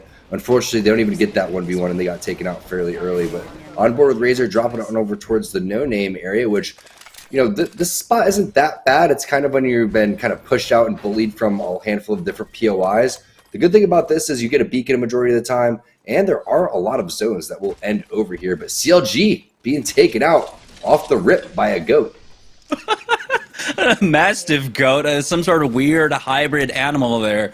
A cryptid, I guess, if you will. And so, I mean, Xset couldn't do the job last week, but Black Hand will this time around, knocking out CLG over at Harvester. I guess, the good thing is you don't have to contest over Harvester anymore for the rest of the day. Taking a look at our ring for game number 3, looks like it's going to be a big mod ending here. There's a chance it goes to Geyser, there's a chance it goes to Lava City, but you have to be banking on that big mod ending. Maybe even to the north of that train station down at Lava City right now. It does seem like the action has slowed down just a little bit, though, as teams not quite contesting each other, and Razor now making their way on down, starting to try and find some cursory loot. Like you said, Tom, dropping over at No Name, not the greatest, but then finding this extra loot, because you understand that Lava Siphon, it's a pretty big POI, so Razor should be able to pick up some additional loot there. Yeah, I like that. And Razor, hoping that they just pick up better armors along the way. The guns are already looking decent. They don't have much ammo throughout all of that, but they'll be A-okay if they can just pick up maybe at least one blue, right? You don't want to have triple grays, otherwise you just end up fully sent on. But I think the thought process here, they have the scan, they're pretty close to the zone, and they're trying to get out as fast as possible. Very rarely do you see teams that fast unless you're a team named Vizio, but R301 Prowler, not a bad combo to have. Looks like they're going to elect to sit there and play on top of one of these no-name buildings and look inside of Geyser. Keep in mind, you do have Rakinishu and Team Ghost that's landing on over towards Geyser, and their rotation is going to be happening right about now. So this is exactly what they were looking for. They found Rakinishu out over towards the side. Fortunately for him, he gets back into the building and is safe. And now you have to worry about what's happening in terms of third parties. This was the first shots that happened over here. Teams are already going to be making their way over here. And Rakinishu inside the building, purple bag plus the blue armor. That's going to be pretty solid for them. But I'm not liking what I'm seeing from Impulse and 6 double grays. I mean, we've seen more grays than we have ever seen in terms of beginning loot from these teams, and that's not going to be good for when they go and meet up against the teams that have been playing the edge, making their way in. Yeah, and it looks like they might have had TSM rotating in behind them right now. 6, just doing frontliner things, trying to get information up at Grandma's house, taking the zipline all the way up there, and they are meeting some resistance now. Our arc stars coming in, the bubble forced out as well. They're trying to back away. Team Razor are away from that house, and so now Ghost will be able to maintain control over this high ground position. And again, I mean, they're in a very similar situation to what Razor were in. They didn't get the best of armors. Their armaments look pretty decent, but right now it's about keeping an eye on the skies, making sure no Valkyries end up rotating on you. There is one now, showing presence and deterring them. So just go ahead and move past, start making the way over towards Big Mod. Team Esports Arena, though, they've got the composition to hold this big girl down. As predicted, based on where their landing spot's going to be, but these endings get so crazy. It's going to be fun to see how someone like Hal ends up playing this one. And Hal has ended up switching on over to Wraith, which is pretty interesting because he was rocking, I believe, Ashe in the previous game. He is going to most likely go to Ashe for when they switch on over to Stormpoint, just like they previously did. But this is pretty classic TSM rotation, and I love how they have a different rotation based on every single zone, based on how many points they want to get, and understanding how difficult each zone will be. So if it's going to be like a big mod ending, if it's going to be a thermal station ending, etc., they're going to end fairly early compared to trying to play some sort of weird rotation and pick up kill points along the way. But they know who's coexisting over here, and this is the team that more than likely wants to fight them more than anybody, right? Based on what the previous history is going to be. But everyone understands the situation. These are two very seasoned teams. Unless someone makes a major mistake, there's going to be no opportunity for anything to happen. Realistically, what you're doing, if you're Tal right there, maybe you're going to go for some sort of kidnap with the portal. Maybe the portal's going to come and try to make their way for a third party, and the other two players are going to go and lock things down. But I wouldn't doubt if it's just going to be Esports Arena and TSM coexisting in here. And these are two teams that I would not want to have a fight up against if you are pushing your way over towards Big Mod. Yeah, for a team to coexist in a building, having Esports Arena on top of Team TSM, they're both really good squads at about trying to deter people from pushing in. Oh boy, you're not going to be deterring G2 as they're making their patent late rotation in, already getting that one knock onto Fearless now. Resulta with the winging out, not quite able to land, but Designful is there on the high ground now, has the angle as the fadeaway shot comes out, but he's able to take out Presley. And oh boy, this squad's about to get mopped up. There it is, Team Intel getting cleaned up by G2. Another early 3 kill points for them, as they did find themselves on the right half of the leaderboard, but I believe they had about 10 points. So, I mean, they're still in the middle of the pack, and those 3 points will definitely help them out. Now, it'll be interesting to see how they rotate in for this one, how long they continue to play the edge for, but I think because this one ends up going over towards Mod, it's going to be quite difficult for them to make that rotate from that Lava Siphon side into the Big Mod side of the ring. Love watching how G2 has double rotations, though. I mean, this is what teams need to be thinking about in terms of what's going to happen. Are you a Loba team, or are you going to be a rotational team? Are you going to end up having Gibraltar Valkyrie? What is that third pick? Is it going to be something crazy like Fuse? Is it going to be Ashe? Is it going to be Loba? We've seen some Pathfinders from Team Vizio come out in the past too. So that's the big question for when we move on off towards Stormfight. Based on what G2 is showing me right now, I don't see that they're going to end up changing. And I also think that could be a reason, Jamerson, why they've been so successful on Stormfight is because they have practice with this composition when a lot of other teams may not have as much experience with that. So going back to Excedrin, who would really like the ending of the previous game back. Let's see if they can Thum here in this third and final game on World's Edge. Yeah, wrapping around all the way to the southeast side to make their way over towards Lava City. Ring number 3 does end up favoring a little bit more of Lava City's side, and so looking at that mini dome ending for this one, I believe we can get a better look at the map in just a moment. But Team Excedrin, they've got to be careful. They got another team rotating around behind them. G2 find themselves in another fight over here at Harvester, but Designful, let's go ahead and use that phase breach, back his squad on out, and they'll start rotating through Harvester, or at least trying to find a better angle, shutting the door on Resulta there.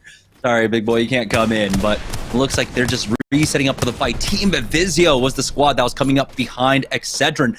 They actually forced them to bug out using that Valkyrie ultimate to get into Lava City now. Team Vizio are going to have this south side of the map to themselves, it looks like. And I'm wondering what the whole Bangalore thing is. I mean, is it based on the digi threats that they're going to be getting? Is it because that's what they want to play going into Storm Point?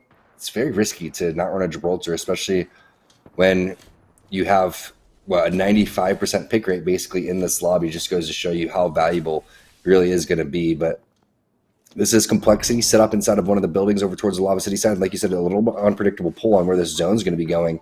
As you see, Reptar getting a little bit of a visual bug right there from our spectator side. But the shots are looking crispy. 45-45 on the player on over towards the dome. I agree, Jamerson. I think it's going to be going on over towards that mini dome. Great bubbles coming in overside here from the C9 side. Albarelli trying to push in with the shotguns with Zach Mazer. You can see 2 players, 3 players going down, making it look easy. That's Ghost Gaming never even getting out of their rotation spot, coming up from the geyser into the tunnel area. So tough break as they met a team that lands so far across the map that they made up 95% of the ground on the map before they were even able to make 10% on the other side.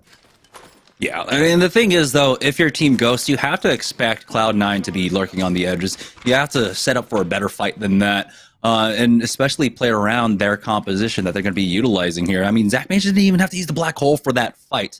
So now as we join on board with 100 Thieves, it looks like they might have finished off the remnants of Team Excedrin, as they are currently now playing on the north side in that connecting area between Geyser and Big Mod, currently controlling that choke for the time being. But again, chokes don't really matter as much here because of the prevalence in the Valkyries. You see one more team taking off, taking flight into Geyser now.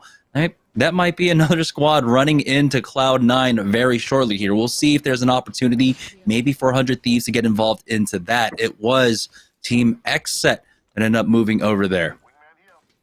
So that was a combination of Xset and Black Hands, and that's how they're going on over towards the Harvester's side. So it's pretty funny that that still is the fight that is going to be taking place. 3 assists coming through. Remember, it was Good that picked up the kills originally. But going back to what you were talking about, Zach didn't use the black hole, and he's going to have it for that one, and it gets used on a nerf in the back of the geyser. And I love that he has 8 batteries, Jamerson. I don't think I've seen that many batteries on one team's hands. The flank coming in from Albarelli, and they're set up the back perfectly here. What an unpredictable zone. Even teams like TSM, Esports Arena, never going to predicted that this zone was going to pull this way, and now all hell is going to break loose on that west-hand side of the choke area. Like you said, there will be teams that Valkyrie over. Razor does get eliminated. Winners from the previous game get taken out by G2. Albarelli says, "Get off of my roof, dude. I am walking things down." But one of the things that it looks like Zach could have blacked out. So one of the things that I love that Zach held his black hole for is that he is back in the game. So a lot of times from I'm seeing it, unfortunately, Zach has put himself in a position with the grab lift to toss the black hole out, and they're really depending on that to connect, and they end up losing Zach's shields, and he has to either heal or full send, and that stops them for about 4 seconds going forward. Now what you could do is maybe potentially use that as almost like a defensive bombardment or a third-party defense mechanism that could end up being really, really useful. Naughty ends up dropping his armor, still doesn't matter. The EMP is still going to go and connect. 6 batteries there for Albarelli, but this is the premier position, Jamerson. A lot of zones will continue to end back here, and it's a popular area for a team to coexist inside the building, outside the building, by the 3 bins over towards where they were shooting at, and the 3 bins out of the choke coming in from behind them, and then Esports Arena with the fat rotation somehow getting inside of a building where you would think everybody would have already been here, but there are vacancies and they get found. Yeah, Complexity find themselves in a fight on the western side of Geyser right now. They've already lost out on Shiny, but they do have some trades at the very least, finishing off Nocturnal there. More Arc Stars coming in as Reptar charges forward. He'll be the next one to fall. Gilderson's picked that one up. They're trying to trade for a little bit more as Fun gets cracked now. They will be able to finish off Complexity. Quick armor swaps, and now they need to try and recover Nocturnal, but first, it's going to be all about trying to reestablish themselves as, oh my goodness, Designful just absolutely melts Gilderson's. Team Liquid are knocked out. We're down to 13 squads remaining here. G2, Cloud9, both of these squads that just late rotate into rings get absolutely gifted here with this hard ring pull up to Geyser, where a lot of teams, again, took up position over at Big Mud, over at Lava City, thinking it was going to be over there. But they are, of course, going to be able to utilize this spot really well now. G2 picking up, what is this, their 5th, 6th kill point of the game so far as well. So things looking up for G2 here in game number 3. I believe you have 5 just on Jet, so there's definitely going to be 6 kills overall, possibly a little bit more, but Gilderson did not get a chance to heal, so while that was some serious damage coming out immediately, there really wasn't anything that he could have done, especially in a 2v3 when G2 is just full sending with the Ashe ultimate right into your front door. I mean, the pre-shooting was really smart. I like the idea of, you know, using your shield as much as possible too, but just not enough help coming through in that type of situation. Look at Resulta just waiting. Possible defensive bombardment if he wants to go and use that one. That will heavy force those. Yep, taking out the grenade. As soon as that bubble's gone, these players are going to get fragged out. Yeah, he spots their toesies there, tosses one in. The missile swarm was a little bit early and does get a connect for Blue. And how aggressive do they get? Well designed for with the wing and gets the knock onto Aiden the Destroyer. Now they're going to look for more. G2 might have a monstrous game number 3. They're finishing off the rest of Oxygen. Resulta charges up with that bubble in time, and now they find themselves kind of in the middle of that corridor here. Resulta backing away. I feel like maybe he could have just held down his spot and saved that bubble for a little bit later, but looks like they will be able to get out, and G2 are safe here. Nestle Splash, though, aren't quite safe as they take in some ring damage, and now it's going to be Phony coming in along with Onmu to get 2 knocks. There it is, as Team Vizio end up taking 2 of those kills away from 100 Thieves. A defensive bombardment does go down on top of them, and it's the re-knock onto Scissors. Phony's going to try and buy some time with these smokes, make sure they don't push, but they are already here right on top of them. But when you don't have that digi threat, it's hard to tell exactly where everything is happening. The nade connect does go through 400 Thieves, and Onmu's having a little bit of a difficult time trying to climb on up as G2 once again in another fight, but this time things look very scary as they are dropped down low. The bubble is there for Resulta, and now they just need to heal up to full. Phony ends up taking out Vaxline. The tables have been turned onto 100 Thieves who are trying to punish Team Vizio. Onmu the only one alive, and he has to deal with Vizio and TSM. But it looks like Vizio might go down next as the slide down comes out from G2. So many teams getting involved in this fight now, and G2 ends up stealing away 2 of those kills. G2 is popping off right now. This is one of those games that just has G2 written all over it. Once they start picking up momentum, the rest of the lobby should just be shaken in their boots because you don't know where they are. You don't know when they're going to potentially leave their spot. They've left the safety of a building numerous times to run all the way towards the back of the edge of the zone, and they don't care because they understand they need kill points. And if there's a lot of fighting taking place, who's better at fighting than us? We've been a team for quite some time. Everybody is just on point when the bubbles come down. Everybody need to get back in there and heal. That's exactly what they did, going back on over towards where Resulta is. Now we have a little bit of a rat, and guess who it is? It's our boy Turns coming through with his second in 2 games on stream. Tomcat ratting it out. We'll see if he can get another top 7 performance. Does have to rotate here fairly soon. This zone will eat him alive, but I'm more interested in what our boys on G2 are doing because they are having a pop-off game right now, and they have to rotate into the zone. Will they Valkyrie ult in as Turns is going to make his way into the zone? And it looks like it's hard to tell with this angle, but is someone stuck inside the vault tunnel right now? No, okay. They're actually, I believe that's Cloud9 that are in that back pocket position here as TSM are able to Valkyrie ultimate onto the high ground now with another ring pull away from some of the god spots in this game, and TSM are able to just swoop on in for that. G2 tried to make a similar play, but you can see why TSM's timing just ends up working out so much better for them. They're the ones now that have that high ground angle, and now G2 are getting punished for it.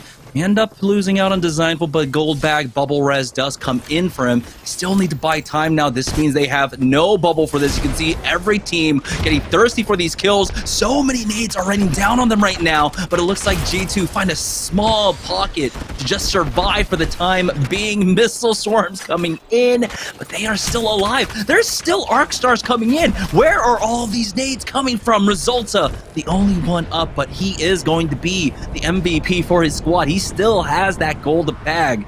We'll see if he has a gold helmet behind it as well to try and get that bubble down just a little bit earlier. No, he's only on that purple, but there it is. The gold bag res with the bubble coming in. He's going to get G2 back up, and that should be all the nades gone, right? No, Zach Mazer comes in for the thirst onto Designful, and now he loses out on the opportunity to try and get Gentrifying back in. You know, TSM ends up just straight taking the spot away from where G2 is going to go. You can see while they're in the air, they started doing a bunch of circles, had to figure out a spot to land. There was no spots once TSM ended up taking that spot. So just a little bit too late in terms of having just a monstrous game as how he's going to go back, finish off Gentrifying, and then queue back. So 7th place overall for G2 while picking up, maybe 8th place, while picking up so many kill points, by far the most in the lobby. That may help them even get first place in this game overall, depending on what the rest of these teams can do. Remember, C9 was having a decent game on over towards the backhand side. This is going to be X set with 2 members of Blackhand trying to stay alive over inside of the building. You can see Nox are down in front of them, grenade in the hand. Maybe he could get some sort of Kobe off of the wall to pick up some serious damage, but that's not their cost to gas, so they got to be a little bit careful. And there's really no angles to be seen. Nice damage through the window. Those are not easy shots right there. You can see Noct is still alive from Team Esports Arena. I'm not quite sure if Zach Mazer is still in this one too. And now you can see the rotation having to come with the zone slowly starting to close. A lot of teams, if they don't have the Gibraltar bubble, are going to be absolutely screwed here. Look at this rotate coming out from Cloud9, getting punished now from TSM. And it's again about that ring flip away from where Cloud9 just had a power position. You can see how quickly those power spots end up being detrimental ultimately in the late game. Now though, Esports Arena live in the late game along with TSM. And it looks like Xset as well, playing inside. But it's TSM that have that crossfire set up on that high ground. Now they have plenty of space to work with too. And you can see now the full push coming on out. They understand the situation. TSM are just in such a dominant spot. You just try and secure second place along with the kill points. Great push out from Xset, but here's TSM now with the 3v2 to try and get the win. They should happen, barring any miracles from the other side. And there's the next knock. One more to go. And TSM are going to walk away with the victory here in game number 3. Nice job from TSM. I mean, it was such a tough rotation. Can't believe that Esports Arena and TSM end up getting into the top 3 right there when they were both stuck at Big Mod. And a team like C9, who's in the back of Geyser, doesn't make the rotation just a little bit earlier. They could have really picked up and had the pick of the litter in terms of any single spot that they wanted to go and hold. But phenomenal job by TSM closing that one off. Tough bounce of the circle numerous times. I think it was from zone number 2 to 3, and then zone number 4 to 5 were extremely unpredictable for all of us watching, all of the pro players, and TSM makes the adjustments they needed to. Yep, this game alone just highlights just why the Valkyrie is so strong in this meta right now. With the changes to the algorithm, with how the ring pulls work, you know, even the most seasoned macro callers can get it wrong because it just 50-50 pulls away from you. So having that tool, having that Valkyrie ends up becoming huge for Esports Arena and for TSM. Great win for TSM there in game number 3. That does mean that we're about to hit the second half, and then you know what that means. We're heading to Storm Point after this break. We're going to take a short break. When we get back, we'll have the last 3 games of the day after this.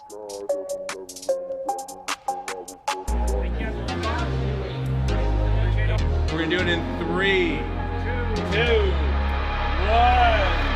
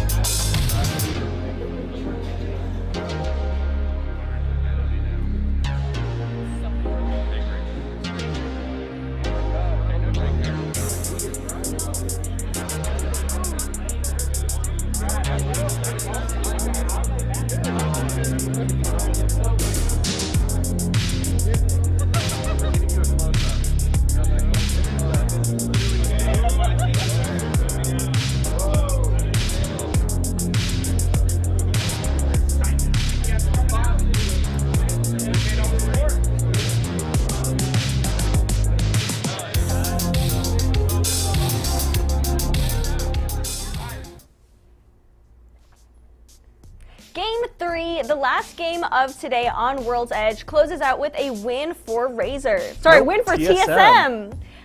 Don't know. Game 2 on the brain. It's okay. Game 2 still.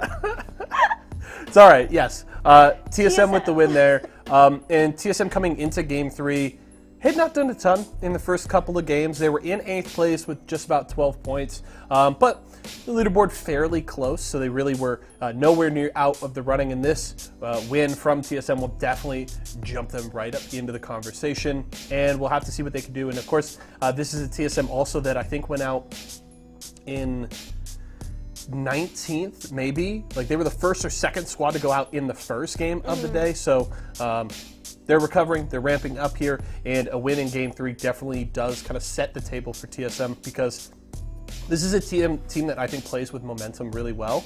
Once they get going, it's really hard to slow them down. Once Hal feels comfortable, it seems like he's ready to fight anybody and can, again, win any of those fights. So TSM is going to be really scary going into the second half on Storm Point, and they're going to be feeling really good. They're going to be jumping right up into that conversation at the top of the Mobile One leaderboard, and things are going to be really fun for the second half of our games tonight. I can't wait to see what they're going to be doing on Storm's Point, at Storm's Point, but we're going to check out the player of the game for right now, which is Designful with 7 kills, 2 assists, and 1,500 damage. Yep, Designful, big player for G2. Another one of those teams that really have 3 members that can all have those big carry performances. And G2 with a really solid game there in Game 3, and Designful doing some good work there with the 7 kills and 2 assists. Of course, one of those teams that has been bringing Ashe into the meta, as you can see right there. And I love it. Obviously, brings some similar things to the team to what Wraith does, of course, with their very similar ultimates. But that tactical can kind of really help you start off those fights, locking that player down, helps you set up for that push really well. And of course, the tracking ability from her passive is really nice. So kind of a pseudo recon legend in the vein of a Bloodhound or a Seer, but not quite as overpowered in the tracking capabilities. But Ashe certainly brings some great things to the table, and I love seeing G2 being one of those teams kind of on the cutting edge of bringing Ashe into the meta. We'll have to see what more that they can do with it. Absolutely, and since we are after Game 3, we're at the halftime point, we also are going to check out some stats from the top 2 teams that are on the Mobile One leaderboard. Yeah, do want to take a look at the teams that have really been kind of jumping to the forefront here so far, and just kind of compare where they are at here at the halfway point, because of course, as we get ready for the second half, things will get really interesting.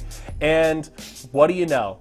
It's TV Sports Arena and TSM, a perfect matchup to look at here. Esports Arenas look really good. They had a second place finish in the first game. They're leading in the kills right now as well, and in average placement, really leading all across the board here. But TSM does have a win under their belt, which is very helpful. 2 top 5s apiece here, but Esports Arena has been really good.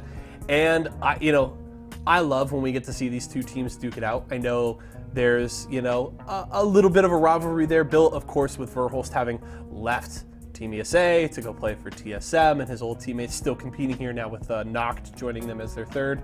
That little rivalry that has developed has been really fun. Of course, we got to see these teams going back and forth in the ALGS Split 1 playoffs just about a month or so ago, and that was really great. And getting them, anytime we have the opportunity to see them kind of go head-to-head is really fun. And now, as we go to Storm Point, both of them up near the top of the leaderboard, I think it just sets up for a very interesting back half of tonight's Pro Night. I'm super excited for the next games that we are going to see, so we're going to kick it to a commercial break and then be back with Game 4 on Storm Point.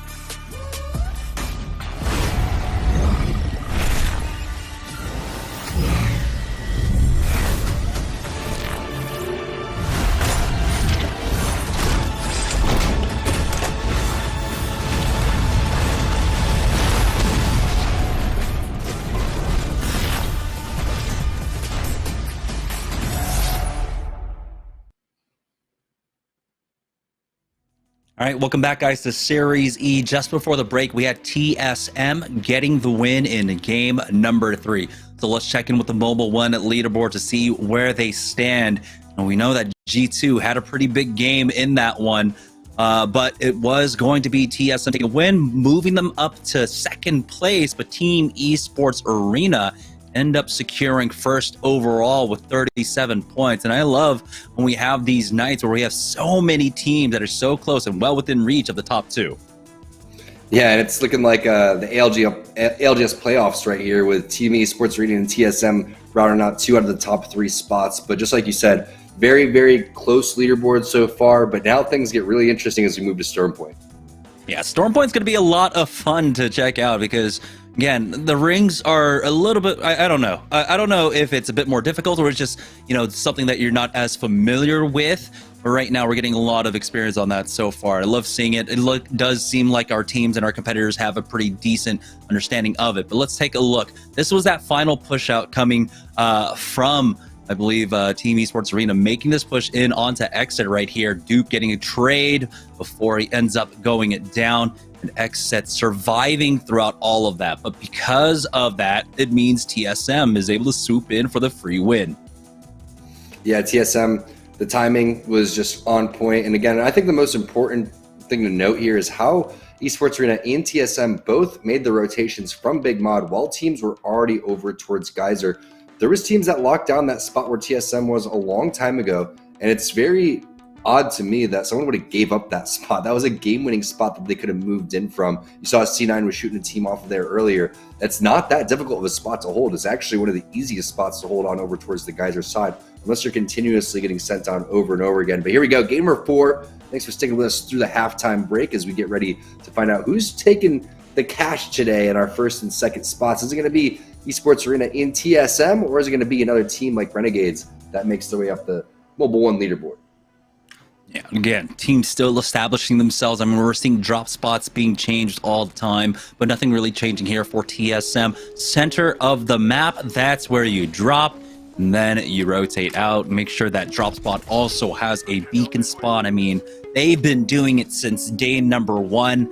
They've been doing it since Kings Canyon, and that has been their recipe for success. Our first look at ring number 2, and it's pulling all the way up towards that spot in between the wall and the high points.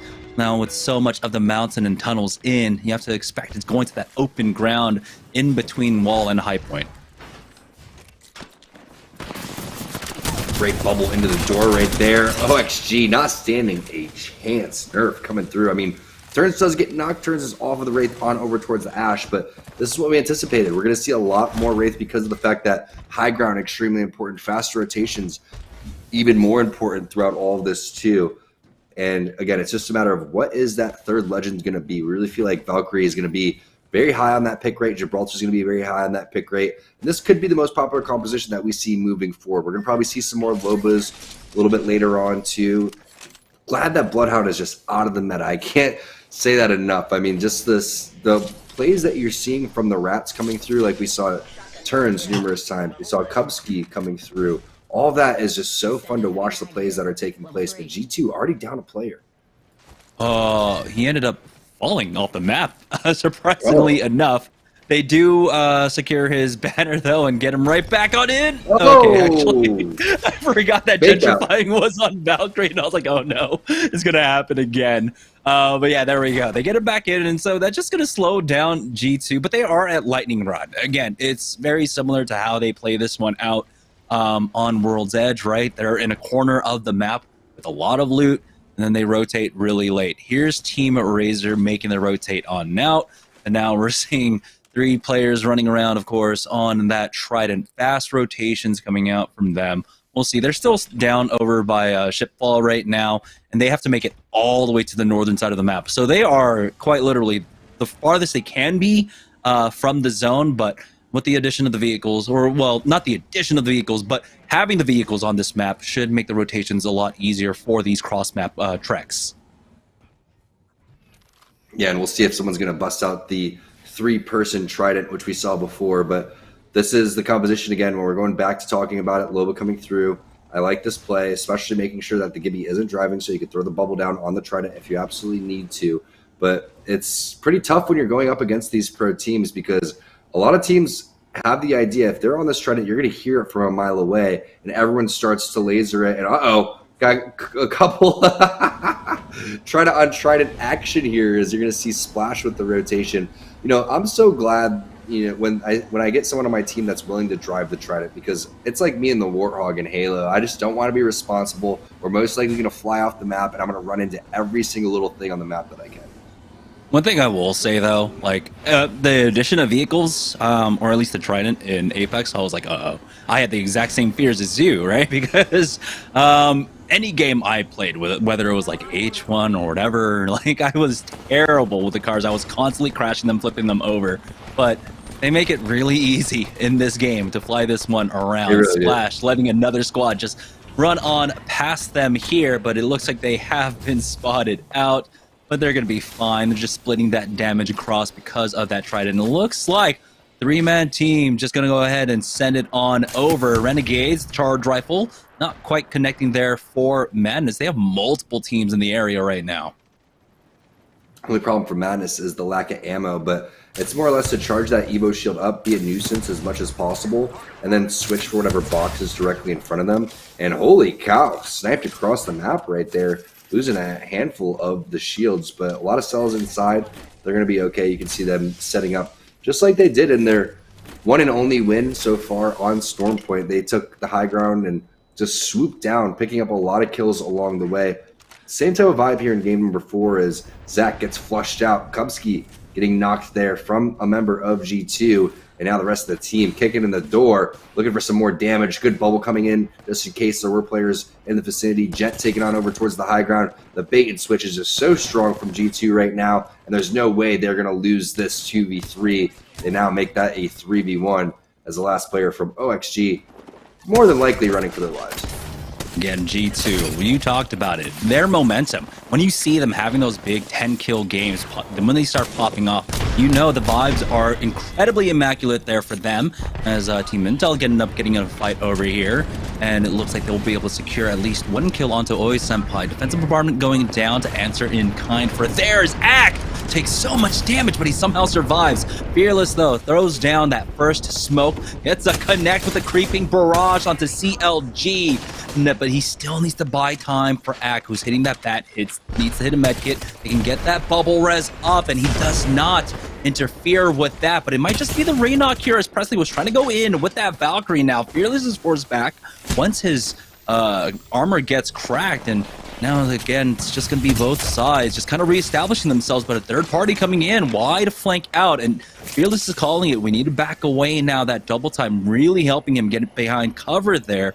It looks like it's all just going to fizzle. Now the zone is closing in, but this is just ring number 1 right now. So they can fight in here pretty much indefinitely if they have the meds for it. Does look like Team Intel want to turn on this squad once more. The bang smoke's going out. Now that Gibraltar about to be in a world of trouble. Another bubble down, but he's not going to chase after it. Just repositioning for himself. Once again, you can see the smokes going down from either side. This is what I love about new maps, what I love about Storm Point. We're seeing so many new legends really being played so far. It's been great to see.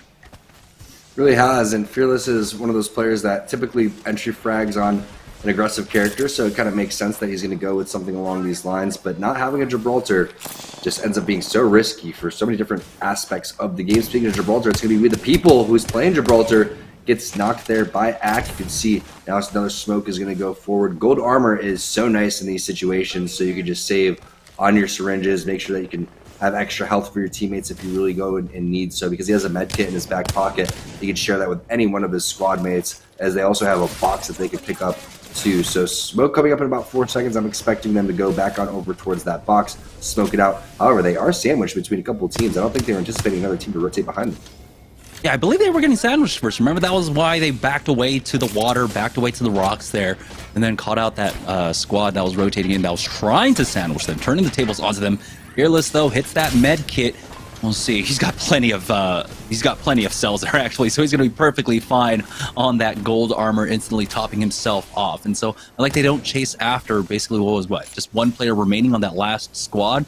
go ahead and turn their focus on the bigger threat here. Now, surprised to see if they were able to get that res on to that second player from the other side, but it looks like Team Intel, they were able to do enough to dissuade both sides and they'll pick up the loot and now start running in. That ring still continuing to the pole to the north side of the map here.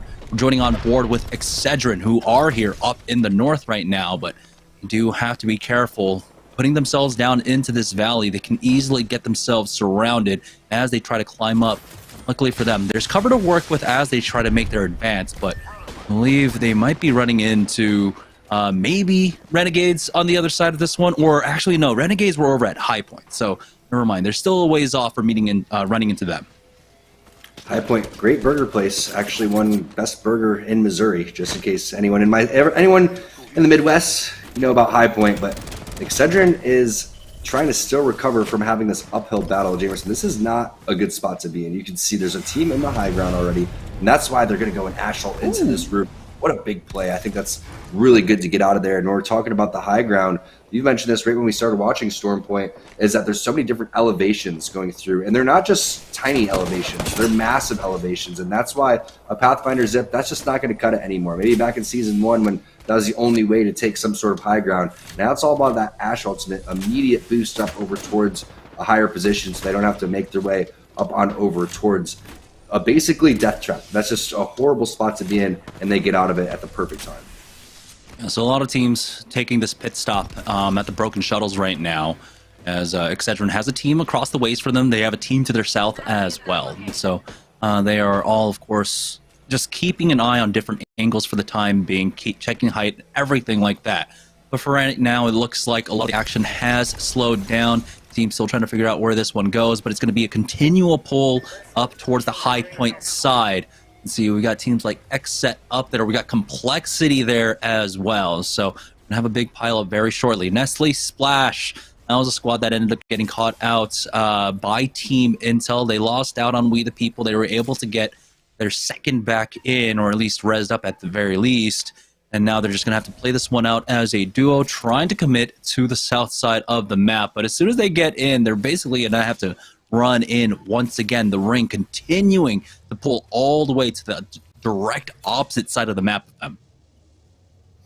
Yeah, tough spot to be in without your Gibraltar. I mean, so much ground to cover. It looks like a potential Senpai ultimate, but when you're looking at the cooldowns, you don't really know if Senpai even has that one right now, because you feel like that's what they'd be already on top of, and they're fairly split. So this is going to be a rat situation potentially for Casellos, as you see him making his way up on over towards the zone. Senpai is eating a lot of damage from behind. He does have syringes. It's just zone 2, so they should be okay. But Casellos just on full paranoia mode when you're by yourself out in the open just like this, and a team that's not paranoid. They're fully together, fully armored up, already having a scan onto the zone number 3 too, so they're going to be just completely dominating this high ground over here. And G2 already with a couple of kills plus the big games previously. It's kind of surprising based on how G2's playing that they're not higher up on the leaderboard, Jamerson.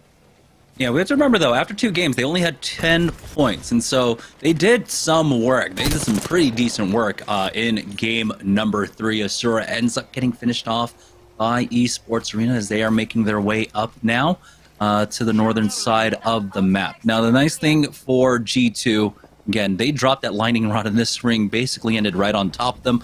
They had the beacon spawn there as well, so they were able to camp that out. So, you know, we can forgive that little slip up on the fall. I forget who it was. Was it Designful or was it Gentrifying? Who ended up falling to their death early on in the game. Fast recovery for them, and luckily for them, that time loss didn't mean anything because the rotate was right there for them.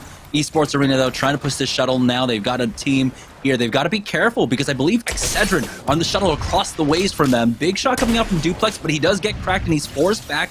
Bubble was down there early for them as they try to make this entry. You can see the grav lift being used to cut off that entryway. There's so many ways that teams can really utilize that gravity lift, and now the nades starting to come in, and they have basically rolled across the floor to get the connects onto Team Esports Arena. Bubble down now, but the bats have been finished off by Esports Arena. A grav lift from Skittle Cakes along with that black hole coming out. Excuse me, just the black hole, and Complexity just melts in the face of Team Esports Arena.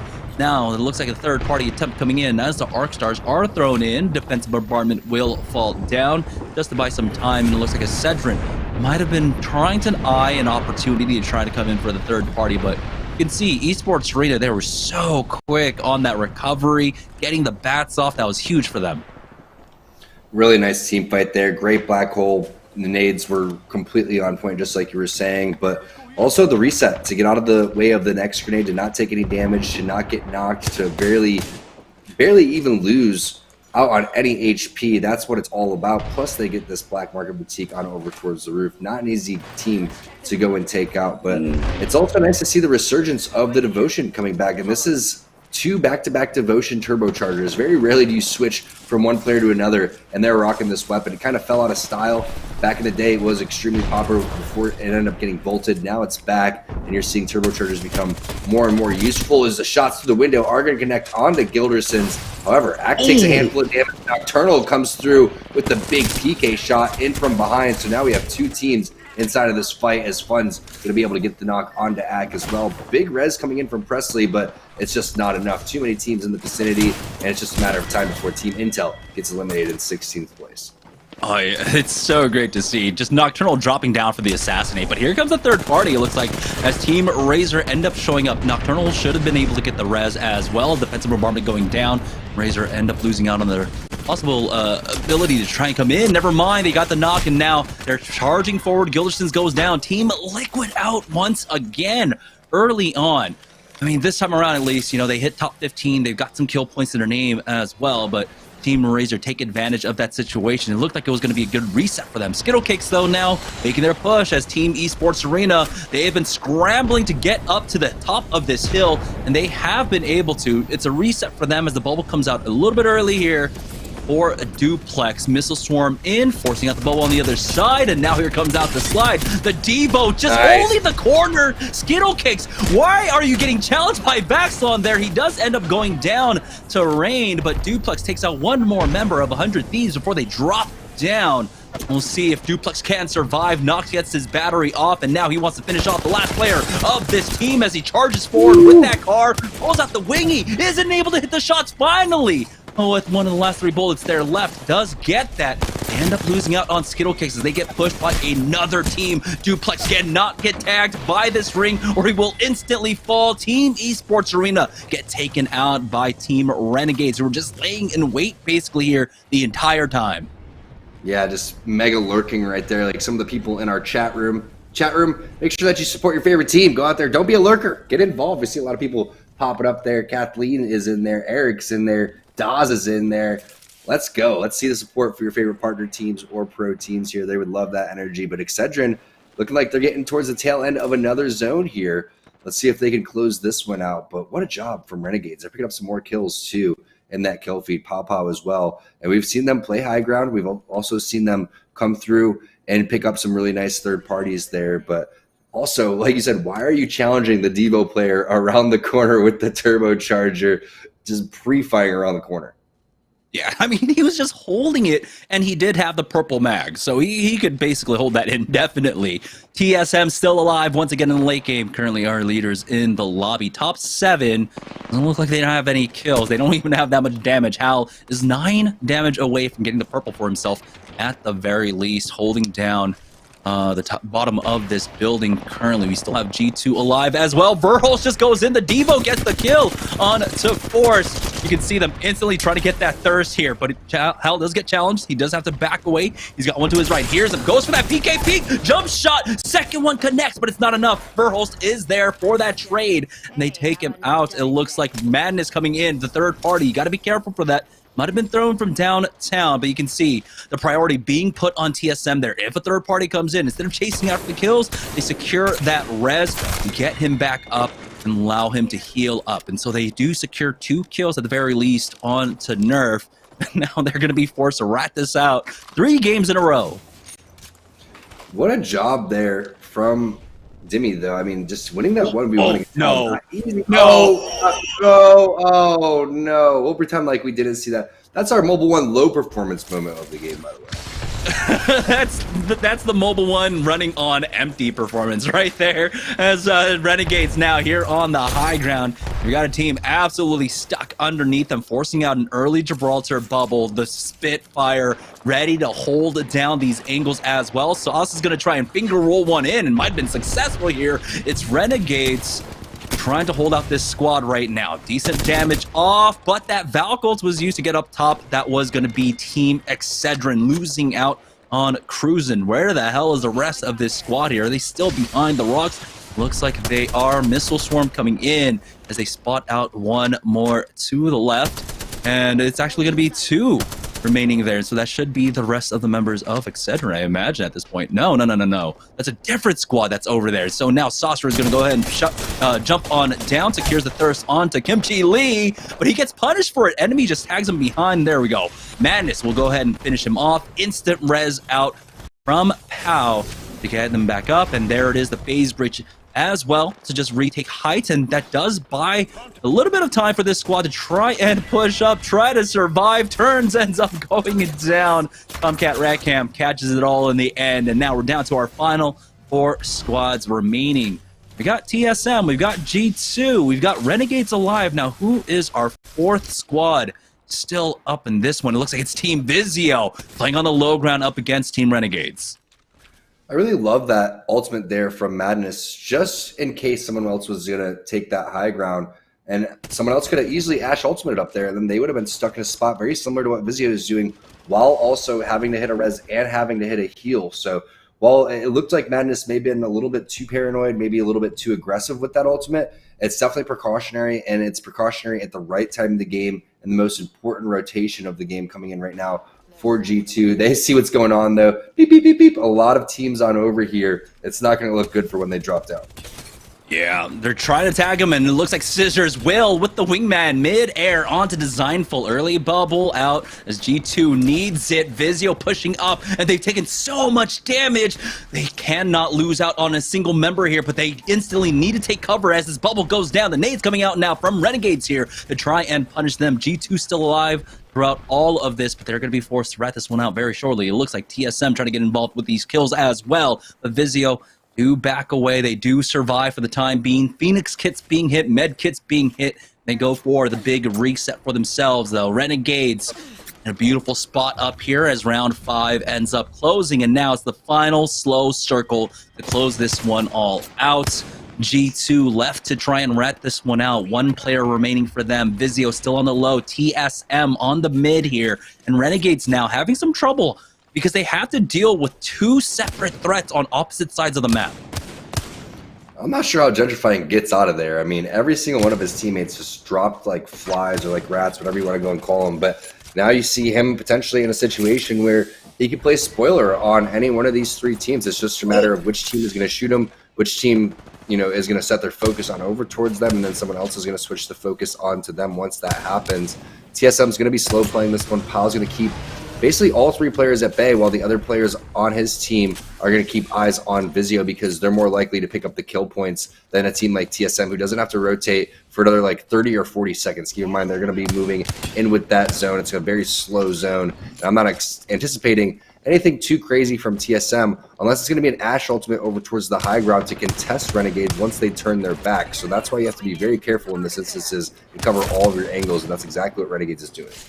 Ooh, great shots coming out from Pow. Now he does have that defensive bombardment, so Reps is going to have to be spot on with this bubble. He cannot use it early. He cannot panic with this one, as they're the team that's probably the most vulnerable right now to that defensive bombardment. So Pow, I feel like he needs to keep an eye on that northern side here. Make sure that TSM, they get pressured. They feel like they have to use that bubble early on so he can find the timing for that defensive bombardment, but looks like it might be getting away from them. Tether goes down there from Madness just to slow things down a little bit more. Another defensive bombardment goes down on top of the Renegades here, but they're just going to play, they're just going to play floors lava. They're going to make sure they just dodge out on all of this. Vizio going for the late game. Black Market Boutique gives them the extra nades now to fight into this one. TSM and Vizio stuck on the low ground, so it looks like they might have missed out on the opportunity to try and go for that defensive bombardment. Maybe one more go of it here as that circle does end in the middle of nowhere here. No team will have cover. Gentrifying still alive throughout all of this, but he's been cracked. He's been spotted out. TSM want this last kill, but he's going to go ahead and gift that one on over to Renegades now. Madness sitting as the kill leader with 5 kills to his name. He's got 2 assists, so it's at least 7 for Renegades here. They're getting bombarded out now. They might be the team that's forced the bubble early. Another one comes in. Where are all these nades coming from? All right, pal, now's your time. You got to throw down that defensive bombardment bubble out here as they're going to go ahead to the opposite side of the map, let TSM stack on top of each other. Tether doesn't really go outside of that ring, unfortunately, but they defend the bubble so well here, forcing that one out now. They're going to try their best to survive, but it looks like TSM are going to get the back-to-back here in game number 4. Great win there from TSM. They end up taking the priority position, which fortunately for them, gives them a little bit of a roof above where 2 teams were coexisting above them. And then there's a little bit of that ramp on the roof. And as we're learning this map, just like the pro players do, I'm sure they have a lot of knowledge on how that one's going to work out. But now you see playing the bottom of that ends up being way better than playing the roof because there's not as much real estate on the roof. And as good as that bubble play was, I mean, perfect bubble play on over towards the edge of the zone. That's textbook and how you want to go and play that one. It's not a lot of time to go and win that fight. They're not able to take down Vizio. Vizio realizes the situation, sends it into the bubble. In TSM, when they're winning with all 3 players alive, when they're making it look easy, that's how TSM does it, and that's back-to-back wins. That's definitely going to put them at the top of the leaderboard.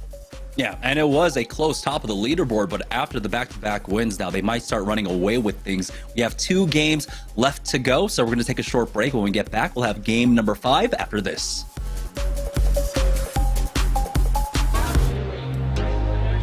We're going to do it in 3, 2, 1.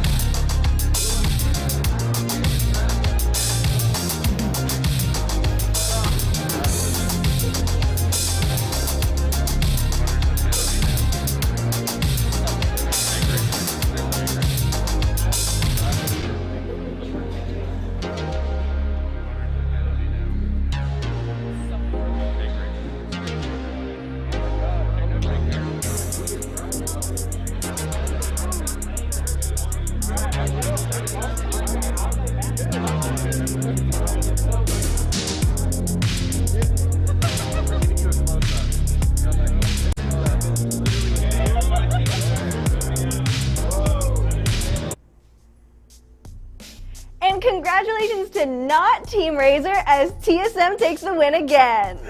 Yeah, TSM with another big victory there. And I mean, we talked about it during our last segment, right?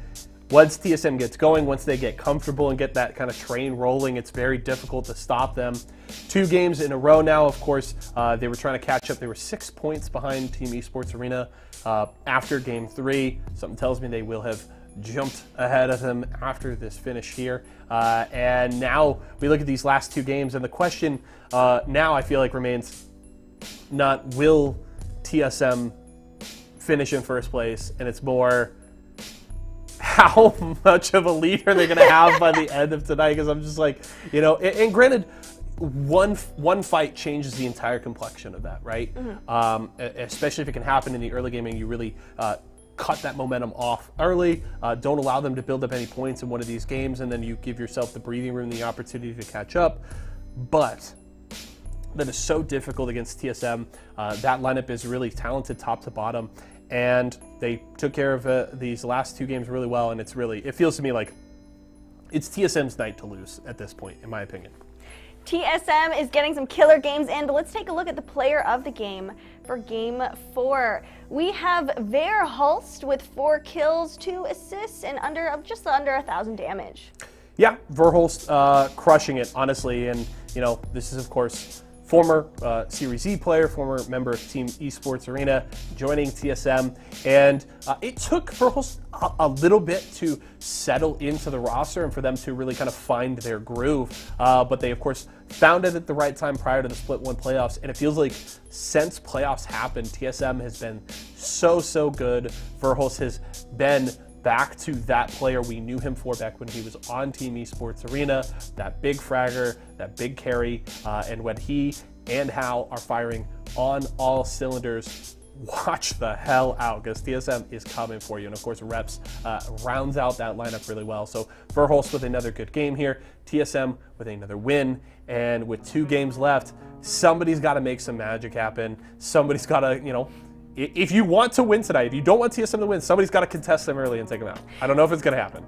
We believe in you, other teams, but all eyes are on Verhulst and TSM going into Game 5, which is going to start right after this commercial break.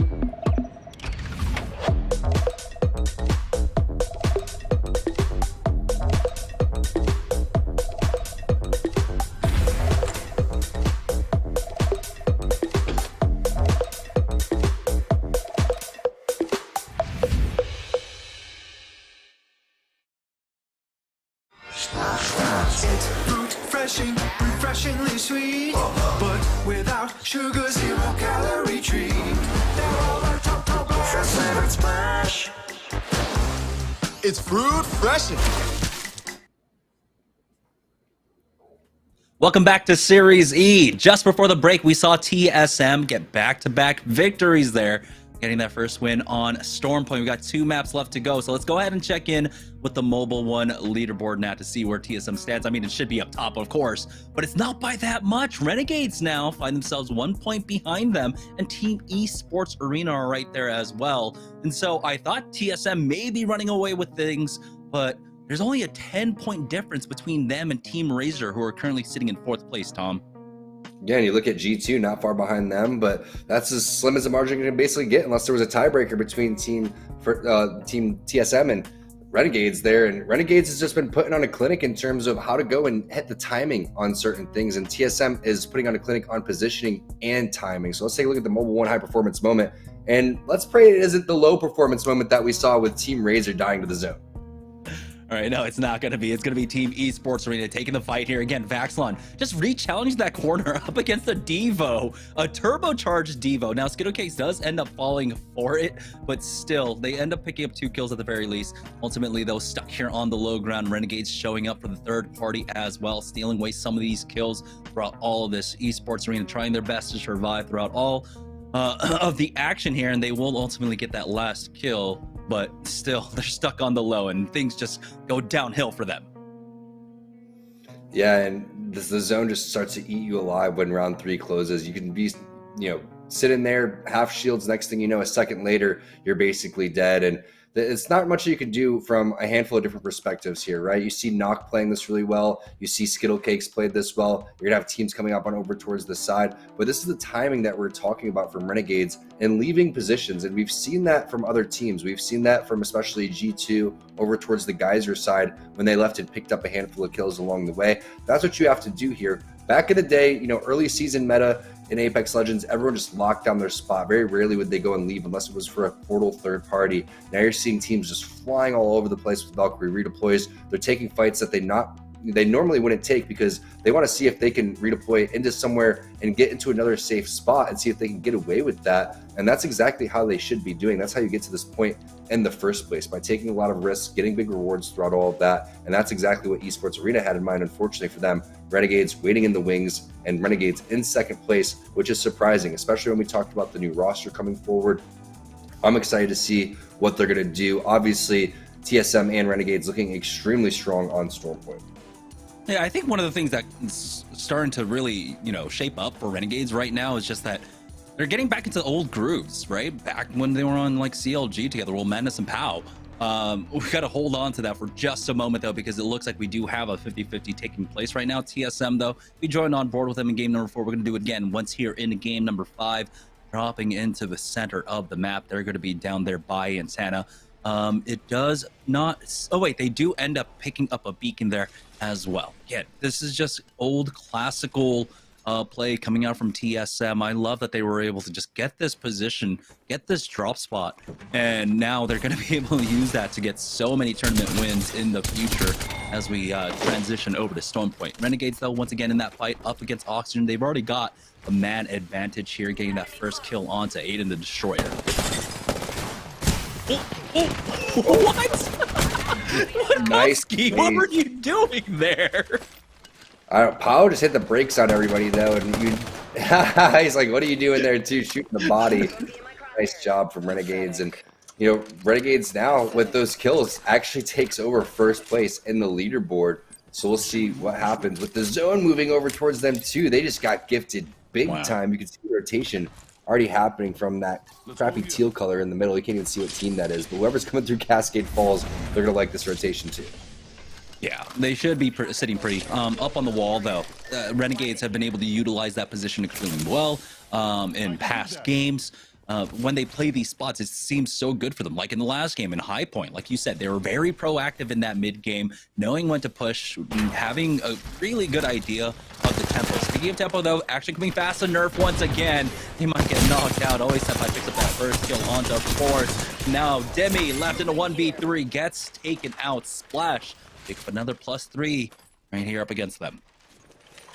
Nice job from Splash. Again, all 3 players staying up, not getting knocked. That's really crucial to stay off of the kill feed. So if any third parties come in early, which I don't think it will towards this side of the map, but either way, just staying healthy, making sure that they're winning that fight cleanly is really all you need. Triple take PK coming into the hands of We the People. I'm interested to see what he's going to be rocking a little bit later down the road, because triple take, I feel like extremely viable. Charge rifle, very viable. A lot of open cover here. So going with a long-range weapon and then switching that off a little bit later is going to be very useful for our teams. Liquid, seeing their composition, they're going to be rocking the Loba. Nocturnal, looking for some better armor. Gilderson's as well. So we'll see if along the way they can pick something up that'll help them. But that's not the best bracelet. That's not what you're looking for. Oh man, it's on such a long cooldown too. I understand, like, the balancing around movement abilities and such, but man, these cooldowns are rough. Yeah. Especially if it's so close. I mean, you should get some sort of Pathfinder type of thing where if the grapple's a little bit shorter, maybe you have a little bit lower of a cooldown and that could help things out. But ever since Loba came out, I thought the bracelet was just extremely underwhelming for how long the animations took, et cetera, et cetera. I was like, there's no way I'm going into a fight with this thing. And even running away, it seems a fairly slow animation too. So they've made some minor changes along the way, but Loba's not really picked for her mobility. It's more or less because of that ultimate is just so dang powerful. But I agree. I think that there could be some sort of changes to that a little bit along the lines, and my recommendation would be a little bit more on the Pathfinder style. Yeah, honestly, it's just any game that has more mobility, or good movement abilities. It just feels so good to play, and you just really want to reward players that can do that well. But yeah, and you're running that double-edged sword, long cooldown. Free blue armor up here, though, for Gildersons. Doesn't have to pop a Black Market Boutique to get that. He will have another one in like 20 short seconds here for his squad. But they are sitting pretty right now for Team Liquid. Once again, they're up here at the wall early on. They set up position. They just got to be careful of Renegades. Here's Razor making a rotate from the southern side of the map once again. Looks like there's going to be quick armor swaps for themselves as they're getting tagged around all of this. Okay, Bursty, or maybe just Bursty shooting down them. There we go. Picks up the gold armor, and now they're going to go ahead and start rotating in once again, moving their way through the center of the map right now. Again, these tridents help so much when you have to move all the way across the other side of the map. Remember, Razor what, all the way down at like shipfall, and so this is a long rotate for them, but it's cut down immensely for them, and they'll always have a Valkyrie ultimate to utilize as well. Here's Xset though in an early fight right now, and it's up against G2 of all teams. They've already gotten the first knock onto Designful, but Flames already used this phase breach as they try to close the distance here. Tough situation. I mean, it looked good until it didn't, because all of a sudden you have the turrets known as G2 sitting up on top, and oh no, they lose out on Rain. This is not looking good. There goes the flush, which means the armor swap is happening too. Resulta has the gold armor. Bubble comes up in about 2 seconds, and this is where you get to watch how G2 works as a unit. There goes the bubble on over towards the back. That forces out the bait from the roof. If you don't go and charge this, then you're looking at a 3v2. You have to charge this. That's exactly what they're thinking on the other side. Designful, he's going to hold off. All the rest of the team just gets there and puts in the damage, and it was all gentrifying, almost in a 2v1 right there. G2 just almost baiting in the enemy team to come through and take that fight. You have to be able to just cut that distance faster. You have to be better with that phase breach when you're trying to challenge G2. When you're playing at that range, you know how strong G2 are, being able to just absolutely melt you. On board with Excedrin, using this black market boutique that was wonderfully left there by, looks like Complexity. Complexity might be out. So 16 squads now. Yeah, Complexity are out. 16 squads, 48 players remaining. Team Esports Arena now moving their way on up the map. They're on the southwest side of the zone. Plenty of time. Ring still closing in. We'll see how much further inland they can make it here, as they have, you know, they're already sitting pretty for the late game. They've got the purple armors. They've got the blue as well. And Team Esports Arena is a squad that just succeeds when they set up for that late game. Yeah, I love watching Esports Arena play. So many different facets of their game that they're really strong at. But I'm more or less excited to see what happens on a new map with a new composition, because we haven't seen Horizon in ALG or in Apex in the ALGS and in Series E since we've seen Nocturnal really utilize it a couple of seasons ago back on World's Edge. And now a lot of players like Zach picking that one up. You can see players from Esports Arena trying to get involved with that as well. So it's going to be really fun to see just the improvements that happen in terms of these fights. And also the end circles. We saw a crazy end circle last week with Horizon lifts going, the Gravs lifts going, the black holes going. Causes a lot of visual clutter and makes you wonder what game you're even playing. Now, the majority of the server have basically made their way into what should be ultimately ring number 3, as the ring should continue to pull up to the wall. But we still have a few teams that are riding around the edges right now. But as we join on board with TSM, they're trying to gatekeep the squads. And this is what you were talking about, Tom. The high elevations, it becomes so difficult to try and push up. Razor already losing out on one. There's a Thirst onto Zivian. Now they're trying to find more. One stuck here on the low, as the barrage ends up coming down, actually, the creeping barrage there, and Alan will just go ahead and bat up throughout all of it and heal to full in just a moment here. We'll see if they can secure the other 2 kills on this squad in just a moment. Yeah, 2 minor things for our newer players. See how Hal hits the battery at the same time that the missile barrage would end up going off. That is perfect timing there, but he's also trying to utilize the tree, so if any type of missile is to hit him, it's, you know, mainly going to be taken up by the tree. So just 2 little things right there that end up making a huge difference. And a lot of times Hal gets out of those situations where he won't even be hit. Now you see Esports Arena starting to push up, and looks like knocked maybe controller, maybe lag. I'm not quite sure what it was. You know, he's not using wireless controllers, that's for sure. Yeah, I mean, you and I are both familiar with how wonky explosives can be in first-person shooters. I mean, remember back in the day when like a Diva ultimate could get stopped by like a lamppost, and so you'd have like 6 members just like hiding behind a lamppost, and it just completely blocks like a Diva ultimate. Like explosives are still kind of weird. Exactly, and sometimes you wonder how certain things are hitting you, or even when it comes down to grenades. I think the silent grenades are kind of what gets me. I've been playing a lot more ranked recently, and I'm like, man, when we talk about the audio cues, where's the audio cues on the grenades? That's what I want to know. But Intel, they're sitting pretty inside of the building. Ghost Gaming fairly close to them throughout all of this. You're going to have some potential big fighting happening over here towards where the next zone is going to be, which could cause a massive wave of third parties coming in. And maybe that's what the other team is thinking. They don't want the smoke. They're going to back off. They understand the situation. As soon as defensive garments go down, that's when the rest of the teams see that big flare into the air, decide, okay, let's start pushing this one. But you can see an entire team, just Excedrin right there underneath the lift. They're waiting for this to take place, and that's what I'm talking about. This is going to create a huge domino effect of fighting. You got to be careful here if you're Ghost Gaming. And TSM, I believe, are holding the high ground of this hill as well. You saw that the tether coming in from the left side of the screen there. TSM are chomping at the bit at this point, coming for the third-party team info, trying to get aggressive right now. But they do have to deal with multiple players. It seems another squad might be coming in from the south-hand side. Team Excedrin throughout all of this, just waiting things out. They might have an opportunity, even as a two-man, to get involved in this. Rakinishu and Six taking a lot of damage, but Rak will take the time to go ahead and heal up. Good push out from Six to get the knock onto Act. Now, this is the moment, Ghost. They're going to go ahead and reset for this one. They're not worried about a res quite yet, and they try to full three-man push out to see if there are any isolated targets. Early bubble out here. Ghost might be trying to call it leave. Again, they want to stick around for these kills. There it is, the thirst onto Ack, and now across the ways, another player on the rooftop here. They're going to try and challenge once more. Hitting for the purple, but Six does take a lot of damage.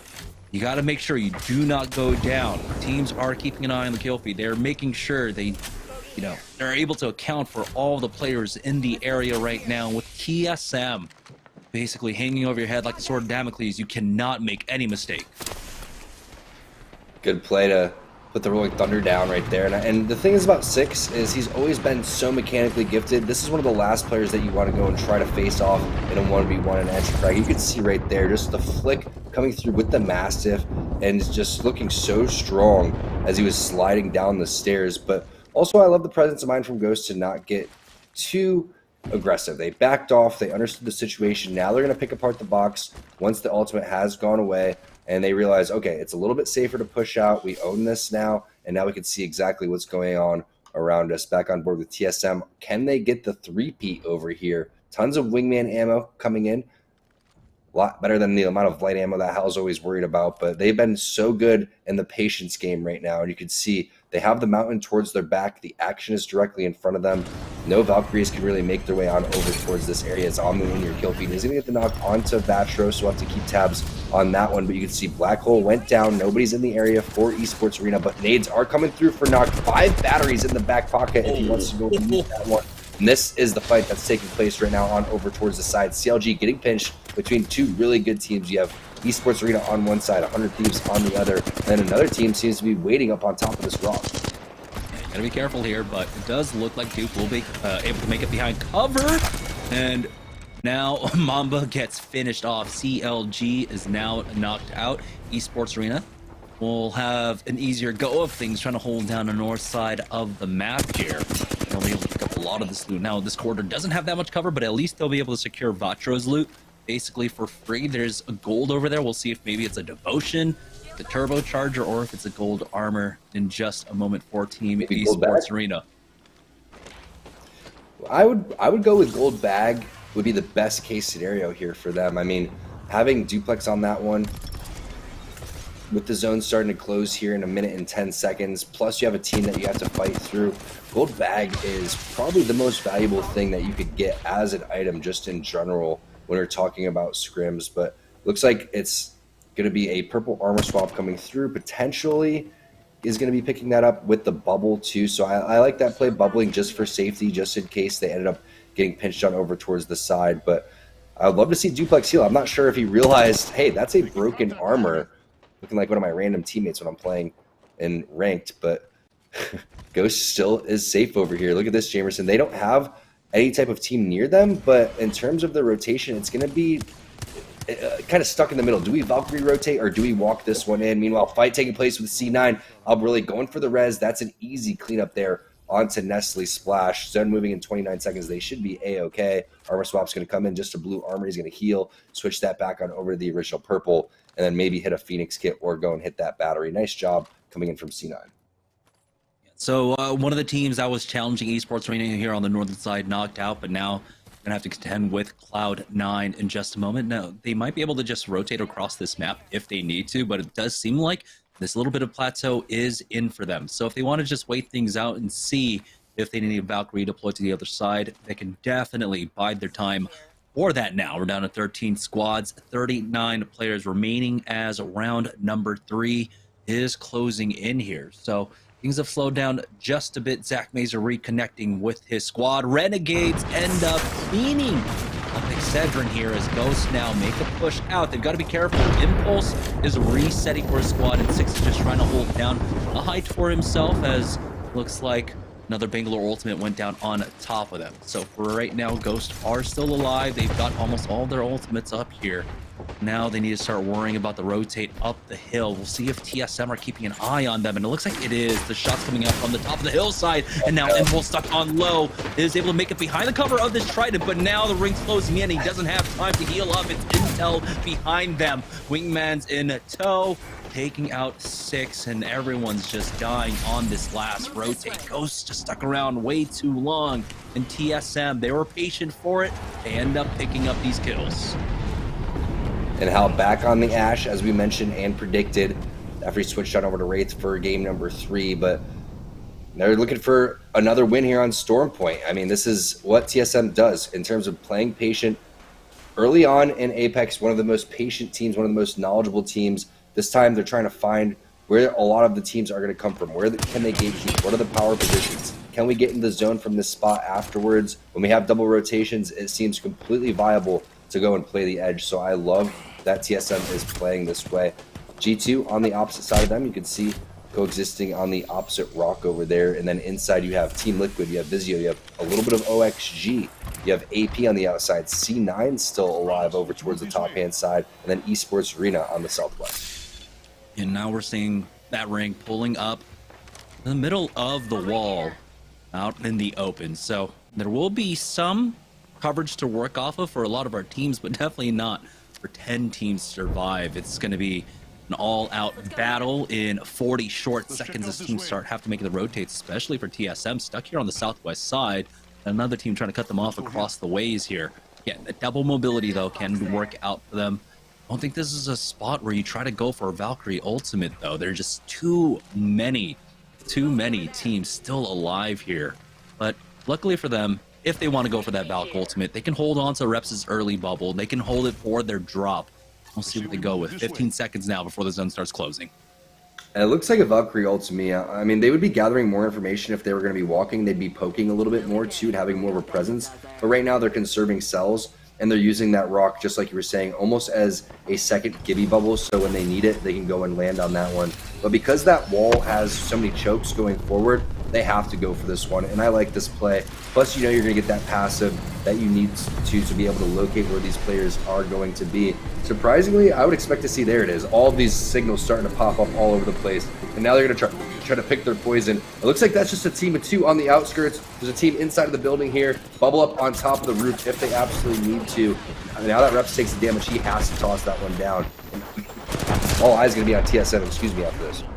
Yeah, they do top off really quickly with that bat down, so they might just drop into the team that's already down there, as it looks like Cloud9 and taken out by Resulta, and you have a big scramble of teams up on the northern side. Team Liquid still surviving up here on top, getting some good connect. The defensive bombardment does get a knock onto one at the very least. Looks like another defensive bombardment's going to go down. They've got to be careful here, try their best to survive. Nocturnal has the tools to do it with that rocket pack, with that passive, to stay alive throughout all of this. Missile Storm connecting onto Reps from Noct, ends up taking him out. We'll see how much longer TSM can survive for, as 100 Thieves are making their push onto Team Liquid right now. Reps has been finished off, and TSM end up picking up his beacon.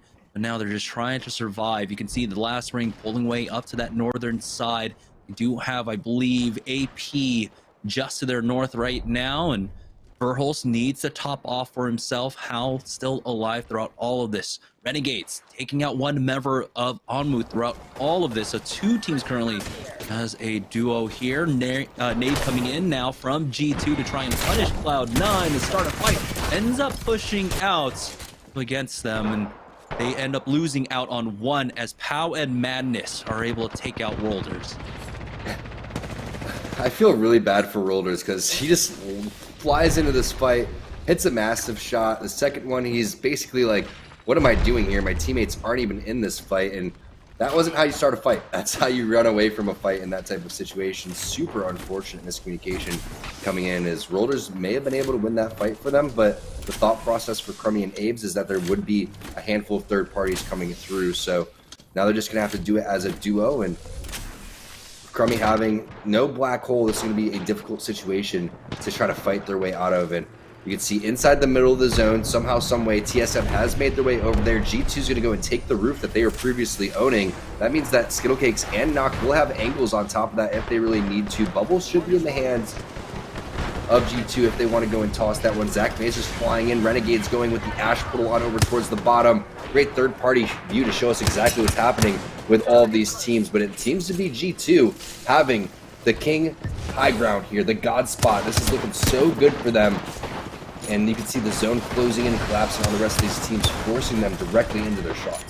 Oh, 6 squads left, and teams are just falling to the wayside now. 5 squads now, as Cloud9 ends up getting eliminated. Skittlecakes picking up a few of those kills for himself. But like you said, G2 are currently king of the hassles, but we saw what happened in the last game. That team that has a drop down from roof can get punished. There is another squad across the ways on that, behind the rocks. You can see them trying to contend with them currently as the missile swarms and everything else goes out on top of them. But we have 3 squads stacked on top of each other right now. Hal looks like he's going to be ratting this one out as start a fight currently as a duo.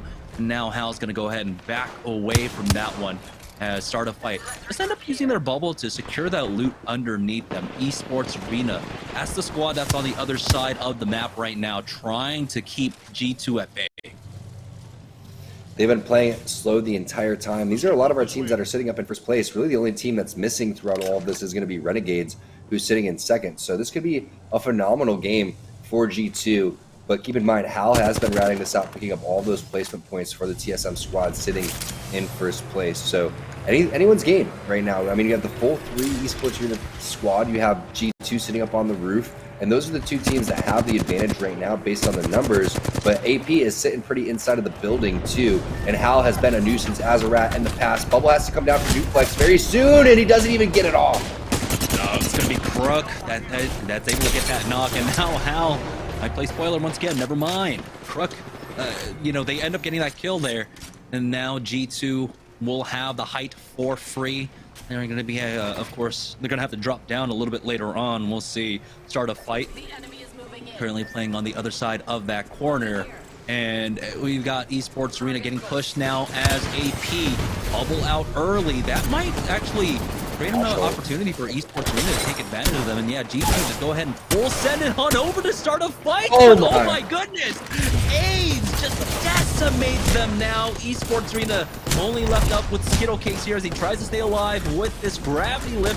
Finds enough time to get that battery off at the very least, but no, he gets taken out, and it's going to be Atlanta Premier coming out on top of all of this. It's a 3v2 to finish things off. Start a fight, or trying their best here as they go ahead and fly on in with that gravity lift. Atlanta Premier end up walking away with this win, but you have to imagine G2, if they could have just won that 3v2, this game could have been theirs. I don't know if they were going to be able to do that, though, because so much was just happening on top of that roof. And you're starting to see, yeah, the roof for a majority of the time ends up working out for you. But at a certain point, you're going to have to drop down. And the teams on the low ground are winning these fights because of the commotion that's happening. They're ignoring a lot of what's the groundwork's being done by the other teams, a dog-eat-dog situation. And then AP just comes in, cleans up everything, has great timing throughout all of that, and lays low. Because a lot of times you want to try to hide and make people decide, hey, where is the full team? Where are the 2 teams? Where are the rats? And right there, AP never showed their cards, and it really worked out in the end for them. Yeah, great win for Atlanta Premier here in game number 5. And it's much needed as we head into the final game of the day. That means we're going to take one more break. When we get back, it'll be game number 6 of Series E right after this.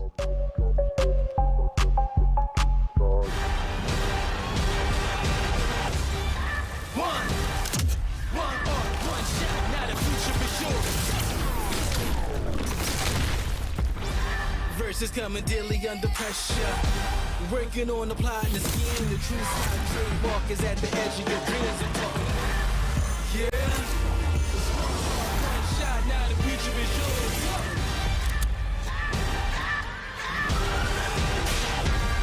I'm turning dreams into reality. In the lab with the formula and chemistry. Your memories spark and motivate and make the industry shake. With the bars and the breaks, I'm talking one chance that was so good for the go. It's one shot, now the future is yours. Go! Etc. I'm fading.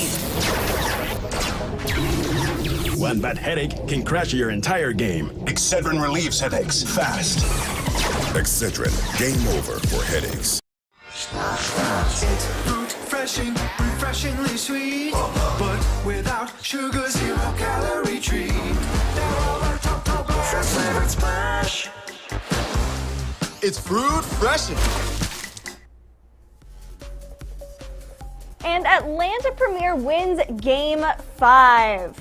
Yeah, big win from them, and honestly, good finish. And this is the Premier squad that actually surprised a lot of people in the ALGS playoffs about a month ago. And they're keeping things rolling here, of course, kind of under new branding, Atlanta Premier now as opposed to Premier GG. And the squad just keeps it rolling. Good win there, good finish. Bit of chaos in the final circle. Esports Arena was trying to pull a game out of there, weren't quite able to do so. And G2, unfortunately, don't get the blessings of the circle there. They're forced off of the high ground, I would say a lot earlier than they wanted to be. And they just, interestingly enough, just end up straight up losing the fight to start a fight, which you hate to see. So that felt like G2 was looking like their game. They had the high ground, but the circle doesn't bless them. They lose the fight to start a fight, and then Atlanta Premier benefits from the ability to get that third-party scenario, and they close it out. Unlucky. Good try, G2. Let's check out the player of the game for Game 5. So we have Sauce with 6 kills, 1 assist, and about 1,200 damage. Yeah, so the Renegades not able to grab the win, but Saucer here grabbing a W, 6 kills, 2 assists there. So that's a good one for Renegades. Haven't seen a ton from them so far tonight, but this is a good pickup here in game number 6, and some solid numbers there for Sauce. And now we go into the final game here. We framed it in the first 3 games, at halftime. It was TSM versus Team Esports Arena. TSM followed that up with a win in game number 4 as well. So they had the back-to-back wins, jumped ahead of Team Esports Arena.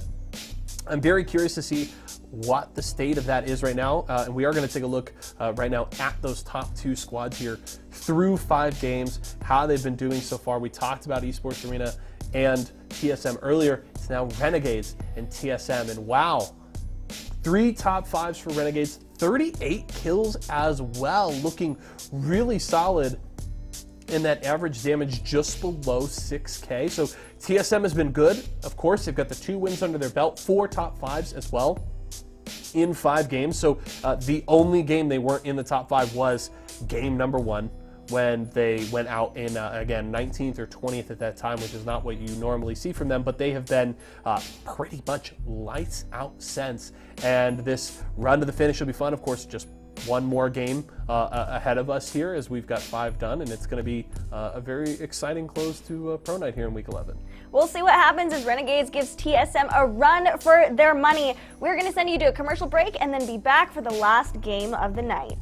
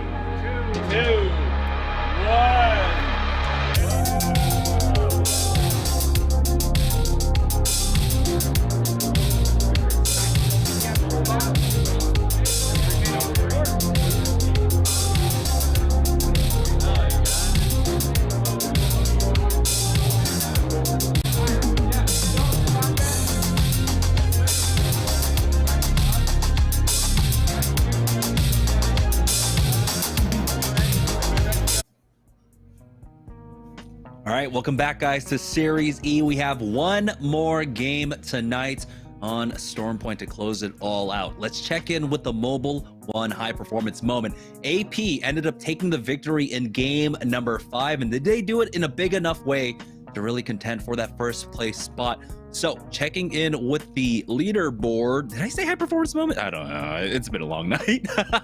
But let's roll with the high performance moment here. This is the final spot here. As you can see, Team Esports Arena just helping out, but it started a fight that ended up taking out G2 in a 3v2 here, and Atlanta Premier are able to clean up.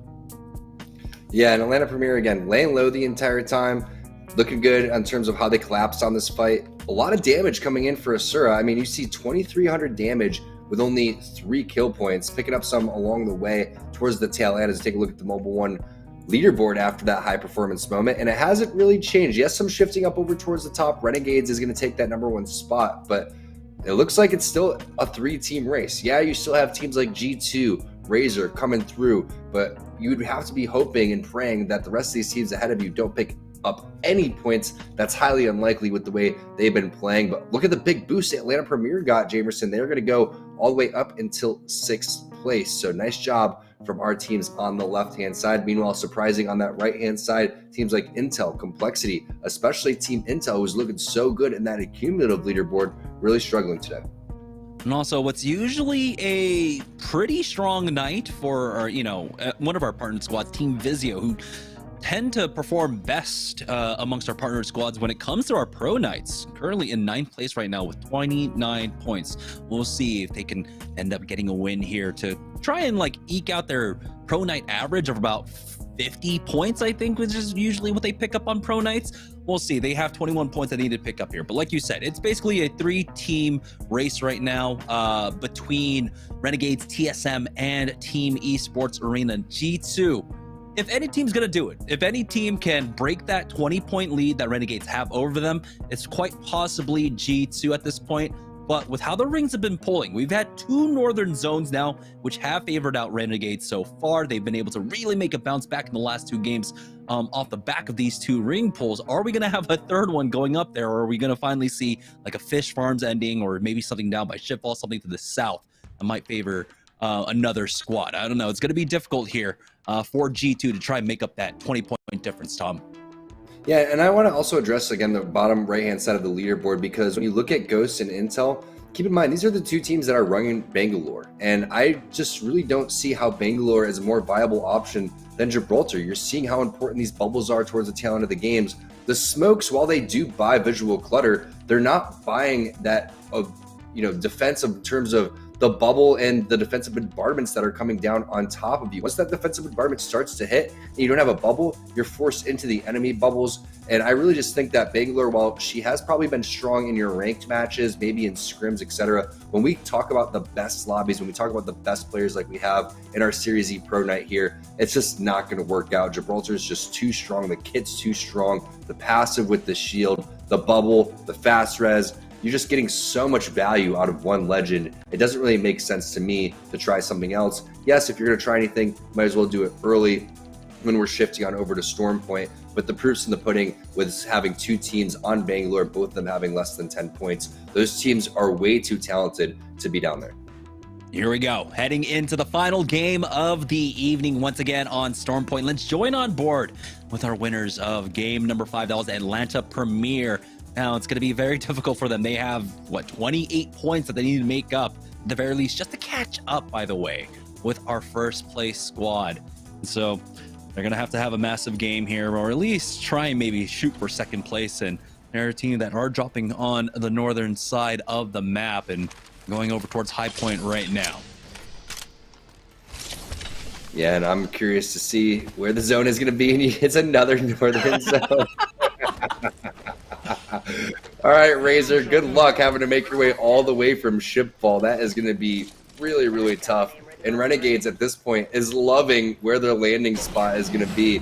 Protectful, I'm not quite sure what he's doing on over there. I think that they're going for the 3v3 again. I don't think it's going to work out for him based on what I've been seeing so far. Meanwhile, fight taking place inside here, trying to stay alive. Bubble goes down. This is not looking good, and now the executions are coming. That was a little tough to watch. I mean, when you whiff a full mag on the R9, I know that it's a bullet hose, and that mag, when you don't have an extended on it, goes rather quickly there. But there we go. Startified are going to get knocked out early on. Already down to 18 squads, by the way, as Ghost finishing out that fight up against Splash as well, and being able to clean up and get the reses here. And, I mean, that's what Ghost needs. They need the early kills once again. Renegades, though, absolutely loving what they see. I don't know if they were able to pick up a beacon for themselves here, but they know that it's a northern zone at the very least. I mean, the ring pole looks pretty darn heavy towards the north side, so they're gonna be okay to just sit on top of the wall and just hold it down up there. Once again, playing this one out very similarly to the way they did in game number 4. Ooh, they do have a team here, though, as they make their entryway on in. Early bubble, just in case the nades are coming out. There are armor swaps on the other side from this fight, but it looks like it's not going to be really utilized there as Aiden the Destroyer goes down. And now Renegades, they're going to have the armor swaps. Never mind, they just completely finished them off. That's going to be Oxygen knocked out. We're down to 17 squads already, and our number 1 squad picks up some much-needed kill points here to really, really try and secure this victory. And they knew that was a 2v3. I got a little bit nervous once they started to push that. Was that a 3v3? Did they bite off a little bit more than they could chew? That wasn't the case. Renegades, now if they can get to their spot, basically can sit pretty on their leaderboard position, plus the fact that they have kill points here. And all they have to do is watch that kill feed. Watch for Teams Esports Arena to potentially get eliminated. Watch TSM potentially get eliminated. If they're popping off from the kill feed on the opposite side and doing the opposite of what we just mentioned, then you have to get a little bit more aggressive, or you just decide, hey, let's do the math. Let's just continue to add up how many kills these players are getting and then decide what we need to do accordingly. So basically, in a powerful position, and it's their day to lose. I'm not surprised, though. We saw some great things from them last week on Storm Point. Yes, they're getting a little bit fortunate with the zones here, but the execution has been on point. And right now, they're scrambling to try and get whatever bats that they can for this late game. They're already set up, like you said. They're sitting on top of the leaderboard. They got the early kill points. Again, it's about playing for that late game here as 100 Thieves make an early Valkyrie rotate now into the shuttles on the northern side of the map, and we'll be able to get in and try to play for the late game here. The troubling thing, though, is when you move into this kind of position here where you're not going to be able to see too many squads from this position, how do you get these blues up to purples? You got to make sure you trade well. Scurry's got to be on top of that, that arm shield timing as Ghost find themselves in another fight just outside of the wall. Yeah, and that's a good point. Really, the option would be potentially to use the Valkyrie to continue to get that up because they have the 30-30. So I think that could be something that they look forward to a little bit later. But it's not the best in terms of, angles. And it's not just because they're on the low ground. It's just because when you're flying over there, where are the rest of the players? And where are they going to potentially come from? If anyone's going to send it on to you, it's because they don't know that you're inside of that building, and that could be a little bit worrisome because that could start to cause a third party. So, they're in a sticky situation of, having to have a presence, but also needing to play safe at the same time as Ghost Gaming now running around, trying to stay alive inside of this shuttle. They do have a team located on the opposite side of them, but I like to play back off, heal up, reset. If you need to take this fight, you can, but right now it doesn't seem like there is a team on our player outlines that are interested in third-partying this. Never mind. There goes another player and another team going up on over towards the southeast side. So the block is a little bit too hot, and I think that Vizio is going to slow play this one just temporarily as the rest of the squad start to filter in. Yeah, for these wall endings, when either of the western or the eastern side are open for the third ring to pull on over towards, I mean, we see so many teams just all coexisting in these shuttles right now. We're getting some armor swaps out.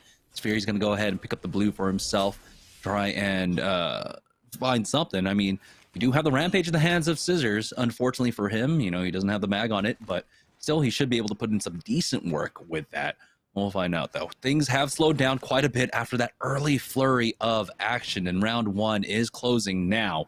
Down to 17 squads. There are a few squads that looks like might be damaged. No, never mind. It's 17 full squads. I was doing the math wrong there. So it is 17 full squads here as we are just waiting for things to close up. Now, this is interesting because we did talk about 100 Thieves, right? Being all the way up on the northern side. Maybe this is going to be a pull up to that one shuttle, all the way up to the northern side of the map. This was a pretty heavy pull. And now, as we join on board with 100 Thieves, they are getting challenged. There's a squad over here. That's the 30-30 we were talking about. It's going to be in the hands of Vaxon. The 3x proves very useful in this type of situation. Complexity inside looking like they're about to duke it out with the team. Good arc star against the wall is going to push out one of the players, and you can see the heals have to come in very fast. No batteries in the hands of Shiny quite yet, so when you don't have batteries, you have to really take your time in terms of who's going to be baiting and switching. You have to focus on one player and then immediately collapse. But I just don't like the loot right now. I mean, you don't even have the pay-to-win wingman skin on. Yeah, both squads trying their best to set up crossfire here, but it looks like Complexity are just losing out on these trades so far. They're slowly getting picked apart, and you're seeing the nades starting to come in, and now they are cornered here. And you got to be careful with this bubble, and it looks like they're going to try and isolate this fight out to the 1v3, and it's Atlanta Premier, excuse me, that come in for this. Now, Ronnie taking out one. There's the second one going down as well, and that's just Complexity just crumbling to the wayside. Atlanta Premier picking up the +3. Tough break right there as Crook showing a little bit of the crouching tactics going on inside of the building. I love the bubble play. Bubble came in a little bit too shallow though, and once they turned the corner, they got exposed. Ronnie's going to be able to take advantage of that, but also Crook was able to hold his ground as that Gibraltar, which is really, really important to note because of the fact that he's able to do that while not taking massive amount of damage and making sure that he doesn't get 3v1. The rest of the team from Atlanta Premier is able to get on over there and execute with the help. So nice execution, and our winners from game number 5 still alive for the possible back-to-back, trying to do the best TSM impression as Vaxon with that 30-30 comes through in the clutch. He gets the knock on a Nocturnal, and then Rakanishu with the charge rifle thirst from behind. Oh boy, things looking bad for Team Liquid now. G2 creep up on Madness. And oh my goodness, the team fire coming out. The 301 along with that wingman just connecting right on top of him. There's going to be no opportunity to get him back in. As you can see, G2 are hunting for these kills. They need to knock him out. Remember, Renegade sitting on top of the leaderboard here is Hodzik filling in apparently for Team Liquid. Has he been playing all night? I don't think so, right? So he just fills in for game number 6, and it looks like Team Liquid are knocked out. 15 squads now, 44 players remaining here as 100 Thieves are getting pushed. They do have a great thermite down, just completely stopping anyone coming in from that stairwell. Vaxlon holding down on to that arc star. They're looking for multiple ways to try and get in on this, but hearing third party from the side here as the charge rifle shots come in. Onmu cannot push out quite yet. Another push out onto the stairwell, and again, these shots, the arc star connecting, big damage out across the ways. Another thermite just stopping the push at that stairwell. They are burning it down, and they're really utilizing these nades so well, but 100 Thieves are not going to risk anything. Even though they look like they have the fight advantage, they back away off of this. It remains to be seen if this was the smart play or not. I mean, I think that discipline is always good in Apex, especially when you're in such a powerful position like this. But as you mentioned, the nades were on point. They were burning them so bad. Everything was looking really, really strong overall. And surprisingly, Vaxon is the only one not to charge up the armor here. It had to be some sort of swap inside, but Amu and Scurry, they were looking good in terms of their positioning. You saw a lot of thermites being placed at the bottom right there. The problem is where was the flank going to come in from behind without getting shot by a sniper rifle? And that's the big reason that they dipped out, and rightfully so. I mean, it's about getting in position and learning as much as possible here. And we mentioned that last week where when you're playing a new map, everybody knows how to fight, right? For the most part, you know, 50-50s are going to take place. Fights are going to take place. The big value here is the learning experience in terms of the end zones. Where is that going to move? How's it like to play in these final circles? What are more powerful positions that maybe you were possibly not looking at and anticipating? So I think that in terms of the long term, I think this is the best thing for 100 Thieves, and why give up one of the spots that you worked so hard for to be the first team to rotate? And they didn't have to expend too many heals into it either. I mean, it looks like, of course, they used a lot of their nades, but they still maintained a few after that fight. So they didn't just completely all in terms of their utility, in terms of all their cooldowns and such. This TSM, that was the squad that was on the high ground, that was just poking away. So yeah, I guess that was really good presence of mind coming out for them. You can see Verholst all the way up on height, just making sure they don't get creeped up on from behind. At any point, G2 and show up behind them. I believe Renegades are still alive, and someone's going to go ahead and Valk rotate out of this one as a solo. Who the hell could that be? I have no idea, but I like that Hal shot a couple of warning shots just to see exactly where this player was going to be. And based on the math, I think that it's only 2 players from Renegades that are alive. And you can see the tether is going to go out right behind the box. Doesn't look like it was able to connect for Hal, but coming back up in about 50 seconds. I love the angle that you mentioned with Verhulst up on over towards that high ground. He's able to gather that information for the players that are coming up over towards the side. And then Hal has the presence of mind to go and watch this southeast area too. So keep in mind, no teams are going to be able to make it up that giant mountain unless they Valkyrie up on top of them. So all they have to do is keep eyes on where the players are in front of them, since their back is going to be clear. As we hop on board with X at Go. Hello, you're in the middle of the map. Yeah, when you're just completely peeking that corner, his shield's absolutely getting shredded.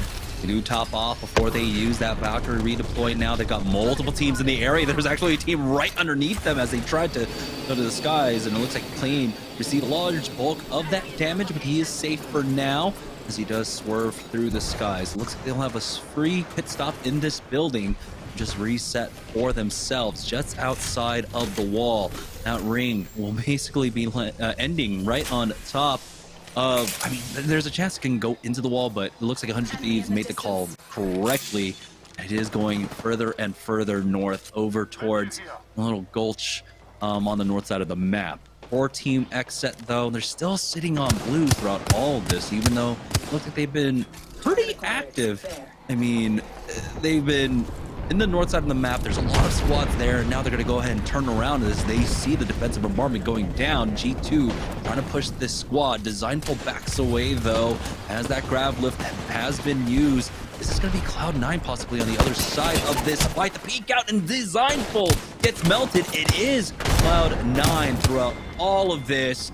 Luckily for G2, TSM are able to snipe one out of the air with that charge rifle, but now a defensive bombardment comes down as a third party comes in for TSM. Yeah, Reps gets the kill and the thirst right there with the defensive bombardment on Designful. Meanwhile, Resulta is popping off with the wingman, doing whatever he can as the last player alive on this team. Gets eliminated. They go out in 14th place. Reps takes the kill lead overall, and now TSM, they stand the chance to potentially take over this lead here. Remember, Esports Arena, Renegades, TSM, that was kind of that 3-team race that we were looking for. And TSM winning 2 games so far out of the 5. Really surprising that they're not in the overall first place in that Mobile 1 leaderboard. But look at Gibby with the moves, and that was some serious movement right there from Rain. However, not able to live is just that lone Gibby as our Tomcat Rat does get eliminated. But Excedrin now looking like they've been playing pretty well. I mean, Jamerson, when you look at the teams and you look at the leaderboards, Excedrin, they haven't really had the best go of it throughout all of these weeks in Series E so far in Season 4. But today, I would beg to differ that they've had a very strong performance.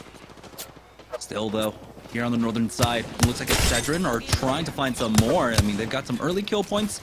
Still need a lot throughout all of this as you at least have the loot. And hey, 2 free bats. Oh yes, of course, I'll gladly take that. And there's also, what, 5 loot boxes here? There's a red armor possibly in that other box as well. So this is going to be a nice pit stop for Team Excedrin. And that's a full fresh red for enemy to pick up. So these are going to be some nice armor swaps for them to play off of. But now they've got to move. They've got 6 seconds before this zone starts closing in.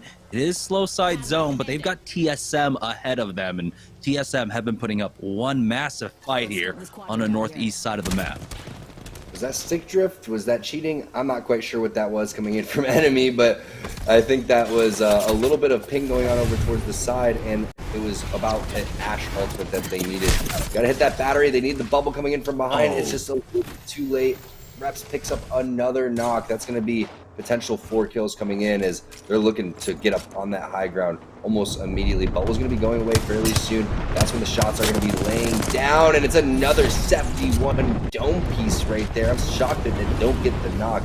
Intel sitting in last place in our leaderboard, trying to have their best game so far. Reps still popping off in that kill feed, and I love how we switch from both sides of the pinch here to see exactly how things are going to go down. Is TSM going to get a little bit too hyper aggressive? That's a great smoke. However, there is a little bit too much aggression coming in from Fearless, and it's just again, the lack of Gibraltar in those type of instances. Yeah, the smoke's good, but you know what's better? A bubble in that instance. Now Intel gonna have to do this just as 2 players. Yeah, smoke blocks vision, bubble blocks bullets, and I definitely will go ahead and use bubbles instead, and now it's just Ack alive for himself as TSM are trying to finish off the remainders of Team Excedrin right now, and it looks like it's just going to be 2 solos running around. Team Intel do at least survive 1 team longer than Excedrin at the very least. We're down to 11 squads remaining now, and it's 29 players left. So Intel currently as the solo. You have to imagine Renegades still running this one round as a duo, and there's going to be almost no opportunity here for him to try and get that res. TSM might just go ahead and push this. No, they're going to go ahead and play this one a bit more cautiously. And they are, of course, vying for that first place spot up against Renegades right now. 52 seconds left to go, and he's got to rotate right into TSM. Ghost in a fight once again here at the wall. The nades are coming in. No connect for them, but now 6 will go ahead and push up. Doesn't have that arc star. He has 2 actually in the back pocket to play off of here. Keeping an eye on that bubble as that Gibraltar tries to make that cross, and for him, he will be able to get there. Rakanishu going for that repeat, but somehow those bullets don't connect, and that Gibraltar will survive for just a moment longer. Such an awkward combo to have right here. I mean, Prowler without a mag, running low on ammo. You have to be super conservative, and it's more about the rotation coming through now. How are they going to book it forward without exposing themselves a little bit too much? You can see the Valkyrie already flying through. Now would be the time to go, now that the initial damage has come down, but they're worried about their back, they're worried about the third party coming through, and Rakanishu is like, man, I'm out of cells, I have no ammo. Really looking rough over here as the bubble is going to go down. Great advance forward. Other team's just going to completely book it. Defensive bombardment comes out over from behind. Very well placed, and it should potentially connect as the bubble from the opposite side comes in. This is a second team. Is this the loot Rakanishu's looking for? They have to win this fight. They have to do it cleanly, and they have to rotate almost immediately because the zone's coming. Yeah, they do finish them off, but they still need to run, and they've got one more player behind them. Impulse at 1 HP. He cannot get tagged by this ring. It's going to be Rakanishu going down as Impulse is trying his best to survive throughout all this. 6 keeping an eye on the back as well, and Impulse will ultimately fall as Team Razor are just gatekeeping on the outside now. 6 is still alive for his squad, creating massive confusion with these smokes, but how much longer can he survive for? It looks like, well, just another second longer as Aussie does end up taking him out. 6 full squads remaining here, and it looks like this might just be TSM's victory. Still alive throughout all this now is Team Esports Arena. Throwing down nades into this black hole, but the bubble is there, slowing it all down. Defensive bombardment will force out the bubble from Esports Arena as the gravity lift used by Skittlecakes to create an angle for himself, and he does. He just needs to connect with shots. Fortunately for him, doesn't quite get the damage he really wants. He does at least force them back, allowing Duplex to go for this wide swing now, doing some decent damage. But he needs to bat himself, so Skittlecakes will go ahead and swap out positions on that right-hand flank. Charging forward now with that bat off. They're gonna try and hunt them down. They are backed into a corner right now as that Valkyrie tries to get away. Does take it behind another rock. 30 seconds left to go. And Team Esports Arena, they have multiple squads ahead of them here as well. This is such a tough spot to be in right now. But they first have to deal with Razor. They do with the help of CLG throughout all of this. CLG, they've been laying low for majority of the day, but they find themselves in a great position here. And now it's ESA going up against TSM virtually, as you do have a couple other teams in here. You have CLG, and you also have 100 Thieves. But we know what that leaderboard looks like. We know TSM's kind of been popping off right here. So it's a matter of which team is going to get first place and who's going to pick up these kills from the other teams, unless 100 Thieves wants to play spoiler. CLG, they've been popping off too. In terms of 100 Thieves, looks like they have their eyes right on top of TSM. Hal taking a lot of damage, and oh no, it's going to be CLG with the shots. 100 Thieves with the pinch as well. Now ESA loving what they're seeing. CLG have so many armor swaps as well inside of that shuttle right now. Reps the next one to fall. And it's all down to Verhulst. We'll see how much longer he can survive for his squad right now. As 100 Thieves have to deal with their right-hand side. Do crack the shield of that horizon, and now they charge forward. TSM getting finished off in top 4, but they picked up a lot of kills, and they got top 4. Should be enough for them as Esports losing out on Skittlecakes, dealing with their flank right now. 100 Thieves This is their time to strike. It's CLG now trying to come in for the third party here as CLG. You need to go ahead and take advantage of this man advantage here. They've got the kill onto Nog, and now it's all about finishing off the rest of this squad. 100 Thieves backed up into a corner inside as the nades are coming in. He still has arc stars, but he's going to elect to just go ahead and charge in now. Might be the time to start throwing those nades, and you got plenty there, guys, to finish things off. But they want to make sure this is a gunfight. Never mind. Vatro finally realizes he has the arc stars. He's going to toss them in, make things very difficult. 100 Thieves, though, have topped themselves off, basically. They're basically at 100 health right now in this 3v2. They've given them for a loop, and they've changed positions. They're on the outside. Almost gets the knock there. Nano survives with about 10 HP. Vatro ends up going down. 100 Thieves, can they do it in the 3v2? It's down to a 1v1. Onmu is full and healthy, though, up against Nano as he does back away, and now he is burning down. Oh my goodness, Onmu. 100 Thieves might actually be able to do it here, but both players end up going for the full reset. It's still down to a 1v1. Players still bleeding out on the ground. Might just try to bait that res, force him down early on. He does note him on the stairwell. He tags him first, pulls out the PK, gets some decent damage off, and nothing's been traded from Nano here. He tries to back away now as he hits that quick, fast res, or the fake res, excuse me. Try and bait him out. Make sure that he can't get any heals off throughout all of this. Hitting the cell as he drops down now. Again, trying to fake that one out, forcing him out, making sure he doesn't go for that fat. He knows he has the HP advantage. Onmu just needs to connect big with 2 PK shots. That's a nice one. The 72 and hits him once more, brings him down to 10 HP, and there it is. The wingman to finish it all off.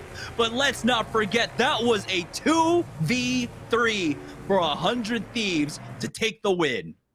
A handful of different mistakes right there from CLG, but you have to hand it to 100 Thieves. I think the biggest mistake was the defensive bombardment, not into the bubble of the door. It's Apex textbook to go. Every time you entry frag into a door like that, you throw the bubble, especially if you throw your own defensive bombardment down. That ends up slowing down the rest of the team of CLG, and they ended up just falling apart in terms of staggering themselves. Players were using, the Valkyrie to get to the top. Other players were dropping down. 100 Thieves stuck shoulder to shoulder the entire time, and that 1v1 just so fun to watch. Congratulations to 100 Thieves. CLG did have a great game, though, so we'll see exactly how many points they had. Yeah, we're going to take a break while our admins go ahead and tally up the last of the results. When we get back, we'll check in with the Mobile 1 leaderboard and the last high-performance moment of the day. So don't go anywhere, guys. You're not going to want to miss that. We'll be right back.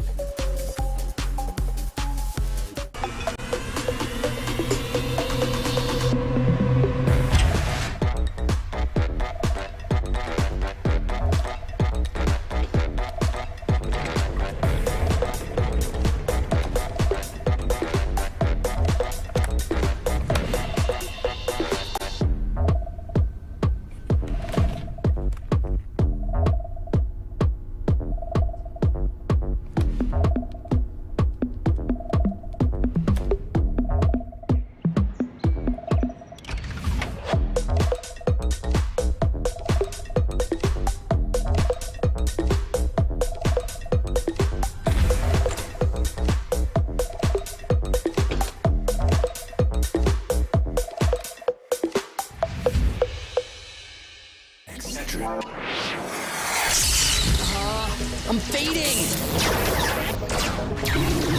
One bad headache can crash your entire game. Excedrin relieves headaches fast. Excedrin, game over for headache. It's refreshing, refreshingly sweet, but without sugar, 0 calorie treat. Now all our top ultra flavored splash. It's fruit freshen.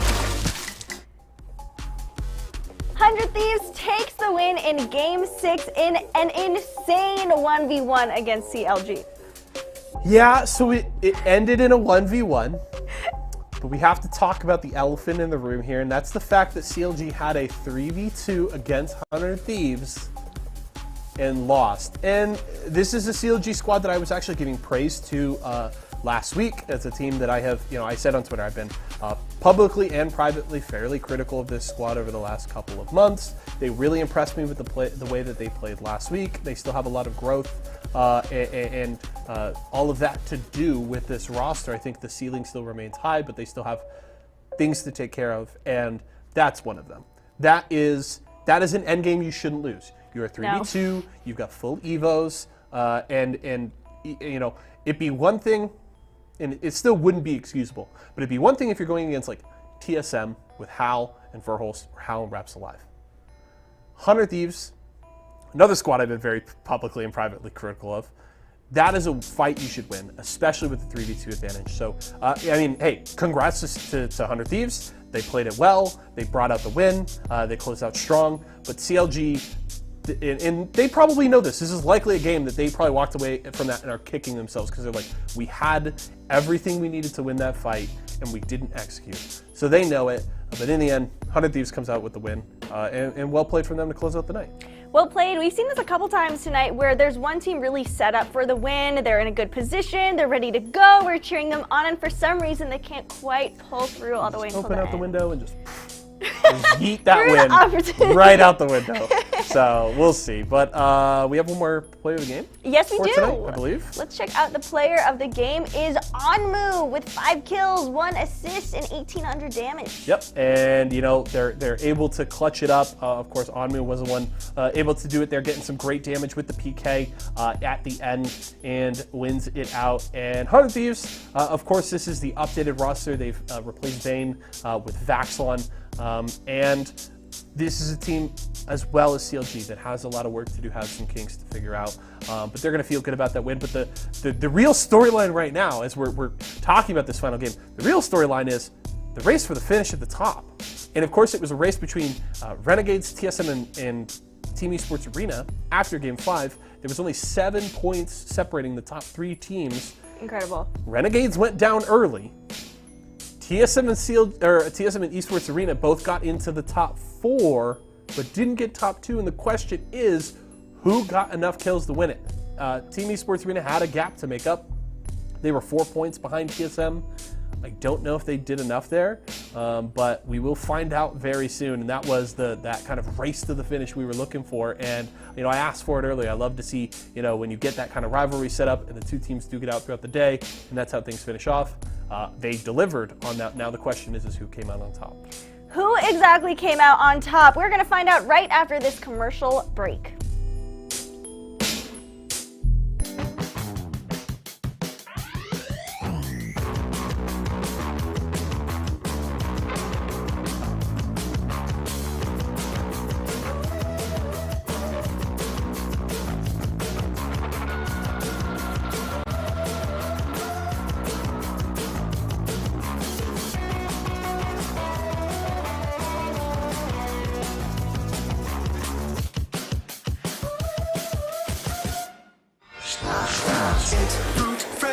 Refreshingly sweet, but without sugar, 0 calorie treat. Now all our top ultra flavored splash.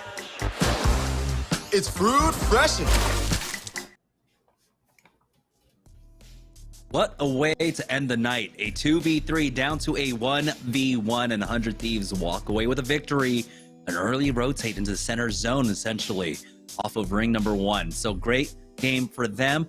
We'll see what that means for them on the leaderboard. Let's check in with the Mobile One leaderboard for the final time tonight to see who ends up winning. And it is TSM by 4 points up against Renegades, who end up coming in second place. But Team Esports Arena, to be completely outdone. We're only 3 points behind Renegades throughout all of that.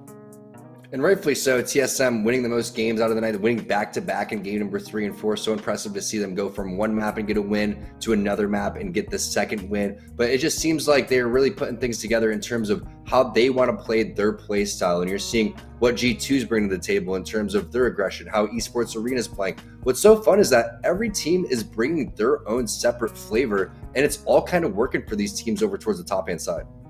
Yeah, I mean, it's fantastic, right? Because it's not just, what was it for like a year? Bloodhound, Wraith, and Gibraltar for like a year, right? It's so many different compositions that show the different aspects of strength that they bring. It feels like we're in a really good spot in terms of the meta so far, but there's still a lot of exploration to be done. Right now, though, this is one of the fights G2 end up taking here. I mean, there was a squad that we were really looking forward to. Man, ended up getting punished on this fight. This was tough. I mean, Designful gets a little bit too over aggressive right there, gets taken out. Yeah, the shots were looking so good from Gentrifying the entire time, but just look at the collapse from a handful of different teams throughout all of this offensive environment. Comes down for reps. They're pinching from all different aspects. And then this is when you knew TSM started to pick up a little bit of momentum. And there were so many little things when you look at the leaderboard, how TSM was able to get all of these points. Reps starting off with a lot of kills, Hal ratting things out early in World's Edge when they were playing in game number 2, and then the way that they were able to win back-to-back games in game number 3 and 4. Very impressive performance, but we just got to reiterate, I think we are in a great spot with the meta. We had a lot of stale stuff happening with not only the Bloodhound meta in terms of Gibby and with Wraith, but also when we had Watson Pathfinder and Wraith. Now we're seeing a handful of different legends. Everybody's really playing different compositions. And just like you're saying, Jamerson, it really depends on what their strengths and weaknesses are. But one thing's for sure, I would love to see next week Ghost Gaming get off of that Bangalore, Intel get off that Bangalore, switch things up a little bit and go something a little bit more in terms of what their strengths are, even though I do think that they could pull that off. Yeah. So once again, congratulations to TSM for coming in first place. Renegades for taking the second place spot tonight. It was an extremely close race there for the finish, but TSM walk away with the win once again. So congratulations to them. That's going to do it for us, though. We're going to go ahead and send it back to the studio for them to close out the show. So guys, go ahead and take it away. A huge congratulations to TSM for winning Pro Night on week 11 of Series E. They had a shaky start but pulled through strong right up until the end.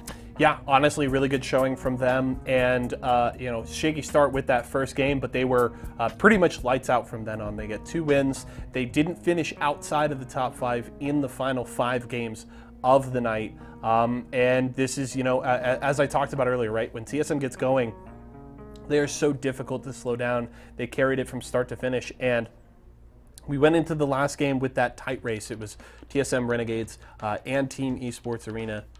And ESA doesn't even jump into second place, which is unfortunate there. Renegades able to hold on with their performance in that final game, getting just enough points to hold off Team Esports Arena, grab second place, and of course TSM grabs the win there, and well played. And I will say, credit to Esports Arena, Renegades, and the other squads, because when you see TSM have a performance like that where they win 2 games, 5 top 5s, they look like they're pretty much firing on all cylinders all day. The fact that they only won by, I think it was 4 points over Renegades, right, I think speaks to the fact that a lot of other teams, specifically Renegades and Team Esports Arena, were very consistent as well, able to keep in the mix there and not let TSM really kind of pull away with the day, which is very easy for them to do when they're playing this well.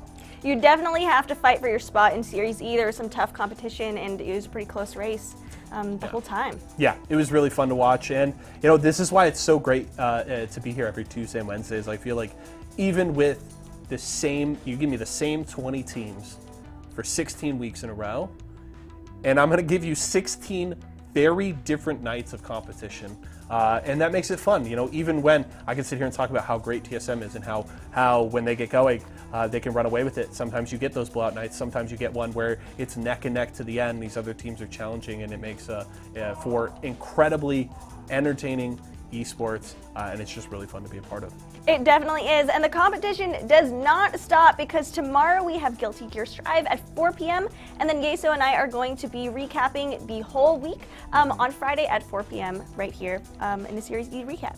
I'm looking forward to it. It's always fun to get to come and talk to you. I'm also looking forward to Guilty Gear tomorrow. The season is approaching its end. We still have, I think, 5 weeks, 4 or 5 weeks of competition left in the first season of Series E Guilty Gear Strive, but that's been great. So if you love the FGC and you haven't been watching Series E Guilty Gear Strive, first of all, what are you doing? Second of all, clear your schedule tomorrow, 4 o'clock. Be here with me. We'll be watching all those matches, and it'll be great. And I'm excited to get to sit down with you again on Friday. It's going to be a good time. I'm going to be so excited to be here. Follow the channel, follow the Twitter, notifications on. There is a ton of content included with Series E, and make sure that you don't miss any of it, because there's a lot of hot competition. Yep, it's going to be a good time. Always fun to come and hang out with you. Thanks so much for coming back again. Fun to be here. Thank you so much, and thank you so much for watching. This concludes our Pro Night for Week 11 on Series E for Apex Legends. Thank you so much, and we'll catch you tomorrow for Guilty Gear Strive.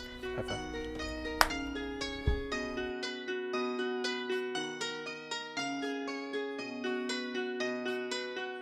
Ooh, let the 301 hum, bats of bullets off your chest till the armor falling off. Oh god, all those gas making you cough. Feeling caustic when I drop, leave your body in a pile, let it rot. Shield cells got a lot, what you move, you a bot. What you fade like a thought, skull town where I bang. What your life, what your drain, never getting off the train, never drop another game, yeah. 301 in my hands, different drop, same plan. To my squad, I'm the man, I'm a witness, no I can't. Sending shots, no spam, accurate, watch them slam, watch them run while they can, make them slump. Give me the loot, take what I want, all of my rounds, light like the sun, yeah I am the one, lighting you up. R301, you're all that I need, you're all that I want. We at the top, act like we scum, taking your life and leaving the crumbs. Do what we want, we get the dub, living that life, yeah R301. I got the size, H-Cog, barrel stabilized, no rock.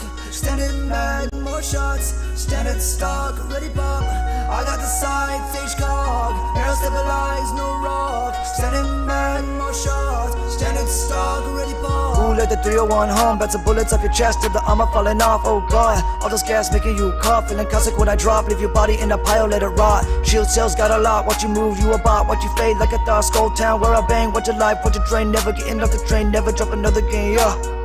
Ooh, let the 301 hum, bats of bullets off your chest till the armor falling off. Oh god, all those gas making you cough. Feeling caustic when I drop, leave your body in a pile, let it rot. Shield cells got a lot, what you move, you a bot. What you fade like a thought, skull town where I bang. What your life, what your drain, never getting off the train, never drop another game, yeah.